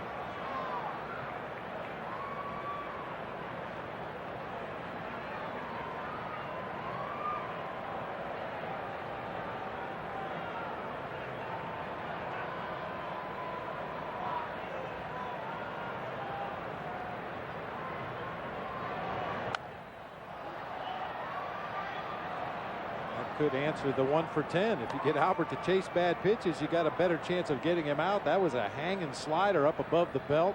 Never really took the break, and Pujols offered at it anyway, fouled it out of play.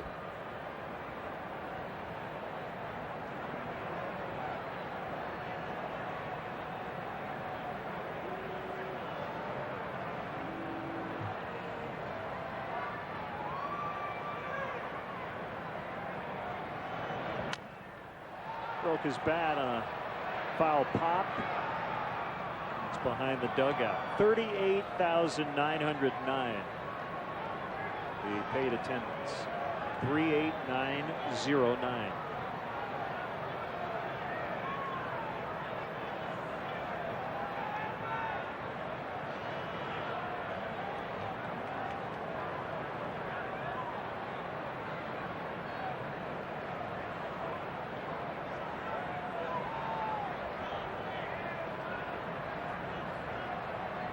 Cubs won 9 of 15 last season. Clinched their second straight division title against the Cardinals here at Wrigley. Former Cardinal Jim Edmonds made the catch for the final out. Long way to go this year. You know, Len, it's understandable that people place a lot of importance on any Cubs-Cardinals series because of the rivalry, because of the history between these two franchises, but it's probably just a little bit early in the season to call this a must-win series. Certainly you get a little better idea of what you're up against this season. Over the course of these 4 games, both of these ball clubs are going to get a real good look at the opposing pitching staffs, both the starters and the relievers. You're going to see 4 of the 5 starters in the rotation for both teams. So more of a yardstick than a must-win series. They're going to play again next weekend in St. Louis. There's Ryan Franklin.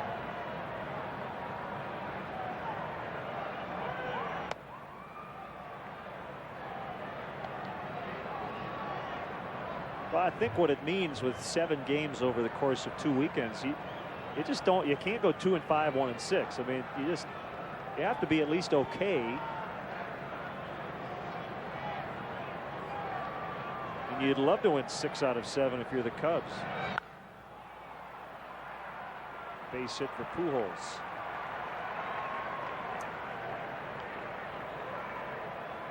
Visit the official online shop of the Chicago Cubs at Cubs.com. Browse the largest selection of authentic team gear, including clubhouse caps and t-shirts, jerseys, collectibles, and more. Get your team gear straight from the source. Shop the Cubs.com shop. I mean, with the unbalanced schedule, there have been a few examples of one team dominating the other. It really can make or break your season.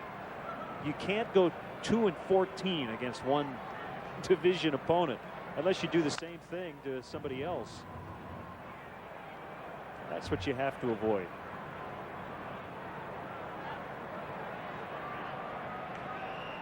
And unless you catch a team that's really having a down year, or you just happen to be playing your absolute best baseball every time you hook up against an opponent, it's not likely to have that kind of a dominating season against a team within your own division.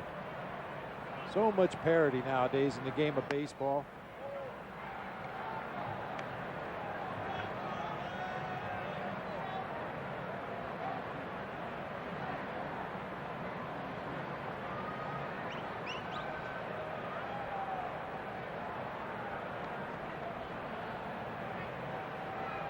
Pujols is on the move. Ludwig's going to ground to Miles, and now Pujols is going to try to get to third, and he will.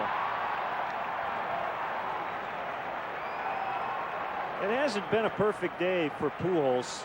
He has struggled a little bit defensively. He's made an error, but this is another example of why he's probably the best player in the game today. Yeah, I called him the best hitter in the game, but you could probably call him the best player in the game. What an outstanding play by Aramis Ramirez at the tail end of that play, picking that bad throw out of the dirt.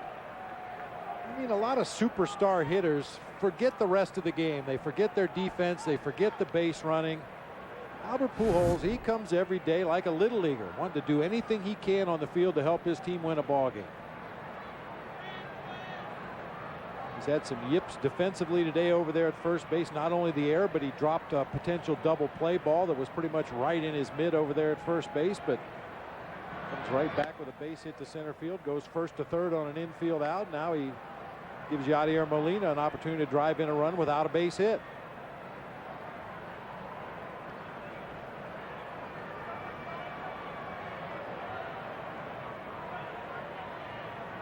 I think he was making it up to Molina for catching a foul pop. So he just hit a fly ball, I'll give you an RBI. That's what he does. Off power comes over and hits the wall. And take two. Well, in case Micah had any doubts about how tough it is to play right field at Wrigley, there was a tailing fly ball down the right field line, close to the wall, looking right up into the sun. You can see from his shadow, he's staring right into the sun. That ball hits the side padding down there. That's about as tough an effort as you can have down in that corner. Foul tip, strike two. 1-2.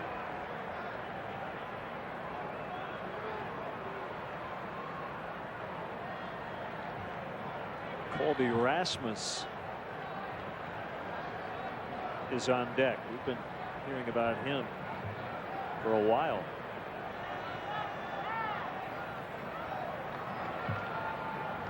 He's been their top prospect for 3 straight years.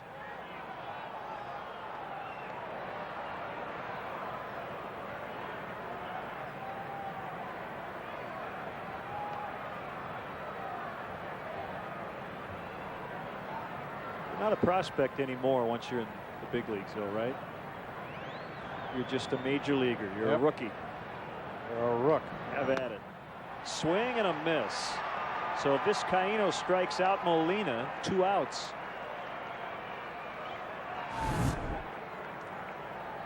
And there's that turning point in every player's career when you go from being a prospect to being a suspect. Shadows starting to become a factor as they move out that third base line, almost across home plate.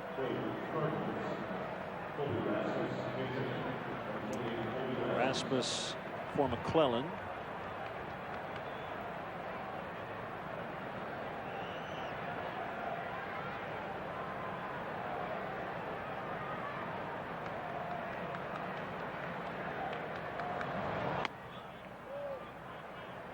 Ball one. Dealt with some injuries in the middle of the year last year with Memphis. Groin and knee problems.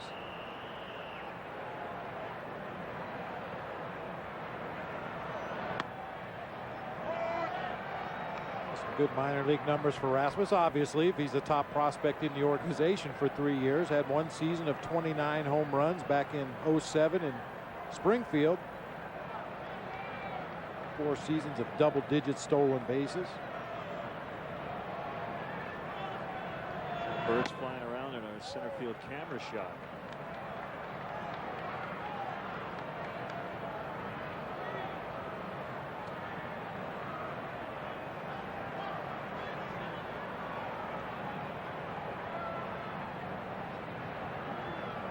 Be the only ones not thrilled that it's a packed house right now. We're waiting to eat. 2-2.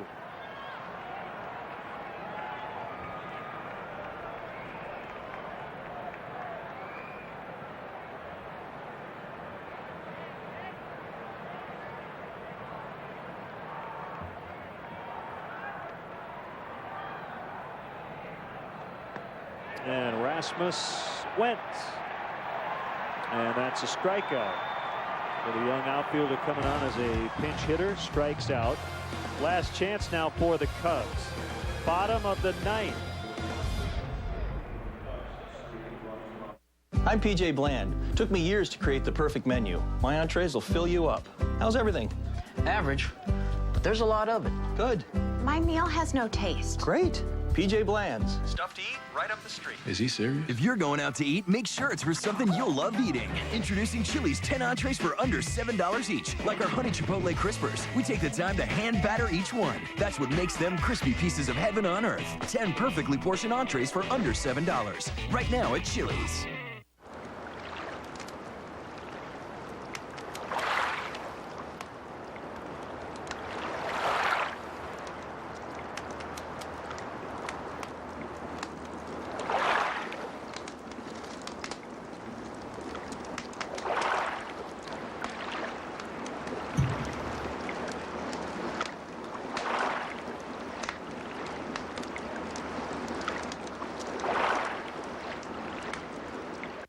Eight out of 10 men prefer Degree fragrances over a leading Old Spice fragrance.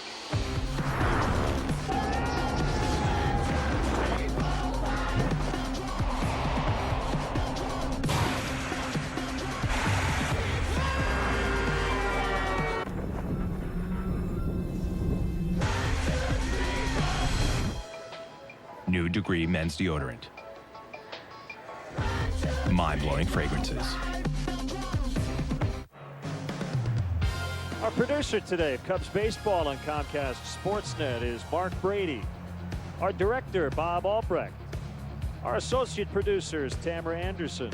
Our stage manager in the booth, Christine Charbonneau. Chris Kentner is our technical director. Our tech manager, Mark Harper.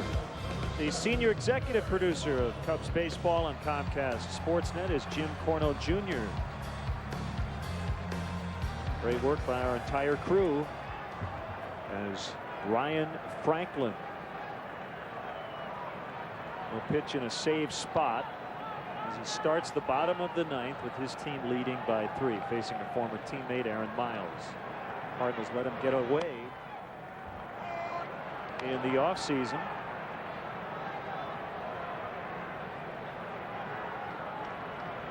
He signed with the Cubs the same day Mark DeRosa was traded to Cleveland. That was New Year's Eve. And when he talked that day about the deal, he seemed a little surprised the Cardinals didn't go out of their way to keep him. He was non-tendered each of the last 2 winters by the Cardinals. They made a late run for him to return, but in the end, he chose the Cubs instead, and he strikes out.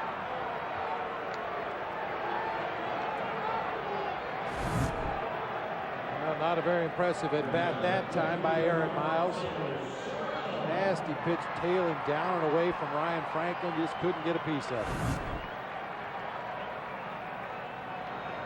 Well, and 3 unintentional walks by the Cubs pitching staff. All 3 runners came around to score. That's the difference in the ball game right right now. I mean, Lou's been preaching it to anybody that would listen throughout the early part of the season. You got to throw strikes, you got to throw strikes, but the 3 unintentional walks all came around to score today.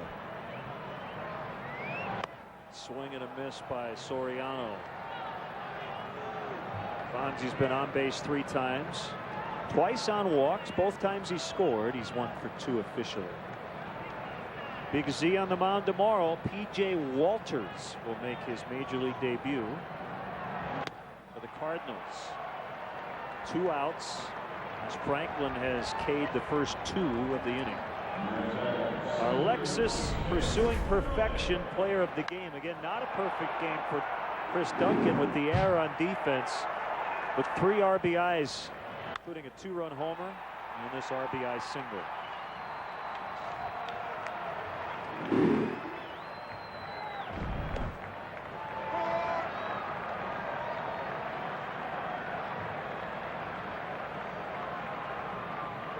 Kosuke with a go-ahead 3-run homer in the 5th.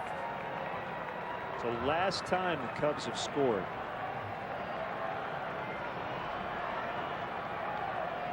They have 1 hit since. And Bob, if you pinpoint one spot in this game where everything changed or might have been decided, it had to be the bottom of the 6th. 2nd and 3rd, no outs, bases loaded, 1 out. And Adam Wainwright got out of it, and he's going to get the win. Ryan Franklin will get the save as he tosses to Pujols. Franklin goes 1-2-3 in the 9th, and the Cardinals take game 1 not only of this weekend series but the season series between the Cardinals and the Cubs. So the Cubs have now dropped 2 straight. Well, Carlos Zambrano tomorrow, and he'll try to play stopper. Well, and I think that's one thing the Cubs can hang their hats on all year long. You mentioned at the top of the show, Cardinals #1 against the Cubs #5. You're going to have those disparate matchups from time to time, but for the most part, the Cubs are going to run a quality starting pitcher out there and give you a chance to win a ball game. First career decision for David Patton, and it's a loss. Again, Wainwright the winner, Franklin the save in front of 38,909. That'll do it for our game coverage. Stay tuned. Post-game live coming up. The final score today, the Cardinals 7, the Cubs 4. Our next Cubs telecast will be Wednesday night as the Reds are in. That's game 2 of a 3-game series. 7 o'clock will hit the air for our game coverage. In-game scoring provided by ScorePad. For Bob and our entire crew, this is Len Casper. Now let's send it over to Gail and Todd in our studios. All right, thanks, Len. Lowe's Cubs postgame live is next. Todd Hollinsworth and I will break down the bullpen struggles. Plus, we'll bring you Lou Pinella's postgame press conference from Wrigley. That's next on Lowe's Cubs postgame live.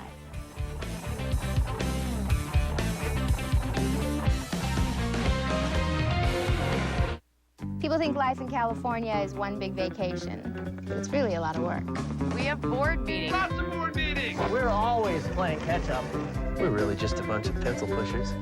We burn the midnight oil. Hey, it's a dirty job. Someone's got to do it. So if California seems like your kind of work, when can you start? Find yourself in California. Southwest Airlines has over 85 daily flights from Chicago Midway to California. Book now at southwest.com/California. Low fares, no hidden fees. Where's the light?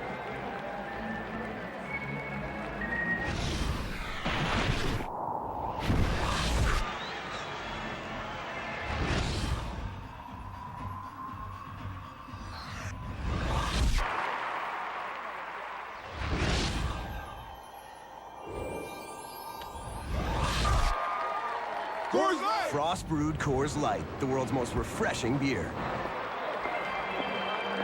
We're not going anywhere until our demands are met!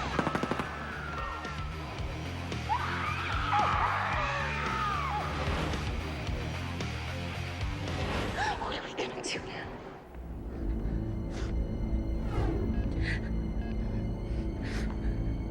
Hello, Jimmy John's?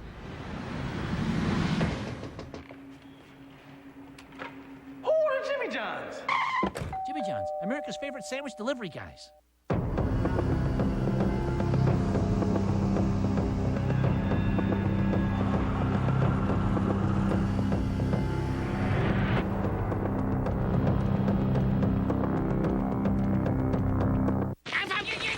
When this construction company added Aflac to their benefits package at no direct cost to them, it broke new ground in attracting and retaining employees. Find out more at forbusiness.com. Cubs baseball on Comcast Sportsnet is brought to you in part by Southwest Airlines. Low fares, no hidden fees. Menards. At Menards, you'll find big lumber yards, big selection, and big savings. Midas. We're on this road together. Go to MidasChicago.com for valuable savings. Aflac. Ask about it at work. And by Toyota. See your Toyota dealer now to start saving now.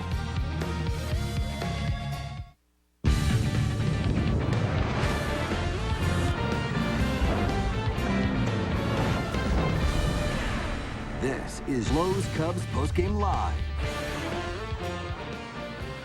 The Cubs drop Game 1 to their division rivals. The Cardinals 7-4 is your final from Wrigley Field. The long ball was going out today, but unfortunately it helped St. Louis out more than the Cubs.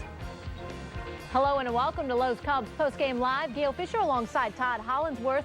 The Cubs had their opportunities in this one, but the pitching could not hold up. So, Todd, a disappointing way to begin this series. Absolutely. It definitely was a game of missed opportunities. 3 St. Louis Cardinal errors set the table for the Cubs. They just were not able to capitalize on the mistakes that the Cardinals were making. Dropped balls, dropped fly balls in the outfield, overthrows. Guys were set up on base. There were some walks involved there, too. They just could not seem to get those runs across the plate, and it seemed to almost turn the momentum back to the Cardinals' side when they got out of those jams. And this Cubs bullpen that we thought was starting to come around sort of reared its ugly head again, having some problems. It wasn't the walks so much, but they gave up 4 runs and the lead, and also some home runs. 2 Cardinal home runs off of the Cub relievers there. So it started in that 6th inning with Aaron Heilman. And there was a game-tying home run off of Heilman. You almost feel like it was, with all the walks that we've been seeing early, and so much has been made about the Cubs bullpen. These guys down there were almost determined to come out and throw strikes, almost as if they were throwing too good of strikes today. Here you see Khalil Green jumping all over a fastball from Aaron Heilman, depositing into the seats, and it just seemed to snowball from there. You know, a little bit of trouble. The Cardinals seemed to exploit the trouble that, you know, the leadoff walk there, but they seemed to exploit the problems that the Cubs bullpen was having. The Cardinals jumped on it. They got some timely hits. They got some 2-out hits going the other way, and it seemed to just pad their lead and make more trouble for the Cubs, who were shut down by the Cardinal bullpen. So Heilman gives up the home run and the lead, and then Patton had his troubles giving up another couple of runs. In comes Neil Kotz, and he too had his struggles in this one. He gives up an earning. Well, the problem here is that Neil Kotz is, I mean, he's the lone lefty down in the bullpen, and you bring him in to get the lefty out, and there you have it, the base hit back up the middle. You know, that's kind of been a little bit of a problem, but again, Lou is trying to figure out his bullpen, trying to figure out how to use these guys, find them the most productive way to perform and to have good, you know, opportunities to succeed. It's just been it's been a rough road so far this season. And they haven't really had any of the Cubs starters chew up innings, go late in the game too much this season, so this bullpen is being worked quite a bit. Now, the Cubs had their chances in the 6th innings, runners at 2nd and 3rd. Lou Piniella decided to pinch hit Milton Bradley. Now, before the game, he did say Milton wasn't available, but suddenly he came out ready to go, and he struck out on essentially 6 balls that I thought maybe perhaps one of those was a strike, and we're going to take a look at that in a second, Todd, but let's get to Lou Piniella out at Wrigley. Yeah, we didn't hold them from the 6th inning on. We went ahead on Fukudomi's 3-run homer, and right away they tied it and added runs to it. Is it too early to be concerned about that? Too early. What was your take on that? It's 4:30 in the afternoon.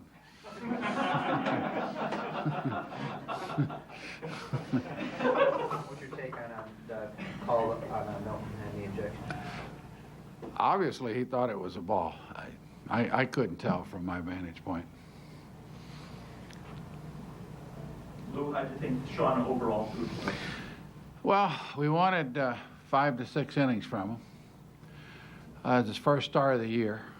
We were watching his pitch count. He basically did a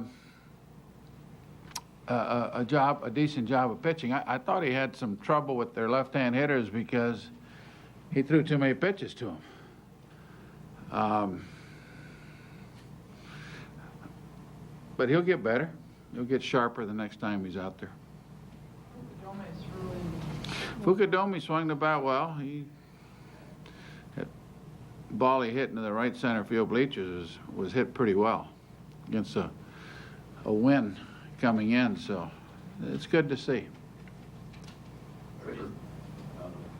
Earlier now, both of the walks seem to be just a continuing issue. Gordon, all we can do is preach. That's all we can do is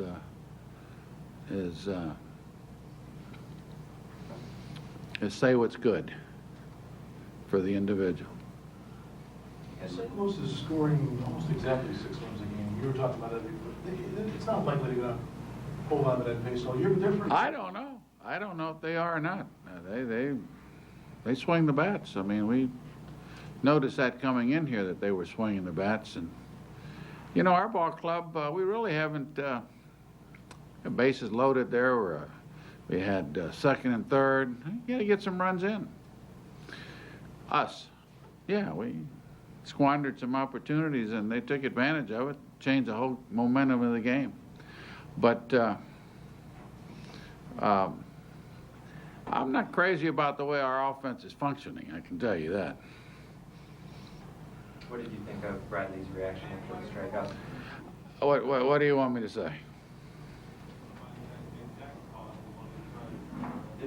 The offense, I mean, you've been missing players, I think, almost from the start. Well, I mean, look, you've got a bench, you've got a regular team. I mean, I said I was going to play people, and we are. But, you know, you got to score more than we have with consistency. That's all I'm saying. Lou, would you anticipate that Milton will be in the starting lineup? I don't know, sir. I really don't know. When we come to the ballpark, we'll find out how he feels. You had Larry make a couple pitching changes. Larry made pitching changes in Milwaukee. Karma? Did I say it was karma? I said it was karma in Milwaukee. We'll call it something else tomorrow, okay? What's the difference who makes pitching changes? Does it really matter? If I have to go out there and double switch, if I have to go out there and talk to the pitcher if I'm undecided, but what's the difference whether the pitching coach, the manager, the hitting coach, or the third base coach? What's the difference who makes pitching changes? I don't know if you're trying to make a point. I'm not trying to make a point about anything. I've let Larry, over the last 2 years, make pitching changes here. I mean, you guys want to make a big deal out of who makes pitching changes. It doesn't matter. What matters is when the pitcher comes into the ball game, that he gets some outs. That's what matters. Okay. Thanks. Lou Piniella showing some frustration. It was a frustrating loss, and we've talked about this bullpen already. And he's not commenting on the Milton Bradley at bat so much. Let's take a look back at this since we started to talk about this before we heard from Lou. Happening in the 6th inning. Runners obviously in scoring position with only 1 out. That's a ball. I mean, you could go through every single one of these times. You can play this and replay this 100 times. You know, Milton showed great discipline up there. He was trying to get himself obviously into a hitter's count. About the only pitch that really was a decent pitch to take a swing at was right there. But even then, it was tailing back towards the inside corner, and I really don't blame Milton for laying off it. He's still in a very much of a hitter's count. And then a very, very bad pitch right there that was called for strike 3 set Milton off. You know, it was good to see a little bit of fire. I mean, I'll be perfectly honest right there. I sensed some frustration building up in the offense, not being able to get some of these runners in throughout the course of this season and even leading into this point. This was a big point in the game. Milton, you know, center stage. Here we go. He had not been playing. Showed, you know, here he was, first time out at Wrigley, got the opportunity, bases loaded against the Cardinals, and wasn't able to come through in that position. I'm sure he sensed the drama in that situation right there, and it was a big, again, momentum switch back over to the Cardinals. Yeah, prime opportunity for the Cubs with only 1 out. It just so happened to be Milton Bradley, but really you could say any batter at that point, looking at those calls, probably would have had a few words for the umpire. Let's take a look back at the pitching recap from today. You heard Lou Piniella say they wanted 5 or 6 innings out of Sean Marshall. They were looking at his pitch count closely. They got the 5 innings, and the Cardinals got 6 out of Adam Wainwright. The big difference, though, is what happened after that. But for the most part, you thought Marshall was throwing well. I thought he was throwing the ball pretty solid today. First time out, again, he came out. I thought he threw strikes. He made good pitches. He had 4 punch-outs today. He scattered some hits, got himself in some trouble, but got himself out of some trouble. I think Lou hit it on the head with the trouble with the lefties. He seemed to, just seemed to be throwing an awful lot of pitches to Duncan, to Ankiel. Ankiel, I think only, I'm not even sure he ended up with a hit off him, but I know he hit the ball hard twice today, hard off of him, and I think that there were some problems there. All right, let's listen into Marshall now. Well, I probably could have done a couple things different, and but that's what I can work on this week and carry that into my next week's start. Is it fair to evaluate you after not starting for 17 games, 17 days? You have to kind of wait the second and start? Yeah, I hope so. I mean, I felt like I didn't have my best stuff today, but I felt like the team stayed in the game, and that's kind of what my goal was. But hopefully we can improve on this start. And I got through 5 innings, and that was good to see. And I felt good, and I felt strong, like could have kept going. But we'll just continue to bounce back from this game, and we got 3 more games against these guys, and hopefully we can pick it back up. You seem to have a little trouble against the lefties today. Why do you think that was? Well, Duncan, I guess he got the 2 hits off me, the home run and the single to right, and the balls just kind of stayed down the middle. I didn't get him exactly to my spot, and that's what the hitters are supposed to do is capitalize on mistakes the pitchers made. And I did make a couple mistakes to him, and that's why he went 3 for 4 today, I think, because we didn't pitch as well as we could have to him. You've been down in the evolution of it. Yeah. Time for guys to establish themselves each year? I think so. I think everybody is kind of settling into different roles, and I think that guys are getting used to pitching in some big situations, and I think that everything's just going to settle out with our bullpen. The guys have done a great job so far, and I think that they continue to improve, and I think we'll be fine. Cool. 93 pitches for Sean Marshall in his first start of the season. He'll take the no decision. And as far as Adam Wainwright goes, he actually had the Cubs going there for a little bit, but he did give up the 4 earned runs. So the Cubs started to get to him, and that's when the Cardinals took him out. Well, the Cubs were able to grab that momentum back. Kosuke Fukudome jumping all over a fastball, inside fastball, a ball that he had struggled with last year. It was so good to see. To me, he was the one bright spot today. It was such a big hit for the Cubs, got them the lead, albeit a short-lived lead there.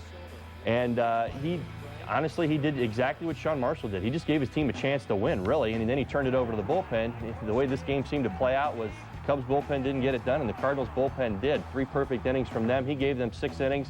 Probably not his best effort. His post-game press conference, I'm sure he's probably saying the same thing. I was okay today. I made some good pitches when I had to, but I didn't have my greatest stuff. And he went out there and he competed, and he gave his team a chance to win. And he'll take this one, and so will the Cardinals as they beat the Cubs 7-4 is your final from Wrigley. As we head to our first break, let's check out tonight's Cubs opinion poll question. If first base is open, would you pitch to Albert Pujols? A yes or no? Log on to CSNChicago.com, then visit the Cubs team page to cast your vote, and we'll have the results later on Lowe's Cubs Postgame Live.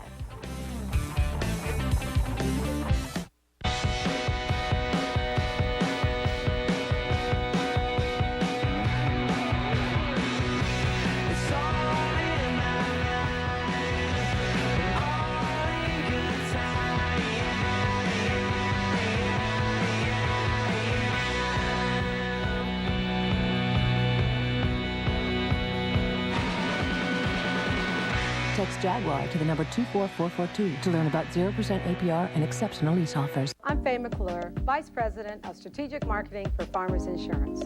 Farmers is proud to be the sponsor of diversity programming on Comcast Sportsnet. To learn more about our diversity initiatives, please visit iChooseFarmers.com. Hey, baseball fans, are you thinking of heading to St. Louis to see the Northsiders play? Well, think no more. Now's your chance to win great seats to the April 25th game and a one-night stay at Lumiere Place, St. Louis's premier casino and hotel. Log on to CSNChicago.com and click on the Lumiere Place icon to register. Chicagoans love their pizza. That's why you come to Giordano's, some for 30 years now. We use only the finest ingredients to make Giordano's famous stuffed pizza, our equally famous thin crust pizza. Plus salads, pastas, sandwiches, and more. Come on into Giordano's and celebrate 30 great years with us. Giordano's famous stuffed pizza. We made it good. You made it famous. Second and 10 from the 38. Wait a minute. What is that? A fan on the field? Truck owner? I don't think so. Oh, look out! Truck owner? You bet. Just announced Save Big with 0% for 60 months on trucks from Lou Jack Chevy. View the largest selection at loujack.com for Chevy trucks. Lou Jack's has it and we have it for less. Looking for a great, convenient getaway? Then you're looking for Pizzazz Entertainment Complex. Many destinations, one amazing place. Located in scenic Burlington, Iowa, Pizzazz offers something for everyone. Corporate or leisure travel, family or romantic vacations, you'll find Pizzazz has whatever you're looking for. For information about Pizzazz Entertainment Complex, turn to Channel 1 Mediacom On Demand, then visit Marketplace and click on Entertainment. Your wish is on demand. The playoffs are coming to Comcast Sportsnet. Time now for our Four Seasons Who's Hot, Who's Not around the National League. Washington's Christian Guzman is hitting .515 over the past 7 days. Chase Utley is hitting .400 for the Phils. And Josh Johnson is 2-0 this week with an ERA under 1. Now, who's not hot? The Padres' Brian Giles is 5 for his last 35. Casey Blake is 6 for his last 32 with 11 strikeouts. And the Brewers' Manny Parra is 0-2 with an ERA of almost 7. Welcome back to Lowe's Cubs Postgame Live. Gail Fisher and Todd Hollandsworth here with you. It was a tough decision who was going to be the Felco star of this game. Unfortunately, it has to go to the Cardinals, and it's going to go to their bullpen. 3 scoreless innings, and Todd, this really seemed to be the difference in the game. They came in with a one-run deficit. Well, it was as much for the Cardinals bullpen probably as it was against the Cubs bullpen in this situation, because really what you saw was the Cardinals bullpen come in 3 perfect innings, 4 strikeouts. The Cubs bullpen, they had their bumps. It seemed every little mistake that they made out there came back to haunt them, and that really decided the game up until that point. Fukudome gave them the big home run, got the lead back, and they just gave it right back to the Cardinals an inning later. And the Cardinals bullpen stepped up, and they were able to shut it down. That's what you're looking for out of your bullpen. Well, let's take a look at the Cubs lineup, the box score from today, and see how these guys fared. And obviously, the one guy that really stands out is Kosuke Fukudome, who had 2 hits and the 3 RBI with that big home run that gave the Cubs the lead. He was really doing it on both sides of the ball, offensively and defensively today. Kosuke had a great game today. I mean, his double, it probably helped out a little bit by Mr. Duncan's efforts in left field today, but he had that great catch right there. I mean, the 3-run homer speaks volumes for where he's come with his swing. He's got the ability to turn a 91-mile-an-hour fastball around into a stiff wind. I mean, that's something we weren't seeing last year. I mean, we should be really excited to know that we're going to hopefully get this kind of production from him for the remainder of the year. Aramis Ramirez, after missing some time, came back and had a real solid game, hit the ball hard to his off-field to right field today, and had some really good at-bats. I know he had a walk in there. It's just the offense really hasn't gelled. You heard Lou touch on it a little bit. The offense just is not they're not flowing right now, and they're getting offense here and there and everywhere. Without that 3-run homer today, I mean, they've only scored 1 run. So they've just got to find ways to get going and to put guys on base and keep those innings alive. They're getting guys on, runners in scoring position. We talk about it all the time. They're getting the guys on the base. They're just not getting them home right now. Is it a matter of just things coming in spurts, or it's inconsistent? Because some of the guys who were struggling early, like a Derek Lee, are now starting to swing the bat, and some of the hot guys, maybe a Fontenot, starting to cool off. Is it just a matter of consistency Exactly. now? I think that's exactly what it is. I mean, Derek Lee had a great at-bat. His first at-bat, he came up with runners on second and third, and he hit a deep fly ball to right field. It was a very, very productive at-bat in that he was able to get Kosuke over to third, get the guy home, and the inning was just set up. But that's where it seemed to stop, and that's what I'm talking about. This lineup is just not flowing well together. They're getting guys hot, guys are cold. Gio Soto, he's got to get going again. He's missed some time. they're having problems. What you saw today in the Cardinals lineup, they contained the 3 and 4 hitters in Ludwig and Pujols. I mean, they shut them down for the most part. I think they had an infield single and a base hit late in the game that really didn't mean a whole lot, but they got production from other spots in the lineup, and they were able to put things together. I mean, usually when a team makes 3 errors, that team's usually in trouble. All right, we will talk more about the Cardinals offense right after this break. We'll also have our poll results, and we'll look ahead to Big Z's 2009 Wrigley debut tomorrow afternoon. Keep it right here on Lowe's Cubs Postgame Live.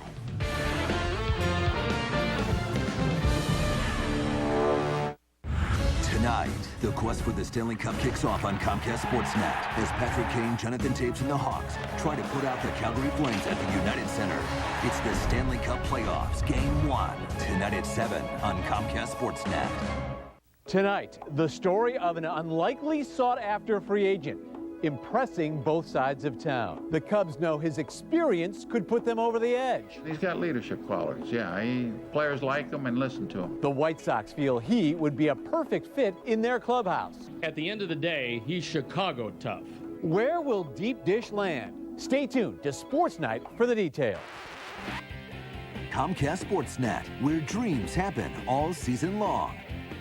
Now is the time for Extra, exclusively at Bob Rorman Schaumburg Ford. Extra bonus cash. Bring in our ad this Saturday from the Tribune or Daily Herald. Extra special financing. 0 APR for 60 to 72 months on new Escapes and Fusion. Extra protection. Lose your job and Ford will make your payments up to $700 a month for 12 months. Bob Rorman.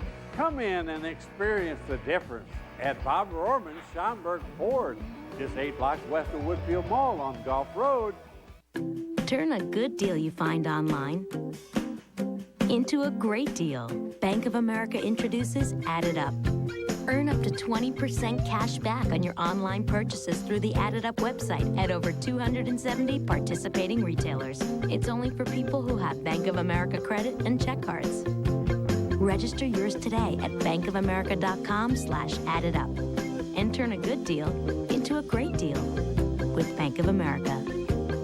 Call the flooring experts at Luna. Luna installs around your schedule, and they guarantee installation for life. With a low price guarantee and 2 rooms for the price of 1, there's no need to shop at a big box store. 773-202 Luna.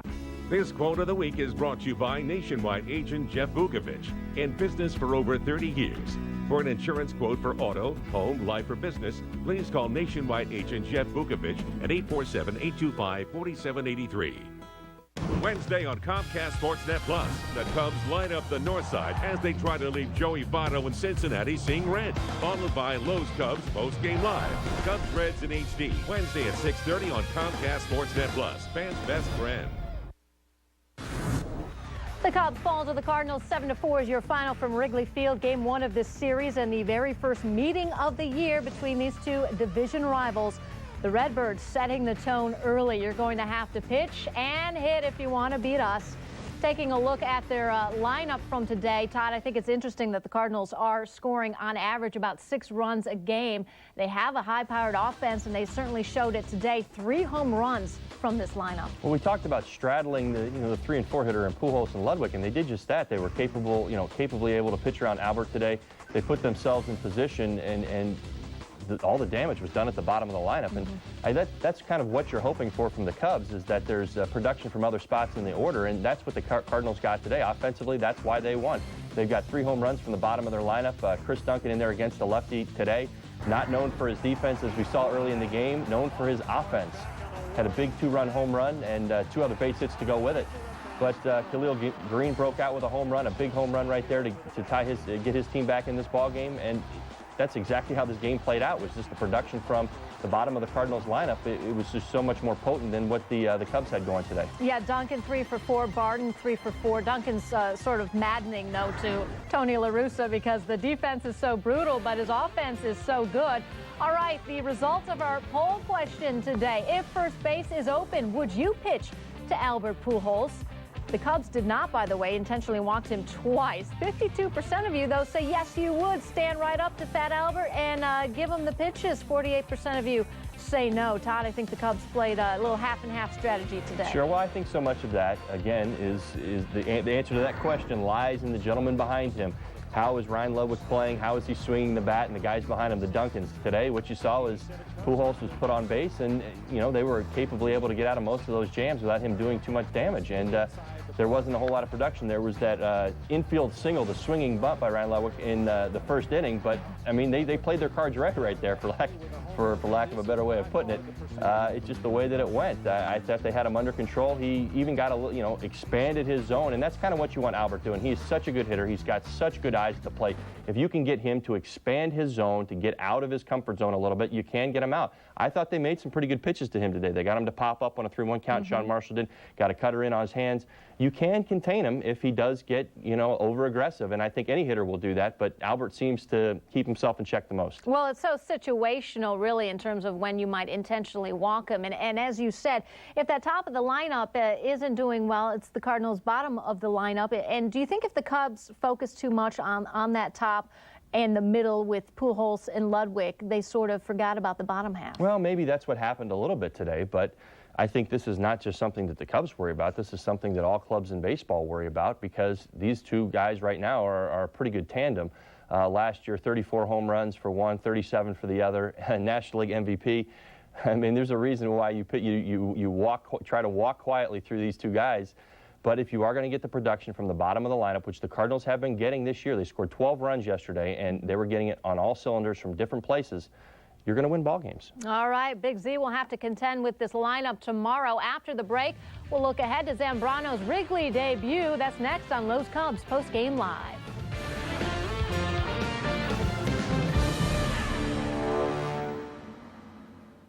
Weeknights at 11, the Monsters take over Comcast Sportsnet's late night with the very best interviews and hottest sports topics from the morning show. Monsters in the Morning Encore, weeknights at 11 on Comcast Sportsnet. Fans' best friend.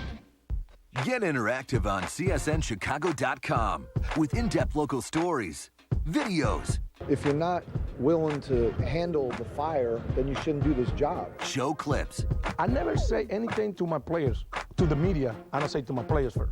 People talk about my movie career, and I just keep on saying, hey, Clark Gable didn't get started with Gone with the Wind. Give me some time.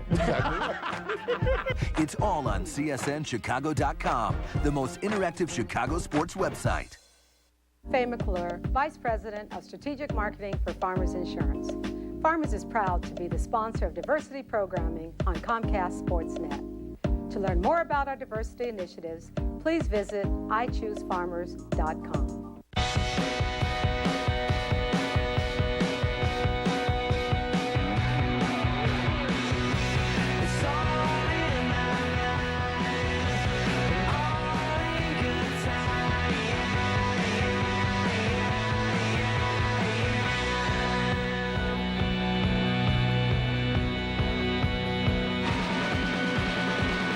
Text Jaguar to the number 24442 to learn about 0% APR and exceptional lease offers. Tonight, the story of an unlikely sought-after free agent, impressing both sides of town. The Cubs know his experience could put them over the edge. He's got leadership qualities, yeah.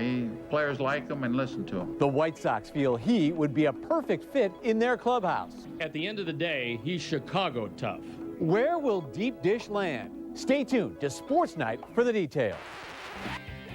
Comcast Sportsnet, where dreams happen all season long. Stacy's just a real easy guy to work with, and if I slap him around a little bit and straighten him out, then we're fine.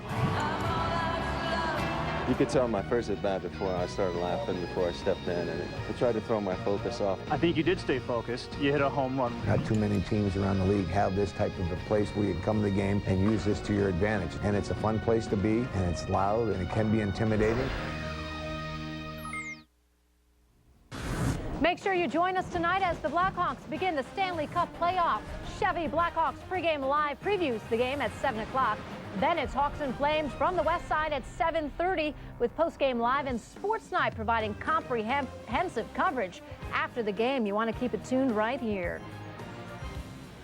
Welcome back, everyone. Well, tomorrow in Game 2, it will be an interesting pitching matchup because Chris Carpenter is on the DL. The Cardinals called up P.J. Walters, who will be making his major league debut. Talk about nervous for a kid who has to go up against the ace, Carlos Zambrano, for the Cubs, who is 1-0 on the year. But didn't really pitch well against the Cardinals last season. This team seems to get to Big Z emotionally as well. Well, Carlos is definitely going to have to step up tomorrow. There's definitely some issues in the bullpen that they're trying to work through. The Cubs are trying to work through. I know that they're hoping to get a great start out of him and maybe bridge that gap right up to Carlos Marmol. I know everybody's going through it. The bullpen has been questions this year. Everybody's got them. Cardinals have had them. They just got a great bullpen effort today. Hopefully tomorrow Carlos comes out, can dominate this lineup for a little bit. Hopefully the offense will get rolling and they can get themselves a W against the tough Cardinals offense. Got to try to get 7 out of Big Z. You know, you'd love to get 8, but 7 would be nice. We haven't seen real dominating stuff from him yet this year. No, not at all. And I think that he came out early. He threw the ball well in Houston. I think he threw the ball well in Milwaukee. But we need something big. We need a great big game from you tomorrow, Carlos. And I know that the Wrigley faithful would love to see that. Nothing better than to do it against the Cardinals. The Cardinals have the momentum right now in this series.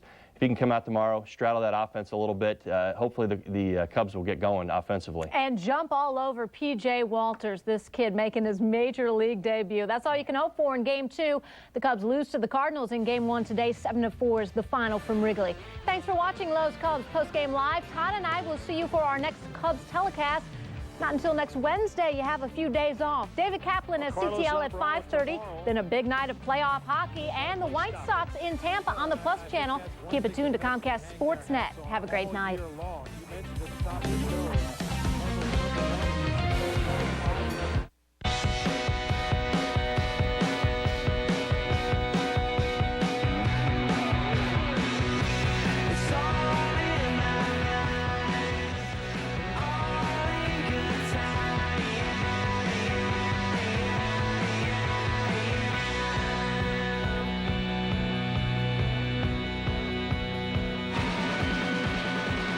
Text Jaguar to the number 24442 to learn about 0% APR and exceptional lease offers. I'm Faye McClure, Vice President of Strategic Marketing for Farmers Insurance. Farmers is proud to be the sponsor of diversity programming on Comcast Sportsnet. To learn more about our diversity initiatives, please visit iChooseFarmers.com. Hey, baseball fans, are you thinking of heading to St. Louis to see the Northsiders play? Well, think no more. Now's your chance to win great seats to the April 25th game and a one-night stay at Lumiere Place, St. Louis's premier casino and hotel. Log on to csnchicago.com and click on the Lumiere Place icon to register. Chicagoans love their pizza. That's why you come to Giordano's, some for 30 years now. We use only the finest ingredients to make Giordano's famous stuffed pizza, our equally famous thin crust pizza, plus salads, pastas, sandwiches, and more. Come on into Giordano's and celebrate 30 great years with us. Giordano's famous stuffed pizza. We made it good, you made it famous. Every weeknight at 5:30, only one show covers Chicago sports the right way, Chicago Tribune Live. Join host David Kaplan in a nightly roundtable with Chicago's biggest sports stars, celebrities, and journalists as they tackle every angle of the sports world. I promise the White Sox fans, we're going to have a good team to compete. Yeah, I always say that. I've been playing 8 years in the league, but I feel like I finally made it to the big leagues. Chicago Tribune Live, tonight at 5:30 on Comcast Sportsnet, fans' best friend.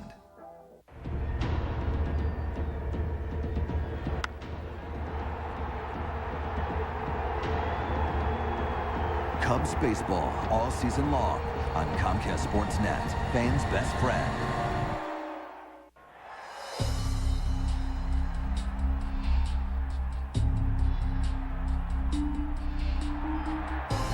White Sox baseball all season long on Comcast Sportsnet, fans' best friend. All fans should be like Philly fans. Allen Iverson, 2 years removed from the 76ers, talking about life in Philadelphia and the lessons he learned off the basketball court. Get your pen ready, 8 across. This word goes with peanuts and Cracker Jacks. Yes, baseball is back. Find out how popular crossword puzzles are with the boys of summer. It's the second oldest sporting event in the country, except the Derby. And just the sheer being there and the noise, and also the vibration in the floor from the noise, it's really an amazing experience. And we go behind the scenes of this dog-eat-dog world to show how trainers and animals prepare for the big show, the Westminster Dog Show. It's all next on Net Impact.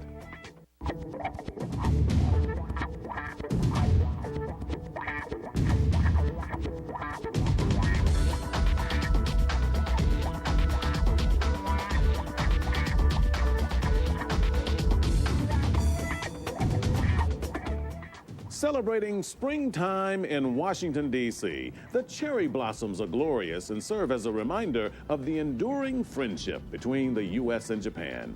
And in that spirit of friendship, former Philadelphia 76er All-Star Allen Iverson talks about the man who took him under his wings at Georgetown University. Hello and welcome to this edition of Net Impact. I'm Art Fennell, your host for the next half hour. Most of us know him simply as AI, Allen Iverson, the former Philadelphia 76er All-Star turned Denver Nugget, now Detroit Piston, the player with a fearless attitude and will to win on the basketball court. But off the court, AI's career has been peppered with trouble. Just recently, a federal appeals court ruled Iverson must pay $260,000 for not trying to stop his bodyguard from beating up another man in a VIP room of a bar in 2005. Now, in a rare one-on-one interview with Sportsnet Mid-Atlantic reporter Ron Thompson, Iverson opens up about days gone by. With the first pick in the 1996 NBA Draft, the Philadelphia 76ers select Allen Iverson from Georgetown University. I see how excited fans get all over the world. Nothing like Philly. That's what sports is about. When you think of sports, you think of Philadelphia fans. All fans should be like Philly fans, you know, as far as their dedication and how they feel about their sport. They love their sport, and they stick with their team, you know, till the end. You coach two #1 picks in the draft, two guys that were multi-all-stars in that league. That has to make you proud. Well, it makes me real proud. I mean, because I think a lot of the things you do are segmented. You want people to graduate and be good students. You want them to be decent human beings, but you want them to be successful in the profession that they're in. The people that play in Philadelphia should cherish that, man, and should really feel good about, you know, the support they have. It's definitely a sixth man in that gym. I had my ups and downs with them, you know. Towards the end, I really think after all those years, you know, some of the ones that loved me to death were getting fed up with all the bull that was going on involving me. You know, I think some my fault. Backbone too strong. I've been through too much to let somebody with a pen and paper and a microphone and a camera kill me or drive Allen Iverson crazy. I think the toughest thing for a black man to do is think before he reacts. You know, think when he angry. You know, that's where the whole practice thing came from. We're in here talking about practice. I mean, listen, we talking about practice. Not a game. We talking about practice. Instead of me, you know, calming down. Right. And before I do the press conference, I'm gonna go into the press conference right now, young and crazy and just rant. You know what I mean? You react. And now it's so different for me when I'm involved with a situation. I make sure that I know that the hyenas are coming for me. I know that they're gonna ask me the question that's gonna make me mad. But it's about being intelligent enough and experienced enough to know how to handle the situations and do it the right way without making one story bigger because of how you reacted to, you know, the situation you put yourself in. One more note about AI. His days in Detroit may be in question now because of his new role coming off the bench. He reportedly says if he doesn't start, he may consider retirement. Now from one illustrious career to another one just starting. Philadelphia Flyer Darryl Powell is already making a name for himself. The Flyers signed Powell as a free agent back in March of 2007. But there's more to this man than just his athletic ability on the ice. As Amy Fadul of Sportsnet Philadelphia reports, Powell brings with him an Ivy League touch.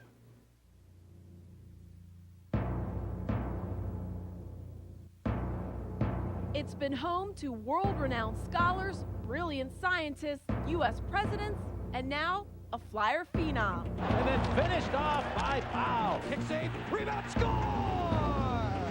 Darryl Powell. He tips it home, they score! What a beauty! probably when I'm out on the ice and I have my toothless grin going. It's not your typical Princeton grad. I am Daryl Powell with the Philadelphia Flyers, and we're back at Baker Rink, Princeton University, where it all began for me.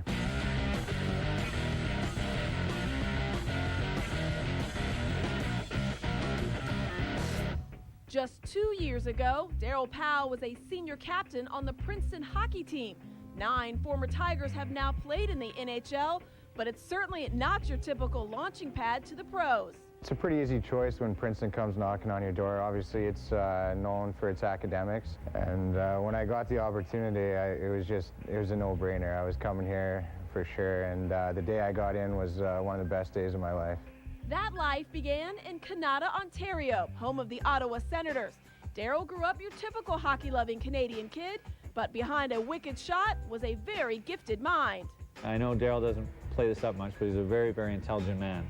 And I think he enjoyed going to the best university in the world as much as he enjoyed playing Division I hockey and being successful. So I think him and his family, if you talk to them, they've always wanted the best of both. And I think here at Princeton, Daryl proved that you can have the best of both. So Powell came to this mecca of higher learning to be a, get this, mechanical aerospace engineer. But after his freshman year, he questioned how practical that major would be, so he switched to sociology. Yet Powell's true graduation goal never changed, and it showed. He's the hardest working player we've ever had, and probably the grittiest and most courageous player we've ever had. He never put up big numbers at Princeton, a career best 13 goals as a senior, but his legacy now has a permanent frame inside the hallowed halls of Hobey Baker Rink. A guy brought me over and told me to take a look at the window, and it was pretty cool to see me up there. When we played here, it was kind of all the NHL guys had their window, and it was a goal to get up there someday myself, and to get up there was pretty cool. Is it weird to hear yourself say all the NHL guys and you're one of them now? Yeah, it definitely is a little weird.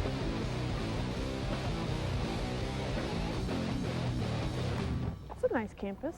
It's not too often there's snow on this campus, so This is where you lived your last 2 years? Yeah, I lived with 3 other hockey players and took over the whole bottom floor of this place and had some good times. In the springtime, we had wiffle ball games out here in the park and built little horseshoe pits. It was kind of our hangout. And they still have your grill out. Yeah. Yeah, I'm technically not allowed to have grills in the dorms, but we won't tell on those people because I think we broke the rules too. His old stomping grounds and his new proving grounds separated by just 50 miles. Yeah, good play, good play. It's a short trip, yes, but certainly a long way to come in less than 2 years. I was actually talking to my mom on the way to the rink today, and she asked me if I still have to pinch myself, and I say every day. I mean, it's been an amazing experience and one that I don't want to end anytime soon.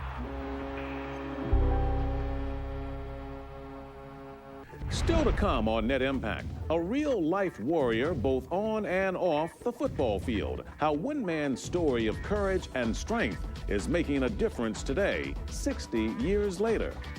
Baseball fans are ready, the boys of summer are ready, but it may surprise you to find out how some of your favorite players spend their time in spring training. We'll explain when Net Impact returns. Yeah, I have a tradition. If there's a lefty pitching that night on the mound, I got to do everything with my left hand. It's kind of my thing. There you go, buddy. Is it a hassle? I don't know. Is winning a hassle? Hey, Burles, give me a little hand over here. Absolutely not. We need to draft more righties. Feeling free as a bird now. Fly little, gonna see the whole world now. Try little. These days are better than before. I want more. These days are better than before. I want more. These days are better than before. I want more.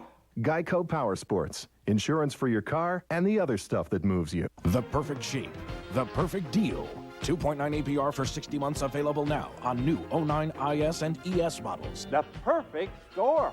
Bob Rohrman's Arlington, Lexus, and Palatine, just 1 block west of Route 53 on Dundee Road. Fertility, utility, versatility. 2010 RX 350 available now. You owe it to yourself. Bob Rohrman's Arlington, Lexus, and Palatine, just 1 block west of Route 53 on Dundee Road. I was getting depressed because of all the stress I was feeling at home. Had a poor credit score and the number would haunt me wherever I go. Thought I'd move to a place where my credit could stink and nobody would care. I just wish that somebody had told me that place was a Renaissance fair. FreeCreditReport.com. Tell your friends, tell your dad, tell your mom. Never mind, they've been singing our songs since we first showed up with our pirate hats on. If you're not into fake sword fights, pointy slippers and green wool tights, take a tip from a knight who knows. FreeCreditReport.com. Let's go! Offer applies with enrollment in Triple Advantage. Plan your next corporate or social function in one of Wrigley Field's private party accommodations. Wrigley Field offers a variety of private catered opportunities to host and impress your group. The Mezzanine Suites presented by Nuveen Investments has 4 convenient rental plans to fit all budgets and needs. For larger parties of 75 to 100, the Bud Light Batter's Eye, located in center field, provides a unique view of the game. All private party accommodations provide generous food and beverage packages, as well as VIP parking. Call 773-404-CUBS or visit Cubs.com. You're about to meet a man who is truly a living legend. John Mosley fought in the battlefields of World War II, as well as the social battles in the place that he called home, Denver, Colorado. Mosley made a name for himself breaking tackles for the Colorado State Rams, but also breaking down the barriers of ignorance in his own community. The Mountain's Marius Payton has his story. Fort Collins, 1939. 8 years before Jackie Robinson broke the color barrier in Major League Baseball, 16 years before Rosa Parks refused to give up her seat, and 24 years before Martin Luther King gave his famous I Have a Dream speech, John Mosley was fighting prejudice and segregation in his own way, becoming the first African-American athlete at Colorado State University. I think we had all of 6 or 7 blacks who were going up to then Colorado State. And so it was quite a challenge being so few blacks on the campus, and everything was quite segregated in Fort Collins as such, and not too friendly a community. They didn't have any black athletes in the school or even in the conference. DU, CU, Wyoming, none of the schools really had black athletes. So to have John Mosley come onto the football team and then the wrestling team was a very big step. At the time, Mosley was far from a civil rights pioneer in the state of Colorado. He was a teenage athlete looking to play college sports. And like all teenagers, Mosley needed guidance, and he found it in one man. But the one thing that I felt was to my advantage, that Coach Harry Hughes was called the Dean of American Coaches. He had no problem in accepting me on the football team. Mosley used that acceptance on the field of athletics to open the eyes of people in the Fort Collins community who prejudged him just by the color of his skin. And once those eyes were open, it was only then Mosley started to break down some of the prejudices that had existed for decades. A lot of his ability to be accepted at Colorado State was his ability to play, not just football, but wrestling. His coaches, Harry Hughes in football and Hans Wagner in wrestling, they saw that ability. He was able to get out in front of the school. They accepted him. By his junior and his senior year, he's nominated the vice president of the class. After graduating from CSU, Mosley fought for his country and continued his fight for equality by becoming one of the Tuskegee Airmen, a group of African Americans who could fly in, command, and support combat units during World War II. They were also a critical factor in integrating the military back in 1948. Webster's dictionary defines a pioneer as one that originates or helps open up a new line of thought or activity. John Mosley is just that, and it all started at CSU. And then when the players came back from the war, the students came back from the war, players like George Jones, Eddie Hanna, Al Dawson, they all came to play at Colorado State. And because you had this precedent set by John Mosley, Colorado State had 3 black players in the 1948 team, something absolutely unheard of at the time. 7 across. Difficult to understand or explain, really. But for the Chicago White Sox, the answer is simple. Puzzled fits the crossword. And for the boys of summer, crossword puzzles are, much like them really, competitive and always thinking ahead to the next move. As CSN's Chuck Garfien now reports, the White Sox are hoping that the clues to the puzzle will spell success on the baseball field. It's challenging, you know. I love competition. Carrie in space. Carrie Leia. Leia, that's her name. Princess Leia, that's what she was. It's a mental challenge, obviously, and it gets your mind going for the day, and it's just fun. 3 down. They might be graphic arts. Everybody in the clubhouse does them, and nobody can beat me. Forget about the puzzle for the White Sox center field job. Inside their clubhouse, maybe the greatest mental hurdle can be found on this little piece of paper. I'm probably ranked among the top 4 in this team. The Daily Crossword. Gavin thinks he's in the top 4. Where does Gavin rank in the... Top 4 of what? Which brings with it daily abuse. You know, there's some guys in there that have never done a crossword puzzle like Alexi that could probably outdo Gavin. Gavin's the type, if he can find any word that fits, let's say it's 5 letters.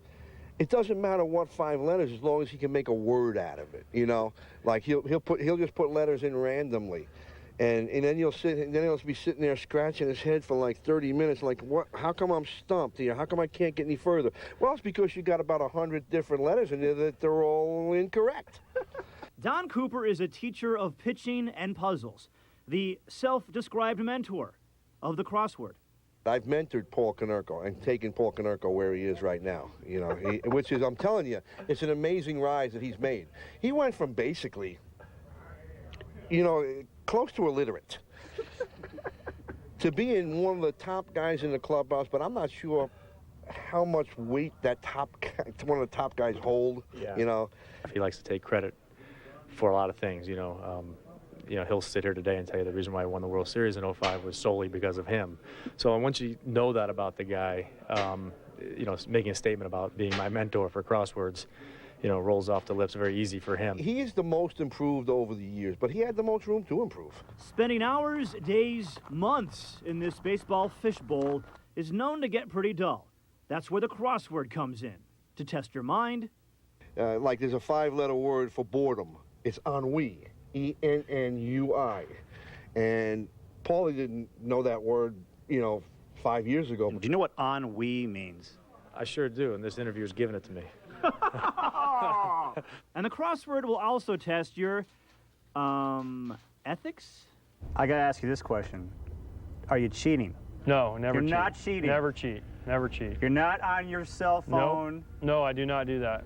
Nope. I thought I saw you do that. No, no? Never. Never. Okay. I hear he cheats. He probably does. I wouldn't put it past him, that's for sure. I don't think Paulie, I know I don't cheat. Heck, I can't even turn a computer on, so I can't look it up.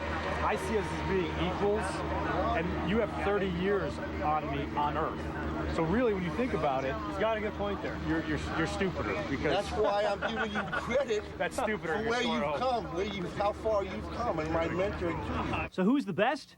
Who knows? But when it comes to the crossword, the Sox are certainly not at a loss for words. I challenge you to a crossword off. You're on. Huh? I have to get back in shape because you've been doing crosswords. I haven't done one since last year. You know what that is? That's called the parachute. How I can get out of it if I don't win. I haven't been doing it a long time. In Glendale. I mean, you can't really believe a word the guy says. Chuck Garfien. They're just not that bright. But, Comcast Sportsnet. These athletes are in training, hoping to win the big one.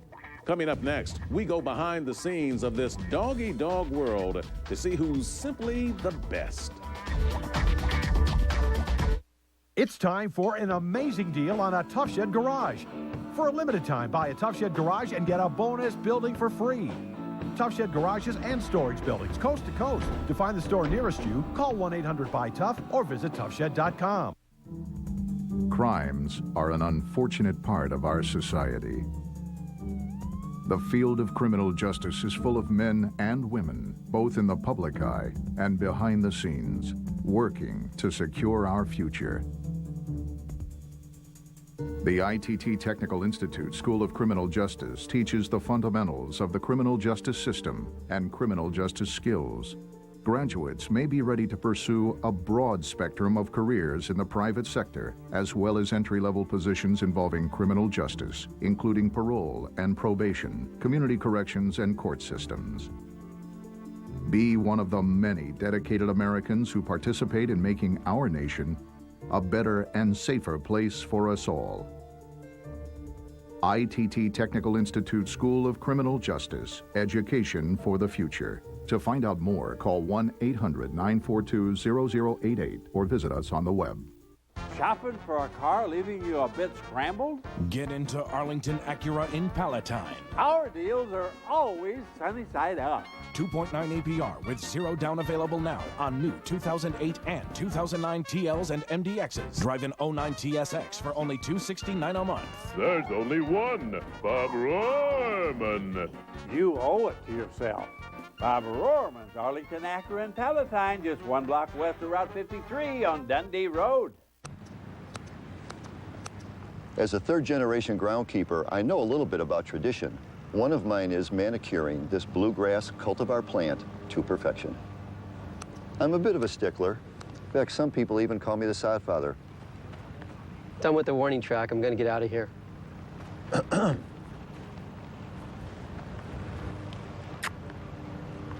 Thank you, sod father.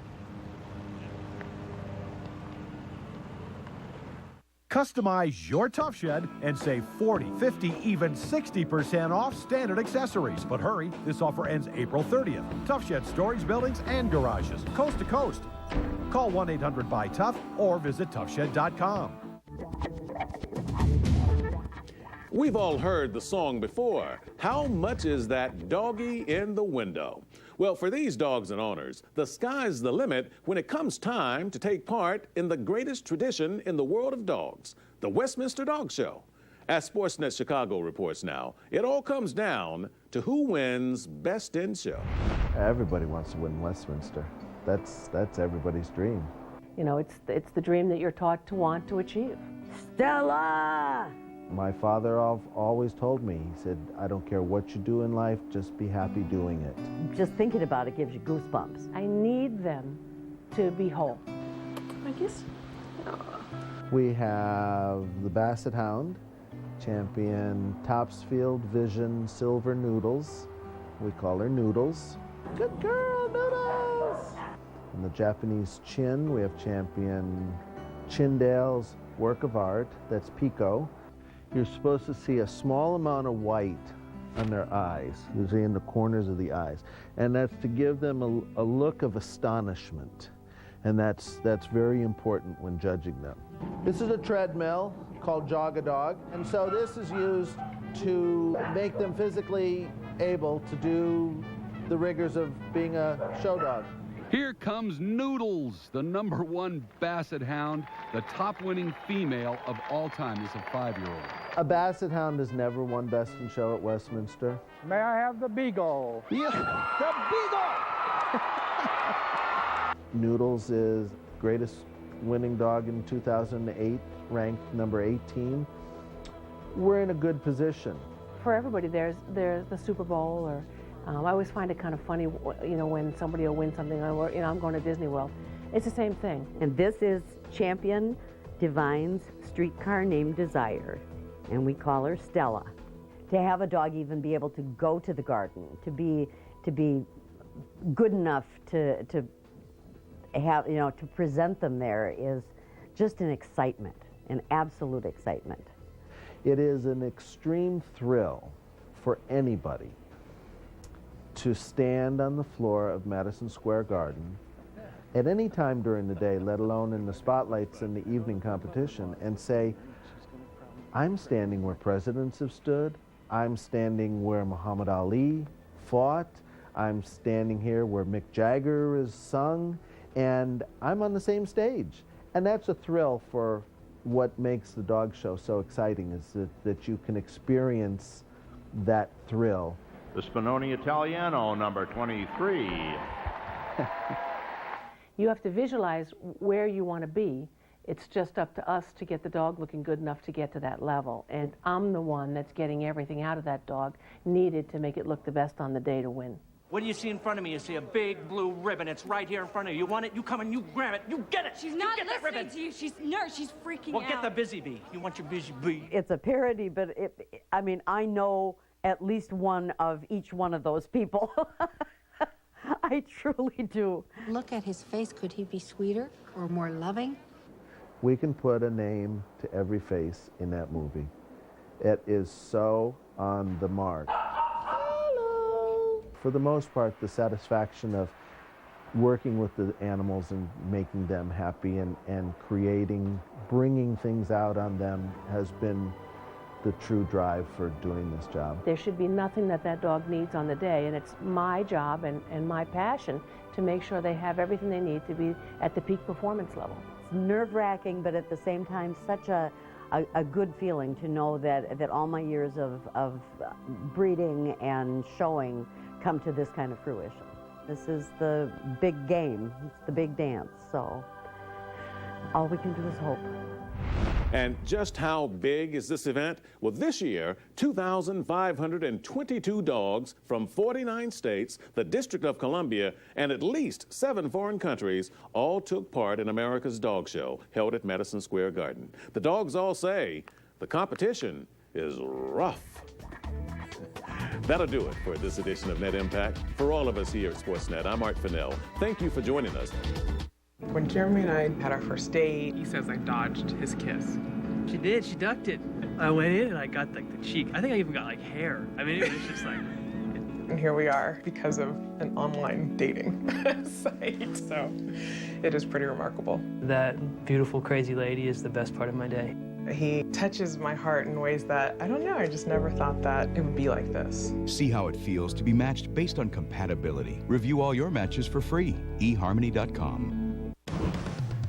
Tonight on Comcast Sportsnet Plus, Jim Thome and the White Sox swarm Tropicana Field as they try to sting the former AL champions, the Tampa Bay Rays. White Sox Rays in HD tonight at 6 on Comcast Sportsnet Plus, fans' best friend. Every night, intelligent storytelling, emotional impact, sports stories with ties to Iowans. Brooks on Sports takes you beyond the box scores and statistics with compelling stories that you won't see anywhere else. Join us for Brooks on Sports in the month of April for a history lesson on wrestling and also on one of Iowa State's All-Americans. Watch Brooks on Sports on your local Mediacom Connections channel. What your engine feels, you feel. And when it's running clean, you feel it. That's why Pennzoil Motor Oil is specially formulated to clean out up to 15% of sludge in the first oil change. And a cleaner engine just feels better. So change with Pennzoil and feel the clean. Not just oil, Pennzoil. 5-quart bottles of Pennzoil, $12. Pennzoil high mileage vehicle, $13.50. Now at Walmart. The latest Turtle Wax breakthrough in car polish is Clear. Crystal Clear Turtle Wax Ice. A clarified synthetic carnauba that performs like no other polish or wax. Ice leaves no white residue on trim or in seams. I had no residue whatsoever. It was perfect. Clear and deep, really brings out the shine. Ice is so advanced, you can use it in the hot sun with outstanding results. Now, your choice is clear. Crystal Clear Ice from Turtle Wax. World leader through innovation. Thursday, April 16th, playoff hockey about to get underway in Chicago. The Bulls look ahead to a matchup with the Celtics. The Sox look for a little payback against the Rays, while the Cubs try to get back on track against the Cardinals.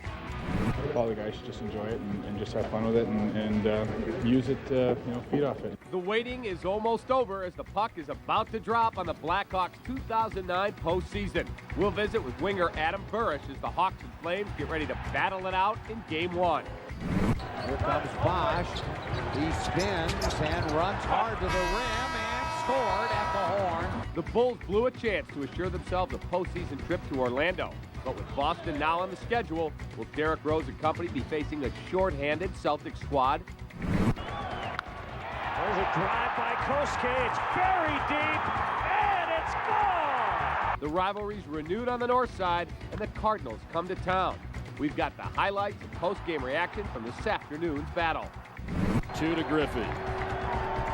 Struck him out.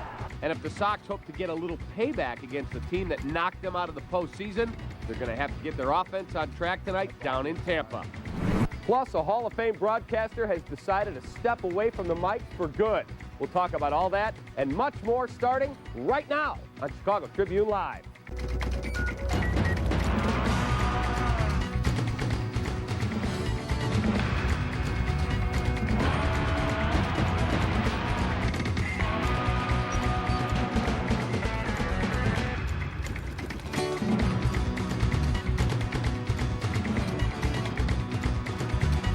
Good afternoon. Welcome to this Thursday edition of Chicago Tribune Live. Great to be with you again. I'm David Kaplan. Let's meet our guests on the show. From the Trib, the man on the Notre Dame beat, college guru Brian Hamilton.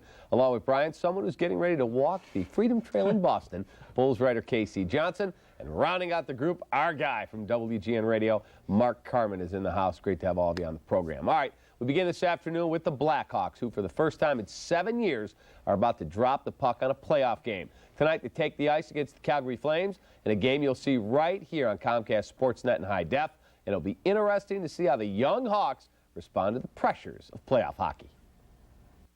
I don't know if nervous is the word for it. Probably more anxious and excited to see what happens. But, you know, it is the playoffs. It is your first game. I think you got to have a mentality of what to do. For myself, it's probably just keep it simple right off the bat and not try anything too fancy. But at the same time, keep playing my game. Keep doing the things I know what to do. And just go out there and think that it's another game. But it is exciting. I think, you know, it's a couple notches up. But at the same time, I think it's more fun because, you know, it's a game you got to win. It's fun to play in those kind of games.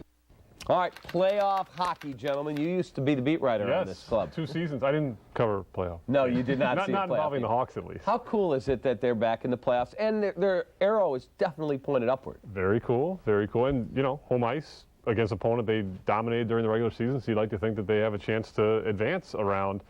That said, I'm going to bust your angle and say most overrated angle in sports, you know, the inexperience in playoffs.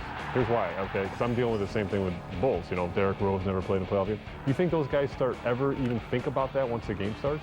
I mean, there's nerves leading up to the game, but as soon as the game starts, you think that's even an issue? It's a different kind of game in hockey. Maybe I thought more so in hockey than basketball. Just the tenor of the game, the way the game is played in the playoffs is just different.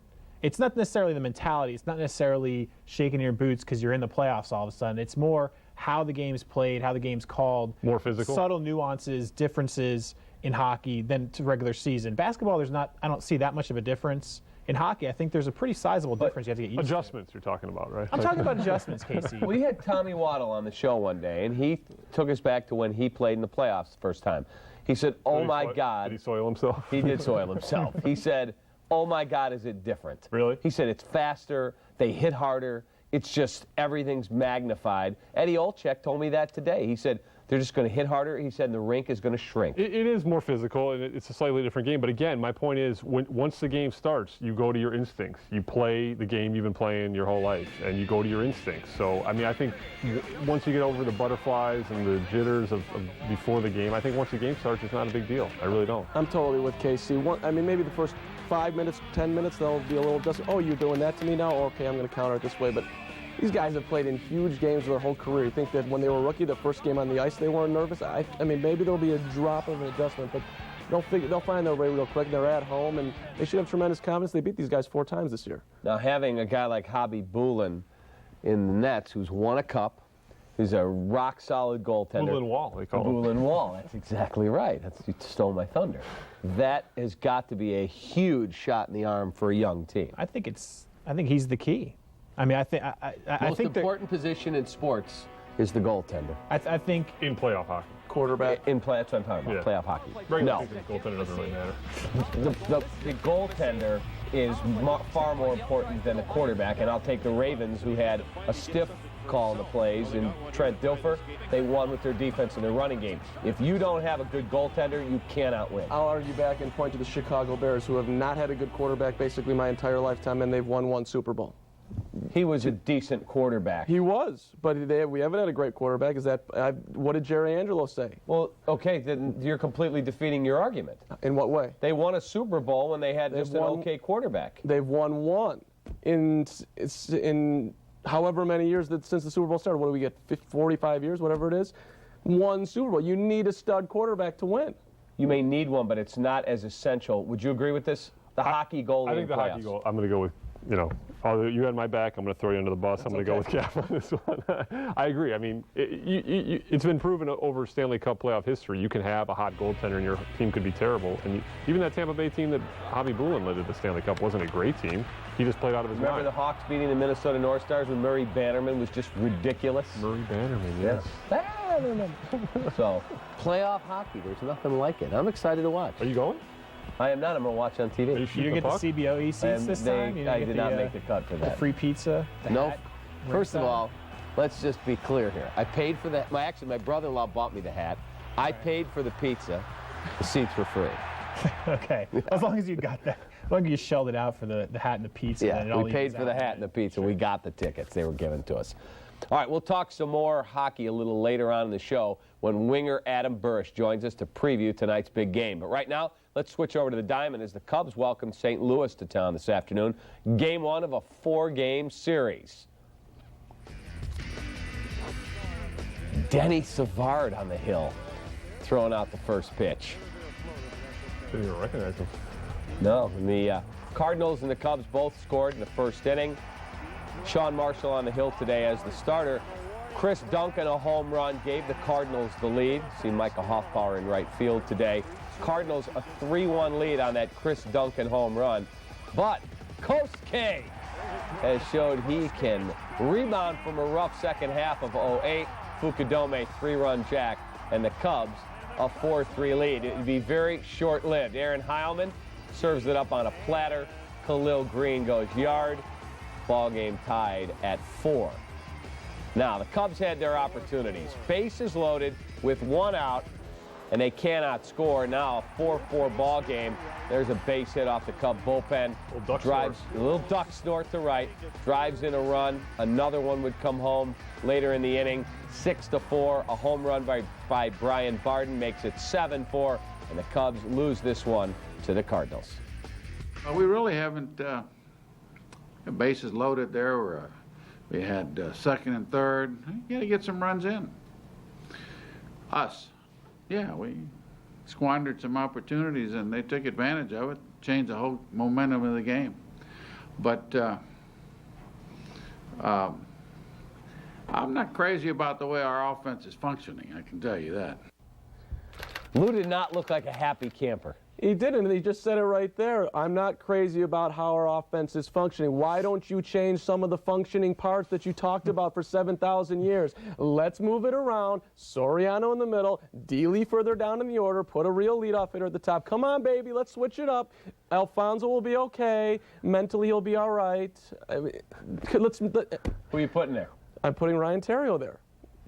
I think it's the most obvious thing of all time. I don't get it at all. He is disgruntled. He has lost his gruntle. It is gone. I don't normally agree with him. I would go Theriot and Fontenot 1-2 or Theriot Fukudome at the top of the order. Where would you bet Soriano? I would put Soriano probably in the 5 hole. How about you?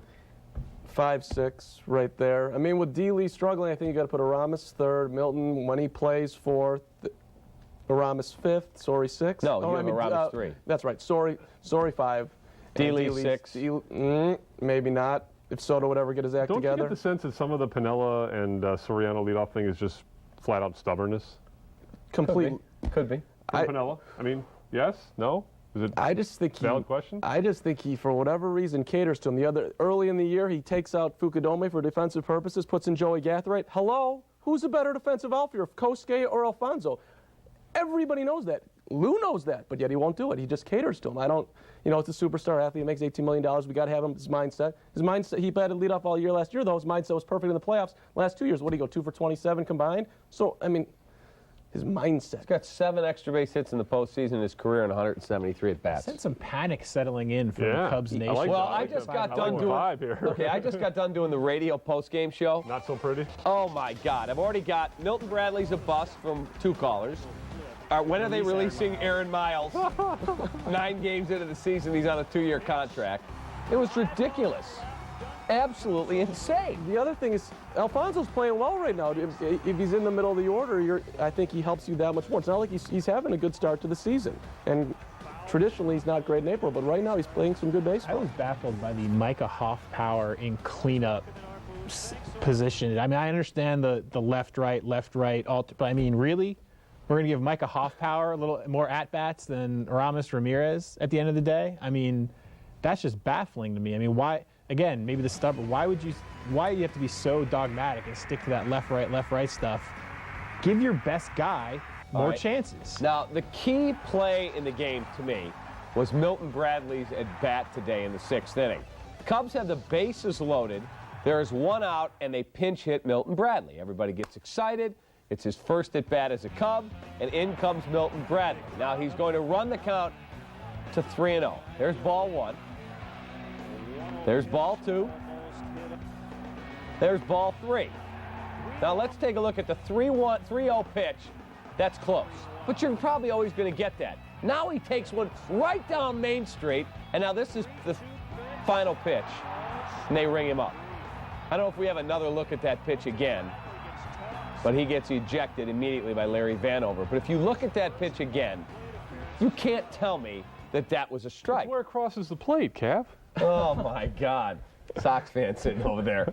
But the problem I had with his at-bat was... Didn't take the bat off. Never took the bat off his shoulder. And the pitch on the 3-1 is right there, right down the middle. I think he was fooled by it, though, as a changeup. I think he was looking fastball. That's my only out for him right there. You know what? On 3-1, anything around the plate, you ought to be hacking. I don't disagree, but I'm giving the Milton Bradley was fooled. My complaint on the scenario there, where's Lou Piniella? You're not going to come out and back up your guy? He's brand new here. He's gonna freak out, get kicked out. Pretty quick. That happened so fast. Yeah. Lou would have had to have been an Olympic sprinter to get out there. I love Lou. I'm a huge Lou guy on many levels. But, okay, fine, he gets kicked out as real quick. Still come out and have a little chit-chat. See, let's look at the at-bat again. No? Okay. Now, here's the pitch that strikes him out. That's terrible. Brutal. Now, Lou would have to be an Olympic sprinter to get out before he throws him out. Come on. 1, 2, 3. He can come out. No, he's already been tossed. He's already gone and he's headed back.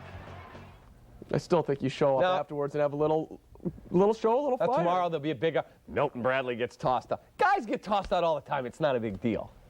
It was just a bad call. He's pinching anyway. I would have gotten tossed for that too. What do you got to lose? Lou sent Larry Rothschild out to the mound today to take out Sean Marshall. He says, don't read anything into it. Just seems like he's not real happy right now with how his guys are pitching, especially his bullpen. Too many walks. Yeah, but, I mean, is this pretty much what you would expect and be okay with from Sean Marshall? Would you settle for this for 5 him innings? All year, keep you in it, give you a chance to win, especially with the horses you 5 got in innings, front of him? 3 runs. Just keep you in it. Yeah, Don't blow it all the time. Correct. And I'm fine with that. I mean, from the 5th guy who may not throw every 5th day, depending on how the schedule falls, you get the horses in front of him. As long as he keeps you in it, I don't really have a problem with it, how he does it. How about... Thought he pitched reasonably well. Cleveland's struggling. We need some help in the bullpen. Can we bring back Kerry Wood? Bring him back. He's got a man crush between Kerry Wood and Michael Jordan. Tell me which one do you want to take to prom? I have one on Scott Skiles, so since we're in full confession. There you go. I have Phil Mickelson or Freddie Couples, so what can I tell you? Kosuke Fukudome swinging the bat very well. 3-run bomb today. He's playing much better. Yeah, I mean, it's a question of how he adjusts to the adjustment again. I mean, great start last year. They figure him out a little bit, adjust how they approach him, and whatever he tried to do, if he tried to do anything, clearly didn't work because he just plummeted every month for the rest of the season. But now they got a book in him, so this seems to be a little bit more legitimate to me, the success they have now. I mean, they know how to attack him. They have a full year of video or whatever on him, and he's being pretty successful, but there's going to come a time where they're going to change what they're doing, and he's going to have to change up again, and it's how well he does that. That matters. I mean, call me again in June. And the guy's not going to afford it all year, but let's see what he's doing in 2 months. Well, he has proven that he can hit in April. There's no question about that. At this point, you got to give it to him. He can knock it down in April. So, I mean, just like you said, Brian, we'll see how it goes. He's up on Lou a little. The guy's all over. He is on Lou. Hey, do you want Bulls playoff tickets, Carmen? How about Blackhawks playoff tickets? Well, Comcast Sportsnet giving away tickets to both. A little later on in the show, we'll reveal our Blackhawks and Bulls spotlight players of the day, and then you will have a chance to enter and to win. Still to come on the show, we'll preview tonight's White Sox game against the reigning AL champion Tampa Bay Rays. And we'll head on over to the west side and visit with Adam Burrish, our guy on the show, as he gets ready to take to the ice against the Flames in Game 1 of the playoffs.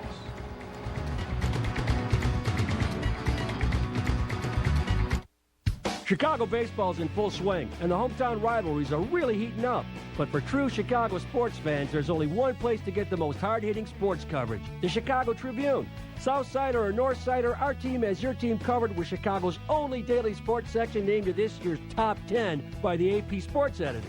So, for unrivaled sports coverage and commentary, pick up your Trib to go, wherever newspapers are sold. With Chicago Tribune, it's not just a whole new day, it's a whole new ballgame.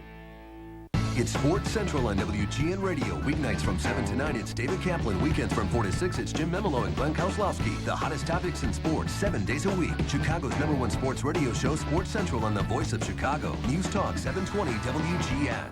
This is all the flooring that I paid for.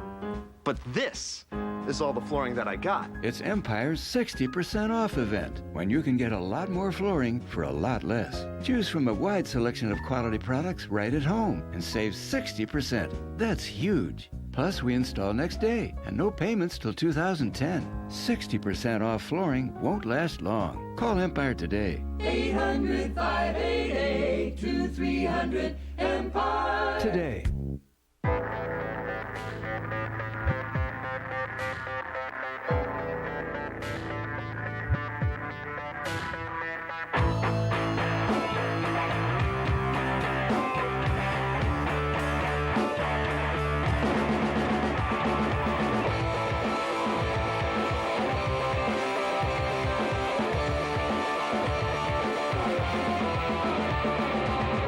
Geico Power Sports. We feel your passion. Haven't ordered dinner yet? Then try Giordano's, Chicago's famous stuffed pizza. We made it good. You made it famous. The playoffs are coming to Comcast Sportsnet.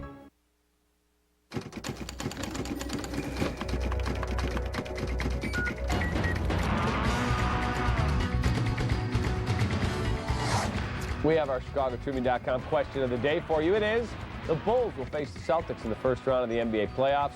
Who wins? Your choices are Bulls in 4, Bulls in 5, Bulls in 6, Bulls in 7. Celts in 7, 6, 5, or Celtics sweep. Log on at ChicagoTribune.com/sports. Let us know what you think. We will have results for you later in the show.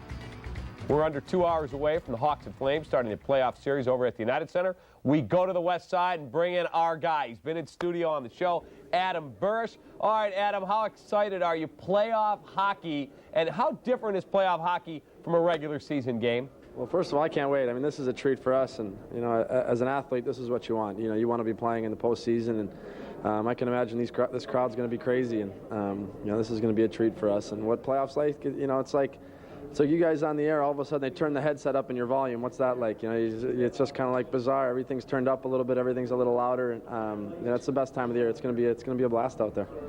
Hey, Adam, it's Casey Johnson from the Chicago Tribune. What kind of confidence does it give a team to have a goalie who's actually won a Stanley Cup before? Well, it's huge. You know, the last 10 games here, we've kind of been leaning on Habby a little bit. And you know that if you make a mistake or there's a little turnover, guys are confident that he's going to clean it up for us. And anytime you got a guy that's won a cup, you got Andrew Ladd that's won a cup, Sammy Paulson's won a cup. In the last month here, guys that you can hear kind of guys asking questions and what was it like, and you know, what was the atmospheres like, and so you can kind of lean on those guys. And with Habby, with how solid he's been, you know, he's a pretty special guy back there, and he cleans up a lot of our mistakes. Hey, Adam, Mark Carmen with WGN Radio. People are expecting Calgary to test you guys physically because of your inexperience, which, by the way, I don't think is going to matter. Are you ready to get a little physical yourself if need be? Oh, Mark, I love that stuff. You know that. I love the dirty game. I love an ugly game. And I expect that. I mean, if you watch some of the games yesterday, that's what playoffs is all about. It's gritty. It's tough. it's ugly. It's not always the pretty goals that go in. It's ones that are caused from some traffic in front and some ugly plays and some going off your ankles and in. And that's my kind of hockey. That's my kind of game. That's what I enjoy. And do I expect them to be physical? 100%. I know they're going to come out physical. They've got one of the toughest D-cores in the league, and they've got some tough, mean guys back there that want to make big hits and want to make it hurt every time they hit you. And let's go. Let's have some fun with that. Bring it on. Adam, it's Brian Hamilton from the Tribune. You mentioned the guys who've had that playoff experience on the roster. What are the nuggets that you guys are trying to take away from those guys, sort of the bullet points of how to approach this part of the year? I think it's just the intensity that you have to have at every shift. If you talk to those guys, the one thing that they all have to say is that every shift is so big. It's maybe you may not think it's an important part of the game, or you may not think that neutral zone faceoff is a big one, but every little play can lead to a scoring chance, and that can be the difference in the game. So there's no such thing as taking a couple seconds off, or taking a faceoff off, or taking a shift off, because that one can cost you a game, can cost you a series. So that's kind of what they've been sharing with us. And but at the same time, guys know that. Guys understand that. Guys have watched playoffs enough to understand that, one little slip-up or one little mistake, that can cost you. Hey, Adam, Jerome McGinley actually had some interesting comments in the paper. I don't think he took a swipe at the Blackhawks, but talked about, we're coming in as an underdog. We'll find out just how big an underdog we are. A guy like that who can turn a game around in a moment's notice, do you try and get physical with him or more physical with him early to send a message? Hey, guess what? You're not going to have a big sheet of ice to skate around. We're shrinking the rink on you. Right. Well, he's obviously one of the best players in the league, and he plays a physical game. For a superstar like him, he does it all. He fights, he hits, he scores, and so you got to be careful when he's on the ice. You got to be aware when he's on the ice. But anytime you play against a premier player like him, a skill guy, you got to be hard on him. Every time he's on the ice, he's got to know that he's targeted, and we're going to be going after him, and you have to. And he expects that, and usually he rises to the occasion when that happens too. But anytime you can make it difficult for him, take away his space, and like you said, kind of shrink the rink, make him think like he's playing in a little youth rink. That's going to be to our advantage. Just take away his time and space. Hey, Adam, we were kind of debating this on the show before you came on. What do you make of the lack of your team's lack of playoff experience? Big deal? Not a big deal? You know what? We haven't had experience all year. I mean, we haven't had experience in anything we've done, and I think that's kind of been our advantage. We go out and have fun. It's a fun group of guys. How we're supposed to be acting, what we're supposed to be saying, I don't know. We're learning on the job here, and it's been a blast. And how we're supposed to feel today. People are asking us, how do you feel, or what do you think it's going to be like in the playoffs? Nobody knows. Nobody's been there, and I think that's a positive for us, that we're just playing. We're just enjoying this experience, and I'm sure tonight when that anthem goes, you'll see a lot of smiling faces on our bench. It won't be a nervous bunch of guys that are expecting certain things, because we don't know what to expect. It's going to be a treat for us, and that's kind of how we're approaching it. Is let's have some fun with this, and let's play with that mean kind of angry edge, but let's have fun. Adam, appreciate the time. Final thought for you. Will there be one guy that you would say a teammate will step up, stand at the edge of that Indian head that is such prized territory in the locker room, and address the team and say, look, here's the deal. I'm a veteran. I've been here. Here's the way we're going to approach this tonight. Or is that something that doesn't have to be said? I don't think a whole lot needs to be said, but obviously being a guy that hasn't been there, but Johnny Taves just being our leader all year, he's a guy that I'd look to step up, and guys will lean on a bit, and he's done a great job all year, and I think guys will look to him a little bit, and he handles that awesome. All right, you're going to be our guy, so every step of the way we're going to lean on you, and each win we'll keep getting you back. Come get me, guys, no problem. All the best. See you, thanks. Good luck tonight. That is Adam Burish. Back to baseball. The White Sox road trip finds them in Florida this evening. They get to take on the Tampa Bay Rays. That game can be seen on Comcast Sportsnet Plus. That is CLTV in most areas. Guys, just over 6 months ago, Tampa knocked the White Sox out of the postseason. It's such a long season. Does that stuff play into it at all? That's ancient history. It can't possibly play into it at all. I mean, who honestly cares? I mean, especially like this early in the year. I mean, there's not even that mirror of, oh, it's a playoff race. It's late in the season. Remember what these guys did to us last year. Games to go. It's so early. I mean, right now. I mean, if you're the Sox, you're just trying to figure out what went wrong. You get shellacked in Detroit. I mean, that's all you're trying to figure out. Oh, who's up next? Tampa. Yeah, right. Exactly. You're just trying to correct immediate problems. Ozzie did take the opportunity, though, to switch their rotation around a little bit so he can throw Danks against the Rays because he's had success. So I think that's probably the only factor. And, okay, we're playing Tampa. John's a lefty against their powerful lefty lineup. Maybe we'll make that move. But I've been impressed with the White Sox so far. I think they're going to be right there the whole way. I know that Capper, did you have them? I have them winning their division. You do? Right. I do. Wow. It's bold. I'm ready to skate a shift and finish a check off that version. I'm still kind of lost in that. He's fired up. Sorry. He's fired up, man. No, it's too early in the season to. I mean, baseball is like the most excruciating, boring sport there is. So it's way too early in the season my God. to get ramped up for anything. Yeah, Oklahoma City against the T-Wolves. That's not boring. Great game. Oh, my goodness. John Danks, who got the only postseason win for the Sox, gets the start tonight, as Mark said. Sox offense, though, awful in that loss in Detroit. It was non-existent. You know, the good thing out of a 9-0 loss, if you could take a good point, for 5 innings, Jose Contreras looked good. He was 0-0 ball game. Final line didn't look so It hot, didn't, but though. for 5 innings, you go, well, for a guy we didn't think he'd be back till July, his numbers weren't bad. What's the deal with the offense? Seems like it's up and down and up and down. It's not like I follow the White Sox religiously, but it seems, I mean, they're knocking it around and then it's goose egg. They're not a station-to-station team. See, I know some baseball. Nice. But they got Scotty Hodge now, so maybe they will become. What was he, like 83? 89. Got the hottest wife in all of baseball, though. No, that's been the Sox MO offensively. I mean, they're a feast or famine team because they just rely so much on the long ball. So, and you know, this early in the season, I'm told it's a pitcher's advantage. But you look, I mean, it was 0-0 in the 0-0 in the fifth. You got to take some consolation that Jose Contreras has come along quicker. I'm thinking about the Sox and Cubs together. The Sox have some bullpen issues. They're not exactly sure how they're going to make it to the 9th inning and get it to Jenks. The Cubs are in the same scenario, assuming that, well, it's a little different because we're not getting it to Marmol, we're getting it to Greg, at least for the time being. The Cubs offense is a little all or nothing right now, although they have a little more functioning parts. The White Sox are, I guess, are a little more station to station, but they both struggle at the top of the line. Neither of them have a true leadoff hitter. And Bartolo Colon, he looked great in his first start, so I think their rotation is pretty solid. Okay, who's a better team, Cubs or Sox? Cubs. Why do you say that? Because they spend more money on their payroll. Who do you think's better? I want to go back to this I've been hanging Contreras around thing. Sam Smith too much lately. I think that explains a lot about my mood tonight. Jose Contreras is 0-2. Right. His ERA is like 6. Right. But that's okay. I'm not saying it's okay, but he's a guy that no one thought would play till July. Okay. And if you look, we just showed the highlight. Apparently continuing to perform in like the 5th inning, he had a shutout going. I mean, I take some consolation that, wow, into the 5th inning, and a guy we didn't think would pitch for 3 more months, and he threw 4 shutout innings.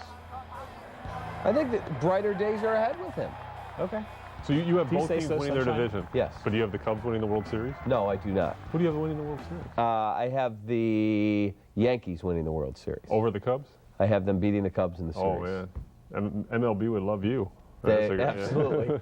Fox or whoever's got it would be extremely happy. Chris Getz is back in the lineup, and he will bat leadoff tonight. So you get the Michigan product back in the lineup. He's been banged up a little bit. It's the right call. Put him there, see if he can, and give him some time there. I would at least, let him get comfortable. They don't have a leadoff hitter. It's okay. Live with them for a little while. I mean, he gave Dwayne Wise 2 games, and now he's got a separated shoulder, so that one's over. But I would leave Getz there for a good 2 weeks. All right. Sports Night comes your way at the bottom of the hour for a preview. We go into the newsroom where Mark Shanowski is standing by. Cap, thank you very much. As you might expect, we have expanded Blackhawks coverage coming up on Sports Night at 6:30. Matter of fact, my partner Pat Boyle is stationed at the UC where he will report live. We're going to hear from their young stars, Pat Kane and Jonathan Taves, on what they expect from their very first taste of playoff action. And our Hawks analyst Steve Conrad joins us. He'll help us break down the matchup with the Flames. Boston Celtics head coach Doc Rivers sent a shockwave through the NBA with his health update this morning on Kevin Garnett. And Sarah Kustok has an update on the Bulls from the Berto Centers. Those stories plus reaction from the Cubs' loss to the Cardinals at Wrigley Field this afternoon on Sports Night at 6:30. Cap, pretty odd when the Cubs-Cardinals play and it's just an afterthought, you know? Isn't that amazing with all the other things going on at Chicago sports? We'll see. Losing KG, that's a huge blow to Boston. Well, Boston is such a great defensive team, and he is the leader with everything they do on the defensive end. You know, the big advantage they have in a matchup with the Bulls is they're very good in the half court. They play great defense. Without Garnett, it kind of evens things out a little bit. The problem the Bulls have, John Salmon's really hurting right now. He's the only guy on their team that can match up with Paul Pierce. Hey, before I let you go, you're Mr. NBA around the office. Where would you rank Derrick Rose among point guards right now? Obviously, Chris Paul, Deron Williams are ahead of him. Where would you rank him? What number is he in the NBA at point guard? Well, I'd have to go through the whole league to give you a definite number, but he's top 5. Definitely top 5. Wow, we'll compare your pick to KC's a little later. All right. All right, have a good show. Thanks, Cap. We are halfway through this Thursday edition of Chicago Tribune Live. After the next timeout, we move on to KC's Bulls, who lost their regular season finale to the Raptors. They may have caught a break. They get ready to battle the Celtics.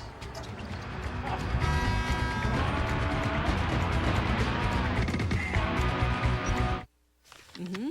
Okay. No, you don't need. We don't need that. Yes, next week. Just for Men takes 5 easy minutes, targets only the gray hair, and can take you to a more interesting place.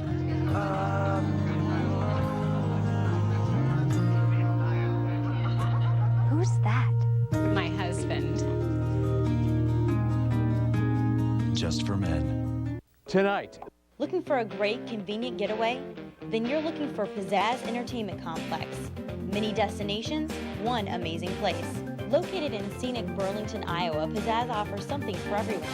Corporate or leisure travel, family or romantic vacations. You'll find Pizzazz has whatever you're looking for. For information about Pizzazz Entertainment Complex, turn to Channel 1 Mediacom On Demand, then visit Marketplace and click on Entertainment. Your wish is on demand. Thursdays, it's Fox Reality Channel's original American Idol Extra. We sit down with the eliminated finalists to bring you their emotional first interview. More emotion, more drama. It's all the after-Idol excitement from the big stage and all of the exclusive action from backstage. This rocks! American Idol Extra, Thursdays, 7 and 10 p.m. with encore presentations all weekend, only on Fox Reality Channel.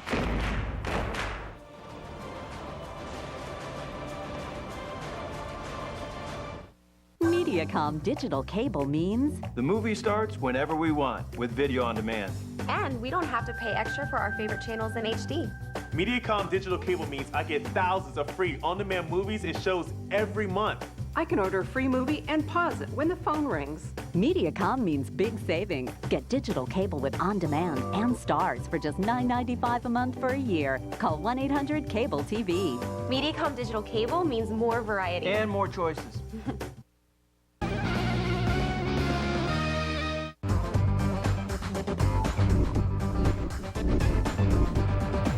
Monday night at the University of Tennessee Awards banquet, men's coach Bruce Pearl came out wearing a checkered coat, orange tie, and no shirt, and became a rapper. Take a listen. Stand up, get up. I said it's great to be a Tennessee ball. I said it's great to be a Tennessee ball. How about our guy, Bruce Pearl? That's wrong on so many levels. I thought I was going to sleep tonight, but apparently not going to happen. Let's see, him without the shirt, Mike North dressed as an ice crew girl. Tough call. Now I'm not sleeping for like 2 Love you, Mikey, but the ice crew outfit, wow. Welcome back to Chicago Tribune Live. I'm David Kaplan, joined today by Brian Hamilton, Casey Johnson, and Mark Carman of WGN Radio. Turning to basketball, last night's 109-98 loss to the Raptors kept the Bulls from claiming the 6th playoff spot in the East. Instead, they are now the 7th seed, and they get the defending champion Boston Celtics. But there may be some good news, folks. Today, Celtics coach Doc Rivers said Kevin Garnett may miss the entire playoffs because of a knee injury, but Bulls are still preparing as if KG will be good to go. Kevin Garnett, he's just the vocal point of their team. He gets them pumped up during the game. He's just a leader on the floor, and without that, they're still a good team, but it's still going to take a little while. He's been out a while, but there's a lot to worry about. Not just Kevin; they have a very, very strong team, and we know that. So he makes a huge impact. But maybe he plays a little bit, maybe he doesn't. We'll just have to see as Game 1 comes around. The loss of KG, how big a loss is that? I know he's a great player, but are they still a very solid team? Yeah. A, B, do you think he plays? I don't think he plays, and I actually found it comical that all the Bulls truly believe that he's playing, like as in Saturday. And they weren't just saying that; they truly like believe. fully, honestly, in their hearts. Yes, this is all a ploy. Yeah, and I kept saying, do you realize that we're not the ones saying this? Doc Rivers is the one saying this. And I mean, I know gamesmanship happens, but do you fake an injury? No. Not with how long they've been trying to get him back. Right. So that's a side issue. Yeah, of course it's huge, but let's look at the numbers. They're 18-7 without him against good teams, and they went 36-5 at home. I still think it's going to be a very, very tough road for the Bulls. Obviously, if he's out for the whole series, that's a big aid for the Bulls. But John Salmons is hobbled and still tough, a great team. It's sort of stunning to me how, even in light of the KG stuff, that suddenly the Bulls have become this like tour de force. They're 41-41. They're like the definition of average. And I think since March, and they had to get red hot to do that. Once they had their team together since March, I think they have 5 wins against teams that are in the playoffs right now. 1's Philadelphia and 2 are Detroit. Now they beat Boston without Garnett, but I mean they're just an okay team. And Boston without Garnett is a better than okay team. It's not like this has somehow swung the pendulum massively in the Bulls' favor. I mean, I don't see a big change. I'm really upset the Bulls can't beat the Celtics at their best. I really wanted KG to be out there 100% that we're going to take him down. I'm kidding. KC, here's my question to you. Would you have played John Salmons the whole way down? I know they needed to play him to get positioning and all that, but now you got him going in the playoffs. He's playing on one leg, and you have no chance. Yeah, I would have played him because you just had, again, to me, answer your own question, because they needed to win all those games. So they were playing. Well, then they were playing for seeding and positioning. They clearly wanted to face Orlando. So all the games they were playing were big games. But yeah, I mean, anyone who watched the game last night can see this guy's a shell of his former self. He can barely move laterally. And that's not really good when you're trying to guard Paul Pierce. No, exactly. I know you can't move, but get out and guard that guy. One of the best players in the world. How long would it take him to be right? He's not going to way more time than they have. He's not going to be right till the offseason when he rested for a long time. And he's. I mean, I'm not saying he is as important to the Bulls as Garnett is to the Celtics, but he's as injured, as Garnett is. There's a difference to me between being hurt and being injured. He's injured. Wait, is it being injured? What's the difference? Injured, hurt? I don't know. If you're hurting, you can play. Yeah. If you're injured, you can't play. He and Garnett are both injured. Right. So that's my lead for tomorrow. Salmons is tough and Garnett's not. There you go. All right, now tell me about the other. We know we've seen the Celtics. What other weapons do they have that really impress you? And where do you rank Derrick Rose in a battle against Rajon Rondo? That's a multi-tiered question. It is. Here's why I don't think. School for that. I know. The Garnett thing obviously is huge, but here's why I don't think it's that big of a loss, because the Celtics still have big men who basically scare the Bulls. They have big men that are just way more physical than the Bulls. Kendrick Perkins, Glenn Baby Davis, Leon Powe scares the Bulls. Leon Powe, they made him look like a Hall of Famer one game. I mean, the Celtics like 6'2", isn't he, or something? But he's physical. I'm talking about. Right. He's physical. It's different with Miller, though. I mean, that's a whole other dynamic. That's true. I mean, he'll help. I'm not saying he's going to neutralize all of them, but they still have Pierce and Ray Allen. Ray Allen, pretty good. Rajon Rondo. So that gets into your other discussion. I'm not sure I'm going to totally convince myself of this comment, but I just want to say, because this is TV and I hear shock value is important. I think Derrick Rose is the second best point guard in this series. Really?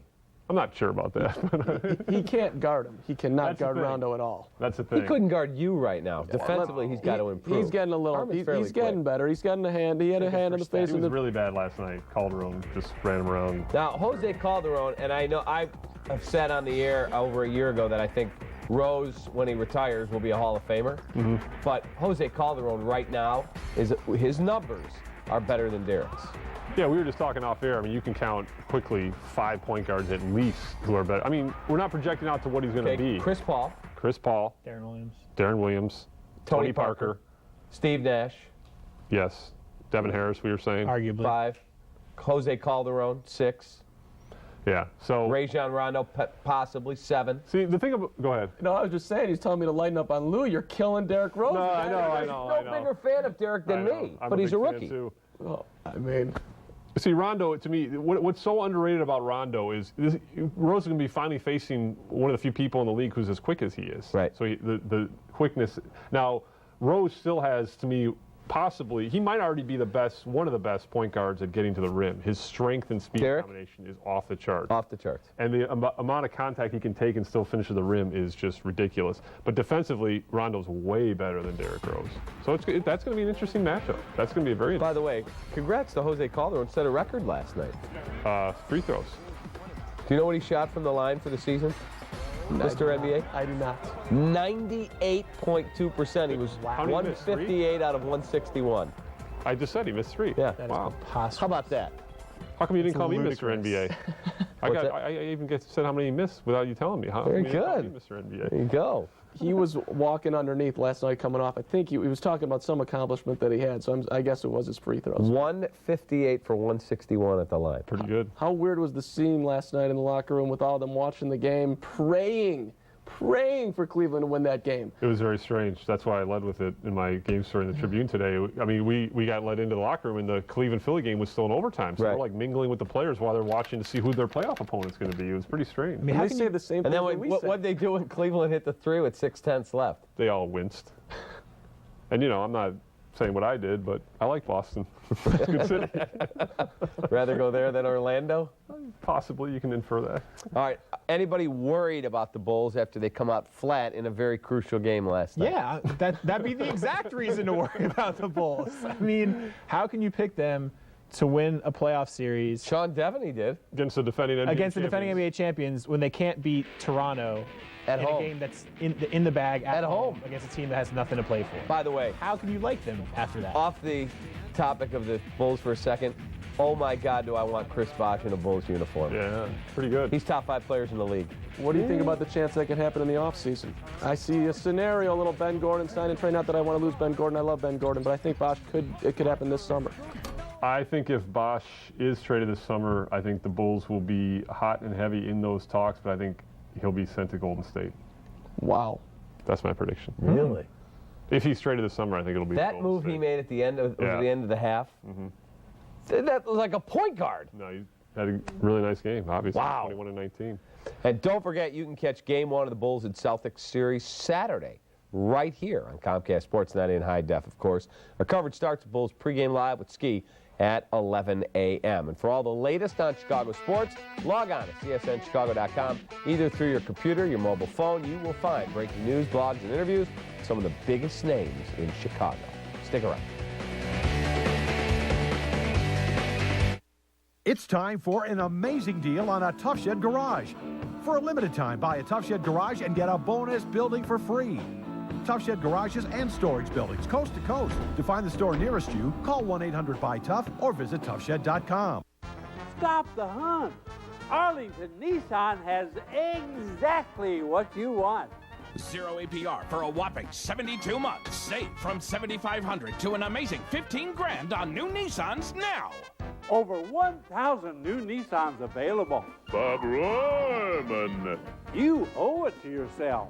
The Midwest's largest Nissan dealership is the all-new Bob Rohrman Arlington Nissan on the corner of Route 53 and Dundee Road.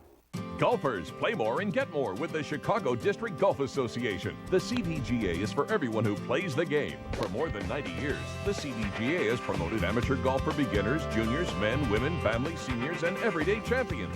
We service the game and over 90,000 members. Located at Midwest Golf House, the CDGA is at the center of amateur golf in the Midwest. If you're passionate about golf, the CDGA has what you want. Upgrade your basic membership to a CDGA Platinum membership to receive special green fees and more.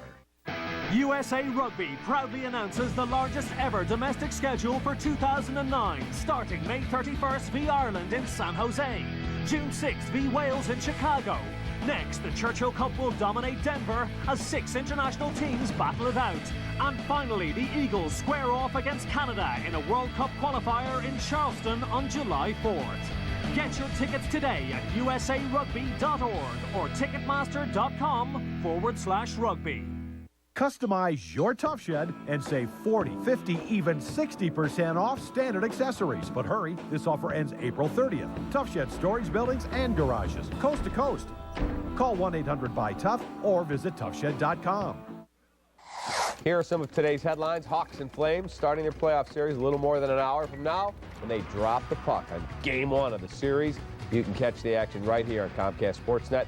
Cards beat the Cubbies 7-4 this afternoon at Wrigley. Second straight loss for the Northsiders, both at home. And the Bulls begin their playoff series against the Celtics Saturday in Boston. And it looks like KG, Kevin Garnett, will miss the entire series. NASCAR heads under the lights for the first time in 2009 as the Sprint Cup rolls into Phoenix International Raceway on Saturday night. Gotta love night racing. Matt Alexander, we call him Matt the Brat, from Chicagoland Speedway, is here for his weekly visit. All right, biggest difference between racing during the day or at night? Well, from a spectator standpoint, there's nothing better than anything, Monday Night Football or whatever. So it looks like the paint schemes come alive. But the setup's different. And Phoenix is really interesting because it starts really before the sun sets. So it's a different race between when you start and when you end. And it's also very difficult because the sun's setting as they come around the backstretch. And it's one of the hardest races to race on because of that blindness. So you got to wear those sun visor shields. Yep, and it can be vicious. It's one of the worst out there for it. Do they change tires because the sun goes down? You use a different tire, a different composite on the track? They adjust the car as they go. So it's... See, Casey, you didn't think I knew that. No, it's pretty impressive. Yeah, they can go on the fly. So it is interesting because a car that can be dominant at the beginning of the race may not be as dominant towards the end. Jimmy Johnson, has won 3 straight races at Phoenix. Mm-hmm. Is he the pick to click there? Well, I think there are a few tough ones right now. Jimmy Johnson is obviously dialed in there and just seems to be coming like he always does, doing very well. But your guy, Jeff Gordon, really seems to have it all dialed in this year. So I think he's the guy you got to look at. But there are other guys that are really good short track racers, like Kevin Harvick runs really well there. Dale Earnhardt Jr. runs well there. So and Carl Edwards, you never can count him out either. Yeah, Jeff Gordon, my guy, up at the top of the standings. There's Kurt Busch, Clint Boyer, Tony Stewart. I hope he slides down in the standings. Denny Hamlin, Kyle Busch, Carl Edwards, Matt the Brat Kenseth, and Casey Kane make up your top 10 right now. Any name that isn't there that you say, oh my goodness, I can't believe it, Dale Earnhardt Jr.?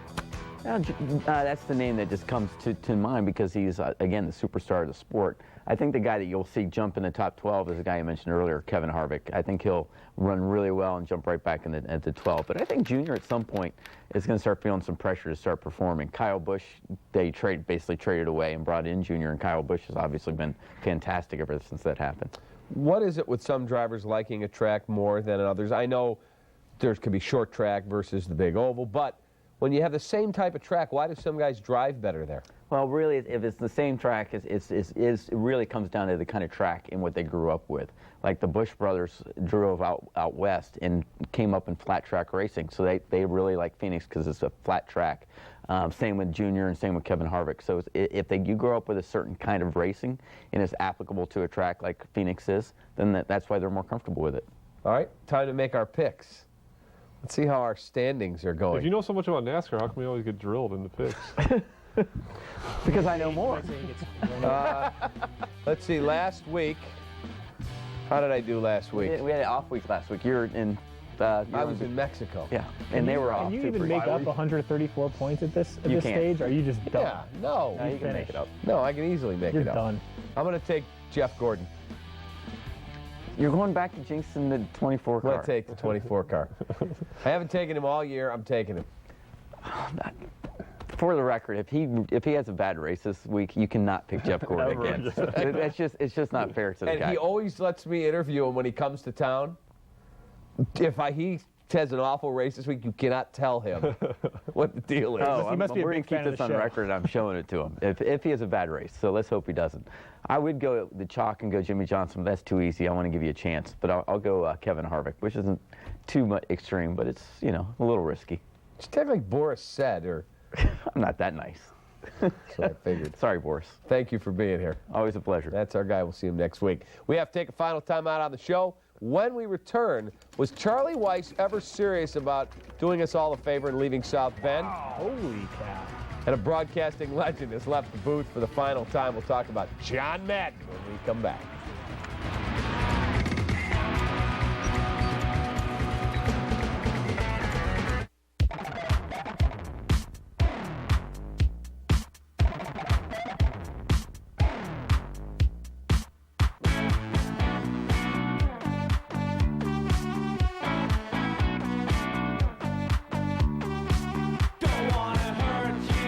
Try not to mess with your feelings. It's just a matter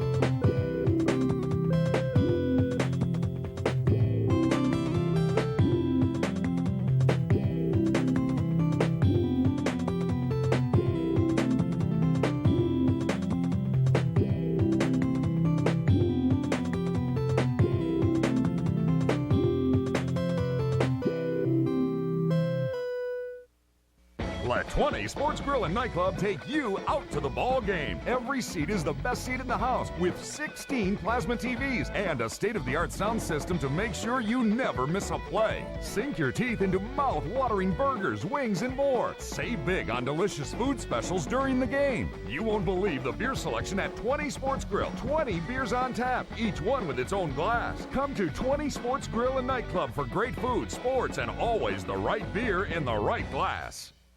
How can a 94-year-old green guy save you money during the recession? He can check out your comfort system for free and tell you how to save money on energy efficiency.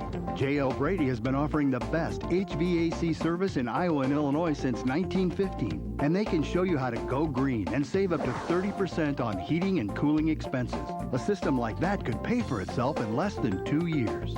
They're family-owned, and after all these years, still doing it the Brady way, the right way. Playoffs are coming to Comcast Sportsnet. In our ChicagoTribune.com poll question of the day, we said the Bulls will face the Celtics in the first round of the NIBA playoffs. Who wins? Here's what you said. 28% say it will be the Celtics in 5. 20% believe it will take 6 games for the Celtics to dispatch the Bulls. The Bulls in 6 got 17%, followed by the Bulls in 7 getting 16%. Altogether, just 36% of you think the Bulls win the series. 64% go with Boston. Thank you for letting us know what you think. As we told you earlier in the show, we are giving away playoff tickets to the Bulls and Blackhawks home playoff games. Today's Spotlight players, Jonathan Taves and Kirk Heinrich. Log on to CSNChicago.com. Enter the Spotlight players of the day for your chance to win playoff tickets. Hall of Fame broadcaster, one of my favorites, John Madden, says he is retiring effective immediately. It is time. Thoughts? I'm old because John Madden was the just the voice growing up. I felt like I listened to him like every week. Awesome. Because I New York would get a lot of the main games of the weeks or whatever. It was always him, and now I feel terribly, terribly ancient. Should have done it 20 years ago. Not a fan. Really? Wow. Just a hater today. Just walking over his grave. Why don't you like him? Shovel on the dirt. Living on his reputation. Wow. Carmen? Don't drag Lou Piniella into this. I was right with Brian. I feel old. I mean, Summerall, Madden. I feel like I want to see Irv Cross in the NFL today. I still want that going on. I want to see Phyllis George in the NFL today. Thank you very much. I agree with KC that there are better analysts than John Madden.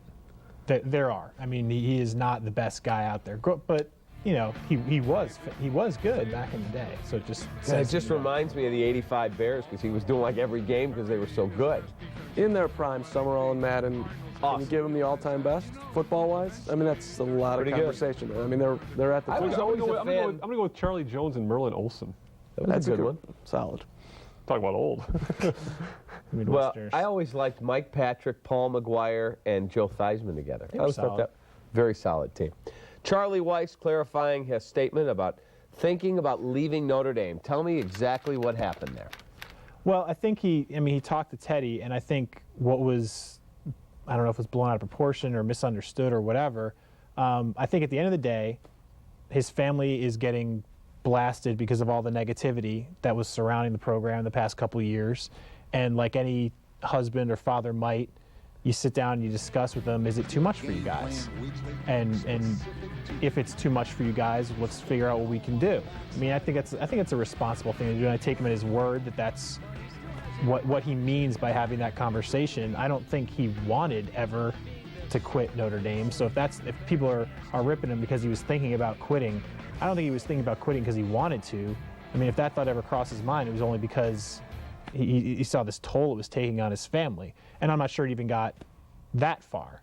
And like Teddy wrote in his story, and this is when it started all, when Teddy Greenstein wrote the story on Sunday, he considered it albeit briefly, and I think the albeit briefly is the key part in that. It's just when you're talking to your family. Right, it wasn't like it was imminent. Yeah, it was. And I mean, what he did talk to him about was what happens, well, I might get fired. I mean, he definitely brought that up in that conversation too, because that was probably on the table at some level. So I think it was really just a conversation you would have with your family that maybe some people reading it on the outside sort of misconstrued and blew up a little bit. They said that after the Syracuse loss, that Charlie Jr., correct me if I'm wrong, I think that's his son, Didn't go to school. Didn't go to school for 3 days. and then his friends had to come over and say, come on, pal, we got your back. That's ridiculous. I mean, you're going to torture this kid because the dad can't win a football game? I mean, come on. How rough is it on the kid because the dad, A, doesn't have a good rep in town, and B, his football team's not good? I don't know. Charlie Jr. is generally not available for comments. Charlie Jr. The pressure of the job. High school? Well, yeah. I mean, I will say this. I have sympathy for that. I do think I think it's sad when there's more pressure on it than you think. I think it's sad when you're in a state of affairs that fans are going to come down on your kid because but you got to can't admit win it games. happens. But it absolutely happens, and frankly, you sign up for that lifestyle if you're Charlie Weiss or the head coach at Notre Dame or the head coach of Florida, Alabama. I mean, you're buying into that culture. And if you don't want to be in that culture, don't coach. I mean, that's the sad reality of it. I don't think it's right, but that's the reality.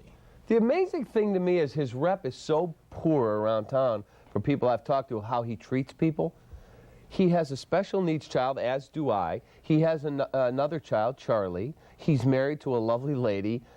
How do you treat people the way he does and then expect you want your kids to be treated nicely? I don't understand how that whole mindset goes. Is it the Parcells? Well, I don't see the connection there. I mean, I don't see why you should, why just because Charlie, even if Charlie's the worst human being in the world to every single person he usually encounters, when you're a parent, why would that matter? Is how I don't know. I just don't see how it matters how he treats people versus how his kids should be treated. I don't see the connection there. Yeah, I think it softens you, especially, you know, when you have kids. It softens you as a pro. You think a little bit. You have a little more empathy.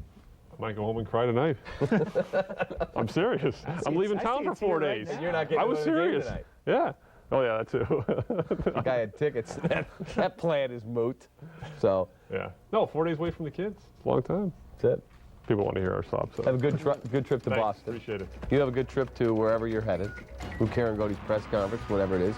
I'll see you at work. Thank you. That's all the time we have for today's edition of Chicago Tribune Live. Thank you to our guests, Brian Hamilton, Casey Johnson, Mr. Mark Carman, Adam Bursch, Matt DeBrad Alexander. Thank you most importantly for watching. Sports Night's next, followed by Blackhawks pregame live, then playoff hockey comes your way. Hawks and Flames, game 1 of the series. Have a great night. See you tomorrow. Chicago baseball's in full swing, and the hometown rivalries are really heating up. But for true Chicago sports fans, there's only one place to get the most hard-hitting sports coverage, the Chicago Tribune. Southsider or Northsider, our team has your team covered with Chicago's only daily sports section named to this year's top 10 by the AP Sports Editors. So, for unrivaled sports coverage and commentary, pick up your Trib to go, wherever newspapers are sold. With Chicago Tribune, it's not just a whole new day, it's a whole new ballgame. I only paid for this much carpet. But look at how much I got. It's Empire's 60% off event, when you can get a lot more carpet for a lot less. Choose from a wide selection of quality products right at home and save 60%. That's huge. Plus, we install next day and no payments till 2010. 60% off carpet won't last long. Call Empire today. 800-588-2300 Empire. Today. Mm-hmm. Okay. No, we don't need that. Yes, next week. Just for Men takes 5 easy minutes, targets only the gray hair, and can take you to a more interesting place.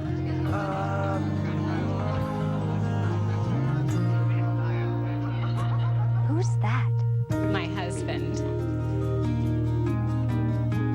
Just for Men. Shopping for a car leaving you a bit scrambled? Get into Arlington Acura in Palatine. Our deals are always sunny side up. 2.9 APR with 0 down available now on new 2008 and 2009 TLs and MDXs. Drive an 09 TSX for only $269 a month. There's only one, Bob Rohrman. You owe it to yourself. Bob Rohrman's Arlington Acura in Palatine, just 1 block west of Route 53 on Dundee Road. Hi, I'm John on the Taves of the Chicago Blackhawks, and you are watching Comcast Sportsnet. Playoff hockey returns to the west side of Chicago for the first time in 7 years, and we'll bring you all the excitement right here on Comcast Sportsnet. Live reports from the United Center coming up next on Sports Night. Coming up on Sports Night. Let the games begin. We're just moments away from the start of a best-of-7 battle between the Blackhawks and Flames. Anything can happen in the playoffs, I know that. Did the Bulls catch a break by falling to number 7? One of the Celtics' big three might not be able to answer the bell. Meanwhile, Cub fans get their first look at the temperamental Milton Bradley. And Milton Bradley gets tossed after his first home plate appearance as a Cub. Hey, we can always make room for one more. Sports Night starts right now. This is Sports Night. There's Patrick Sharp arriving early for tonight's 7:30 face-off against the Calgary Flames. Not a whole lot of playoff experience for the home squad, but you know young stars like Patrick Kane and Jonathan Taves just can't wait to showcase their talents under the postseason spotlight. Good evening, everyone. Welcome into Sports Night. Big news involving the Bulls' first-round playoff opponent, while the Cubs and Cardinals renew their rivalry out at Wrigley Field. We'll get to those stories in just a bit, but first, it's been a long time since Chicago hockey fans have been able to watch the Stanley Cup playoffs up close and personal in their home arena. Pat Boyle is standing by live at the United Center with more on what promises to be a very special night. Hi, Pat. Good evening, Mark. I don't think you can find a better spectacle in sports than the Stanley Cup playoffs. I know these folks here that have filed in the United Center, they've been waiting for it. They've been going through their own personal 7-year itch, waiting for the playoffs to return to the west side of Chicago. Tonight, they finally have it. Game 1 against the Calgary Flames comes your way right here on Comcast Sportsnet at 7:30. It really completes, Mark, an incredible transformation for this franchise, both on and off the ice. So where were you the last time the Blackhawks were in the hunt for Lord Stanley's Cup? How about late April 2002? The Hawks won Game 1 of their series against the Blues, but then it was all St. Louis from there. Joel Quenneville remembers it well. He was behind the Blues bench as their head coach as they took the series 4-1. The last time the Hawks won a playoff series, you got to go back to 1996 when they swept these same Calgary Flames in the best-of-7 quarterfinal series. Then an 18-year-old by the name of Jerome Ginla had the lone Calgary goal in the Hawks clinching game